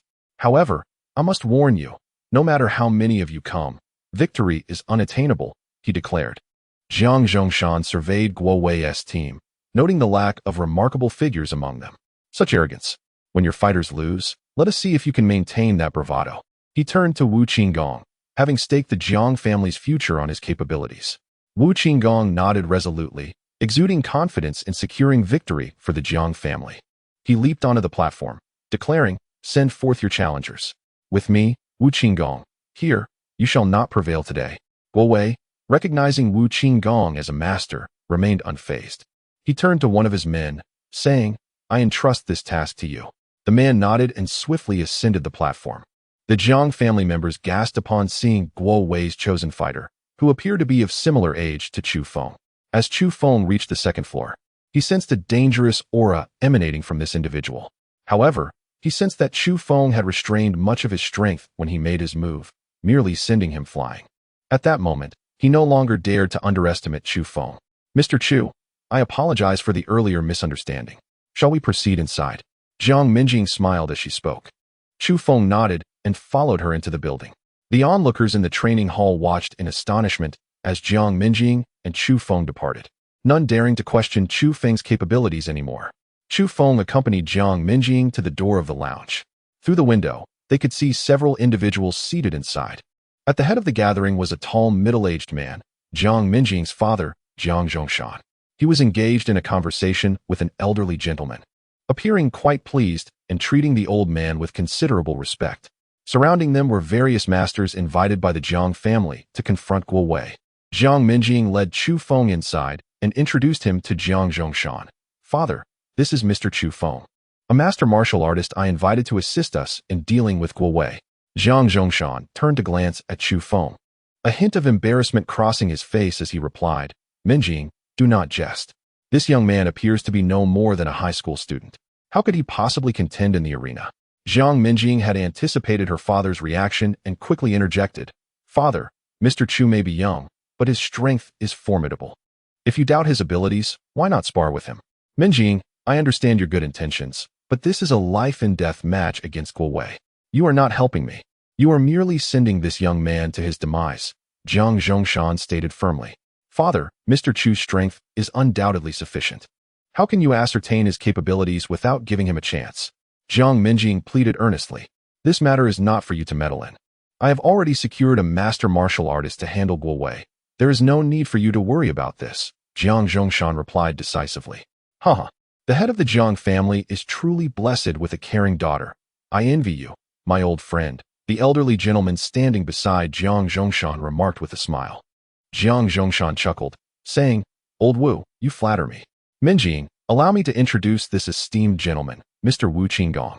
He is also a master martial artist, and our strategy against Guo Wei relies on him, so there is no need for your young friend to assist, Jiang Zhongshan continued. Jiang Minjing was taken aback, glancing at Wu Qinggong in astonishment, realizing her father had indeed found a master martial artist. She had sought Chu Feng's help because no other master was willing to assist previously. With her father having secured a master, Jiang Minjing felt a slight relief. Mr. Wu, it is a pleasure to meet you, Jiang Minjing greeted politely. Turning to Chu Feng, she expressed her regret. Mr. Chu, I am truly sorry. I did not expect my father to bring in a master martial artist. Chu Feng smiled and replied, no need for apologies. Since I am here, I shall observe the arena match, and should my assistance be required, I will intervene. Jiang Minjing nodded, choosing not to elaborate further. Head, Guowei has arrived on the second floor and is waiting for you. A person rushed in to inform Jiang Zhongshan. Jiang Zhongshan nodded and turned to Wu Qinggong, saying, Mr. Wu, I entrust the fate of the Jiang family to your capable hands. Wu Qinggong assured him, rest assured, with my presence, Guowei will not prevail. Everyone, I appreciate your presence today. Let us ascend together, Jiang Zhongshan addressed the others in the lounge. The group followed Jiang Zhongshan as they made their way to the second floor. Chu Feng accompanied Jiang Minjing as they ascended. The second floor was quite spacious, featuring an arena that Jiang Zhongshan had arranged days prior. A crowd had already gathered around the arena, comprising Guowei's entourage. At the forefront stood a lean middle-aged man with a sinister demeanor, Guowei himself, flanked by his loyal subordinates. Jiang Zhongshan, have you prepared to hand over half of your family's assets to me? Guowei taunted with a grin. Jiang Zhongshan scoffed, Guowei, do not be too confident. Today's match could yield unexpected results. Guowei sneered, exuding confidence in his victory. Since that is the case, let us dispense with pleasantries. I shall summon a master to compete. If your people can defeat him, I shall cease my ambitions towards the Jiang family. You may engage in a rotation, one at a time or all at once. But let me warn you, no matter how many of you participate today, victory will elude you. Guowei declared. Jiang Zhongshan surveyed Guowei's side, noting the absence of any particularly outstanding individuals. Such arrogance. When your people lose, let us see if you can maintain that bravado. He glanced at Wu Qinggong, having placed the Jiang family's fate squarely upon his shoulders. Wu Qinggong nodded confidently, clearly assured of his ability to secure victory for the Jiang family. Wu Qinggong leaped onto the arena, proclaiming, let your champions step forward. With me, Wu Qinggong. In the ring, you shall not triumph today. Guowei recognized Wu Qinggong as a master martial artist, but remained unfazed, turning to a companion beside him. I entrust this task to you. The man nodded and leaped onto the arena. The Jiang family members gasped upon seeing Guowei's chosen combatant, for he appeared to be of a similar age to Chu Feng. As Chu Feng ascended to the second floor, he immediately sensed an aura of danger emanating from this individual. Chapter 63, The 18 Palms of the Dragon Subduer. My goodness. This seemingly casual strike possesses such formidable power. How can he, being younger than I, exhibit such extraordinary strength? The onlookers were utterly astonished, their faces reflecting their disbelief at Chu Feng's prowess. The most ordinary of techniques concealed unimaginable force, creating a profound impact on those present. As Chu Feng sent Wu Ping flying with a single palm, Jiang Minjing exhaled in relief, her admiration for him deepening further. He is truly captivating. The calm demeanor he exudes is incredibly alluring, she mused inwardly. Thus, a young girl's heart was stirred by Chu Feng. Wu Ping lay on the ground, a profound wariness etched on his face. He had not anticipated Chu Feng's immense capability. That strike could have easily cost him his life. Nevertheless, he sensed that Chu Feng had held back considerably, merely propelling him away. No longer would he underestimate Chu Feng. Mr. Chu, I apologize for the trouble. Shall we proceed inside? Jiang Minjing said with a smile. Chu Feng nodded and followed her into the training hall. The crowd remained in stunned silence, no one daring to question Chu Feng's abilities any longer. Upon reaching the door of the lounge, they peered through the window and observed several individuals seated within. At the helm was a tall, middle-aged man, Jiang Minjing's father, Jiang Zhongshan. He appeared to be engaged in a pleasant conversation with an elderly gentleman, treating him with utmost respect. Surrounding them were the expert fighters Jiang's family had summoned to confront Guowei. Jiang Minjing led Chu Feng inside, approaching Jiang Zhongshan. Father, this is Mr. Chu Feng, the master martial artist I enlisted to assist against Guowei. Jiang Zhongshan turned to glance at Chu Feng, his expression slightly awkward. Minjing, do not jest. This young man appears no older than a high school student. How could he possibly compete in the arena? Anticipating her father's reaction, Jiang Minjing quickly interjected, Father, Mr. Chu may be young, but his strength is undeniable. If you doubt me, why not spar with him? Minjing, I appreciate your good intentions, but this battle against Guo Wei is a matter of life and death. You are not aiding me. You are sending this young man to his demise. Jiang Zhongshan replied firmly. Father, Mr. Chu's capabilities are indeed sufficient. How will you know if you do not give him a chance? Jiang Minjing urged desperately. Leave this matter to me. I have already secured a master-level fighter to deal with Guo Wei. You need not fret, Jiang Zhongshan stated resolutely. Haha. The head of the Jiang family is truly blessed with a thoughtful daughter. I envy you, old friend, the elderly man beside Jiang Zhongshan remarked with a smile. Jiang Zhongshan responded with a grin. Old Wu, you flatter me. He then turned to Jiang Minjing. Let me introduce you. This is Mr. Wu Qinggong, a master-level expert. In the upcoming duel with Guo Wei, we are relying on Mr. Wu, so this young man's assistance is unnecessary. Jiang Minjing was momentarily taken aback.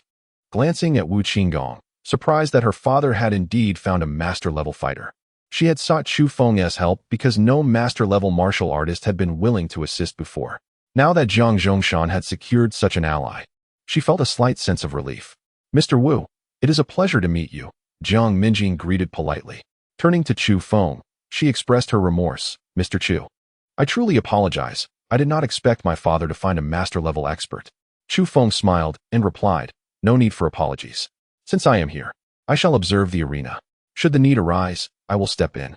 Jiang Minjing nodded, refraining from further comments. Head, Guo Wei has arrived on the second floor and is waiting for you. A man rushed in to inform Jiang Zhongshan. Jiang Zhongshan nodded and turned to Wu Qinggong, saying, Mr. Wu, I entrust the fate of my family to you. Wu Qinggong smiled confidently. Rest assured, with me here, Guo Wei will not prevail. Ladies and gentlemen, I appreciate your presence today. Please, follow me upstairs. Jiang Zhongshan addressed the others in the lounge. A group followed Jiang Zhongshan as they ascended to the second floor, with Chu Feng accompanying Jiang Minjing. The second floor was spacious, featuring a raised platform that Jiang Zhongshan had arranged days prior. At the edge of the platform stood a group of individuals, the very ones Guo Wei had brought along. Leading them was a lean, middle-aged man with a sinister air, Guo Wei himself, flanked by his loyal subordinates. Jiang Zhongshan, are you prepared to hand over half of your family's assets to me? Guo Wei inquired with a smirk. Jiang Zhongshan scoffed. Guo Wei, do not be too confident. The outcome of today's duel is still uncertain. Guo Wei laughed derisively, evidently confident in his chances. If that is the case, let us dispense with the pleasantries. I shall send forth a master of my own. If any of your fighters can defeat him, I will cease my ambitions against the Jiang family. You may employ a rotating challenge, one at a time or all at once. But let me assure you, regardless of how many you send, victory is not in your grasp. Jiang Zhongshan surveyed Guo Wei's side and noted the absence of any remarkable fighters among them. Such arrogance. When your fighters lose, I shall relish your silence. He turned to Wu Qinggong, upon whom he had placed the family's hopes. Wu Qinggong nodded firmly, exuding confidence in his ability to secure victory for the Jiang family. He leapt onto the platform and declared, send forth your challengers. With me, Wu Qinggong. Here, you shall not prevail. Guo Wei acknowledged Wu Qinggong's master-level status, but showed no signs of distress. Instead, he turned to a nearby individual. I entrust this to you today. The individual nodded and swiftly ascended the platform. The Jiang family's members gasped in surprise as they recognized that the challenger appeared to be of a similar age to Chu Feng. Upon reaching the second floor, Chu Feng had already sensed an aura of danger emanating from this person. As he sensed, Chu Feng had restrained much of his strength when he struck, merely sending his opponent flying. From that moment on, he no longer dared to underestimate Chu Feng. Mr. Chu, I apologize for the scene. Shall we proceed inside? Jiang Minjing said with a smile. Chu Feng nodded and followed her into the training hall, where the onlookers gazed at them in astonishment. No longer daring to question Chu Feng's prowess, Chu Feng accompanied Jiang Minjing to the entrance of the lounge. Through the window, they could see several individuals seated inside. At the head of the table sat a tall, middle-aged man, Jiang Zhongshan, Jiang Minjing's father. He appeared to be engaged in a pleasant conversation with an elderly gentleman, displaying a respectful demeanor. Surrounding them were experts invited by the Jiang family to deal with Guo Wei. Entering the lounge, Jiang Minjing introduced Chu Feng. Father, this is Mr. Chu Feng, the master martial artist I invited to assist against Guo Wei. Jiang Zhongshan turned to glance at Chu Feng. a hint of embarrassment crossing his face as he remarked, "Minjing, do not jest. This young man appears to be no older than a high school student. How could he possibly compete in the arena?" Having anticipated her father's reaction, Jiang Minjing quickly replied, "Father, while Mr. Chu may be young, his strength is formidable. If you are doubtful, I encourage you to spar with him." "Minjing, I appreciate your concern, but this is a life-and-death arena against Guowei. You are not assisting me. You are sending this young man to his demise." Jiang Zhongshan insisted. "Father, Mr. Chu's abilities are undoubtedly sufficient. How can you know unless you give him a chance?" Jiang Minjing pleaded, growing anxious. "Leave this matter to me. I have already secured a master martial artist to confront Guowei. You need not worry." Jiang Zhongshan stated firmly. "Haha, the head of the Jiang family is truly blessed with a thoughtful daughter. I envy you, old friend." The elderly gentleman beside Jiang Zhongshan chuckled. Jiang Zhongshan responded with a smile. "Old Wu, you flatter me." He then continued, "Minjing, allow me to introduce you to Mr. Wu Qinggong, a master martial artist. Our hopes for the duel against Guowei rest upon him. Hence there is no need for your young friend's assistance." Jiang Minjing was taken aback. Glancing at Wu Qinggong in surprise, she had not anticipated her father to have secured a master. She sought Chu Feng's help because no master had previously been willing to assist. With Jiang Zhongshan having found a master, she felt a slight relief. "Mr. Wu, it is a pleasure to meet you," Jiang Minjing greeted politely. She then turned to Chu Feng, her expression filled with regret. "Mr. Chu, I sincerely apologize. I did not expect my father to have found a master." Chu Feng smiled and replied, "No matter. Since I am here, I shall observe the arena. Should the need arise, I will intervene." Jiang Minjing nodded, choosing not to say more. "Head, Guowei has arrived on the second floor and is awaiting your presence." A person rushed in to inform Jiang Zhongshan. He nodded at Wu Qinggong and said, "Mr. Wu, I entrust the fate of the Jiang family to you." Wu Qinggong smiled confidently, "Rest assured, with me here, Guowei will not prevail. Everyone, I appreciate your presence today. Let us proceed upstairs." Jiang Zhongshan addressed the others in the lounge. A group followed Jiang Zhongshan as they ascended to the second floor, with Chu Feng trailing along with Jiang Minjing. The second floor was spacious, featuring an arena that Jiang Zhongshan had arranged days prior. A group of people had already gathered around the arena, the ones brought by Guowei. At the forefront stood a lean middle-aged man exuding a sinister air, Guowei himself, flanked by his loyal subordinates. "Jiang Zhongshan, are you ready to relinquish half of the Jiang family's assets to me?" Guowei grinned. Jiang Zhongshan scoffed. "Guowei, do not celebrate prematurely. The outcome of today's arena is still uncertain." Guowei chuckled derisively, clearly confident in his victory. "In that case, let us dispense with the pleasantries. I will summon a master from my side. If your people can defeat him, I shall abandon my intentions toward the Jiang family. You may engage in a rotating challenge, one by one or all at once. However, I assure you, no matter how many of you participate today, victory will elude you." Jiang Zhongshan surveyed Guowei's entourage, noting the lack of formidable opponents among them. "Such arrogance. When your men are defeated, we shall see if you can maintain such bravado." He cast a glance at Wu Qinggong, upon whom he had staked the Jiang family's fate. Wu Qinggong nodded, exuding confidence in his ability to secure victory for the Jiang family. He leaped onto the arena and declared, "Let your champion come forth. With me, Wu Qinggong, present. Victory will not be yours today." Noticing Wu Qinggong's status as a master martial artist, Guowei remained unfazed and turned to one of his subordinates. "I shall entrust this to you." The man nodded and leaped onto the arena. The Jiang family members gasped upon seeing Guowei's choice. The young man appeared to be of a similar age to Chu Feng. The moment Chu Feng ascended to the second floor, he sensed a dangerous aura emanating from this individual. Guowei has sent a mere child to the arena. Has he lost his mind? This is a life-and-death contest, and even the head dares not send such a young contender. This boy is undoubtedly extraordinary. Otherwise, Guowei would not have placed him in the arena. While the Jiang family remained in shock, Wu Qinggong was equally taken aback. Jiang Zhongshan glanced at Chu Feng, realizing that he had initially dismissed this young man's potential, only for Guowei to send forth a competitor of similar age. The young man, Lin Yang, smirked at the reactions of the crowd, displaying no signs of anxiety, his demeanor akin to Chu Feng's calmness.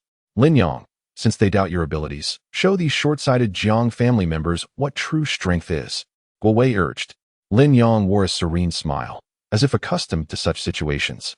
"Old man, surrender now, and I may spare your life. Otherwise, you will meet your end.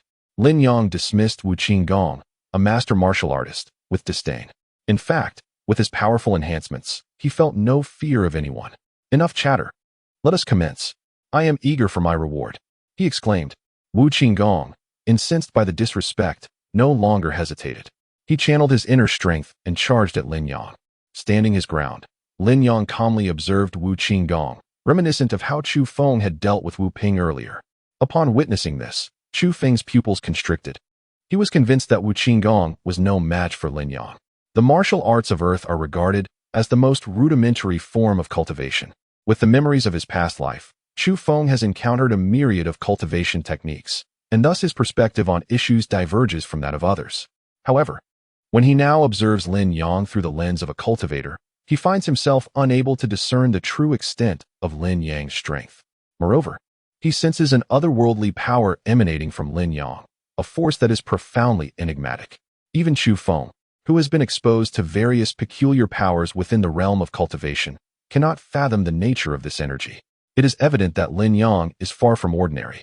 The Jiang family members, feeling this immense aura, are filled with admiration and their confidence surges, convinced that Lin Yang is certainly not a match for Wu Qinggong. Truly, he is a master-level expert. The mere presence of such a formidable aura instills fear. The young man that Guo Wei brought lacks any trace of martial training, appearing as an ordinary person who would undoubtedly be unable to withstand old Wu's onslaught. As Jiang Chongshan witnesses Wu Qinggong make his move, he feels a slight sense of reassurance upon perceiving the power he unleashes. Old Wu's strength should not be underestimated, regardless of Guo Wei's schemes. Today he will not easily defeat old Wu. He mutters to himself, "Old man, taste my newly learned martial arts and see if they surpass yours." With a smile, Lin Yang declares this and thrusts his palm forward. The 18 palms of the dragon descending, the dragon in dismay. A golden divine dragon bursts forth from Lin Yang's palm, soaring directly toward Wu Qinggong's chest. Wu Qinggong is taken aback, momentarily stunned as if he has encountered a ghost. The onlookers are equally astonished. They did not anticipate that Lin Yang's technique could incite such a cosmic disturbance, truly terrifying. Guo Wei and his companions wear expressions of smug satisfaction as they observe the Jiang family's reaction. They have long recognized Lin Yang's prowess, which explains their unwavering confidence. Upon witnessing the emergence of the golden dragon, Chu Feng's expression shifts as he suspects Lin Yang is employing a technique of immortality. However, he soon realizes that while Lin Yang's move creates an extraordinary spectacle, it is akin to an illusion and bears no real offensive power. The true force lies solely in Lin Yang's palm. One could say that this maneuver surpasses the typical martial techniques employed by practitioners. Nonetheless, it is sufficient to instill dread in Chu Feng, for this martial skill clearly does not belong to this world. Who exactly is Lin Yang? In Wu Qinggong's moment of panic, Lin Yang's palm strikes his chest, rendering him instantly devoid of combat capability. Blood spurts from Wu Qinggong's mouth as he is propelled backward, tumbling off the stage. Jiang Chongshan rushes to where Wu Qinggong lands, checking his pulse, and his face pales immediately. Lin Yang has directly dispatched this master-level warrior with a single blow. Jiang Chongshan stands trembling, casting a wary glance at Lin Yang. It seems the heavens have decreed the downfall of the Jiang family. Jiang Minjing hastens to support Jiang Chongshan, her face etched with concern. Guo Wei, witnessing Wu Qinggong's demise, wears a triumphant smile and calls out to Jiang Chongshan, "Jiang Chongshan, do you have anyone else willing to fight? If not, this competition is mine to claim." Jiang Chongshan turns to Guo Wei, a glint of murderous intent in his eyes as he declares, "Even if I die today, I will not easily hand over my family's legacy to you." With that, he strides toward the stage, intent on confronting Lin Yang personally. Jiang Minjing quickly interjects, alarmed, "Father, that man is far too powerful. You would be walking to your own death. And what of it? If we lose this contest, my family will still struggle to survive. It would be better to confront this fate head-on today." "Minjing, I am sorry for what I must do." The members of the Jiang family lower their heads, clearly unwilling to witness such a scene unfold.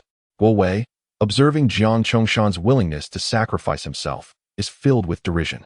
A master-level expert cannot withstand a single move from Lin Yang, let alone Jiang Chongshan. Just as Jiang Chongshan insists on confronting Lin Yang in battle, Chu Feng steps in front of both Jiang Chongshan and Jiang Minjing. Allow me to take this challenge. I find myself quite intrigued by the technique he just employed and wish to experience it firsthand. Without waiting for Jiang Chongshan's consent, he leaps onto the stage.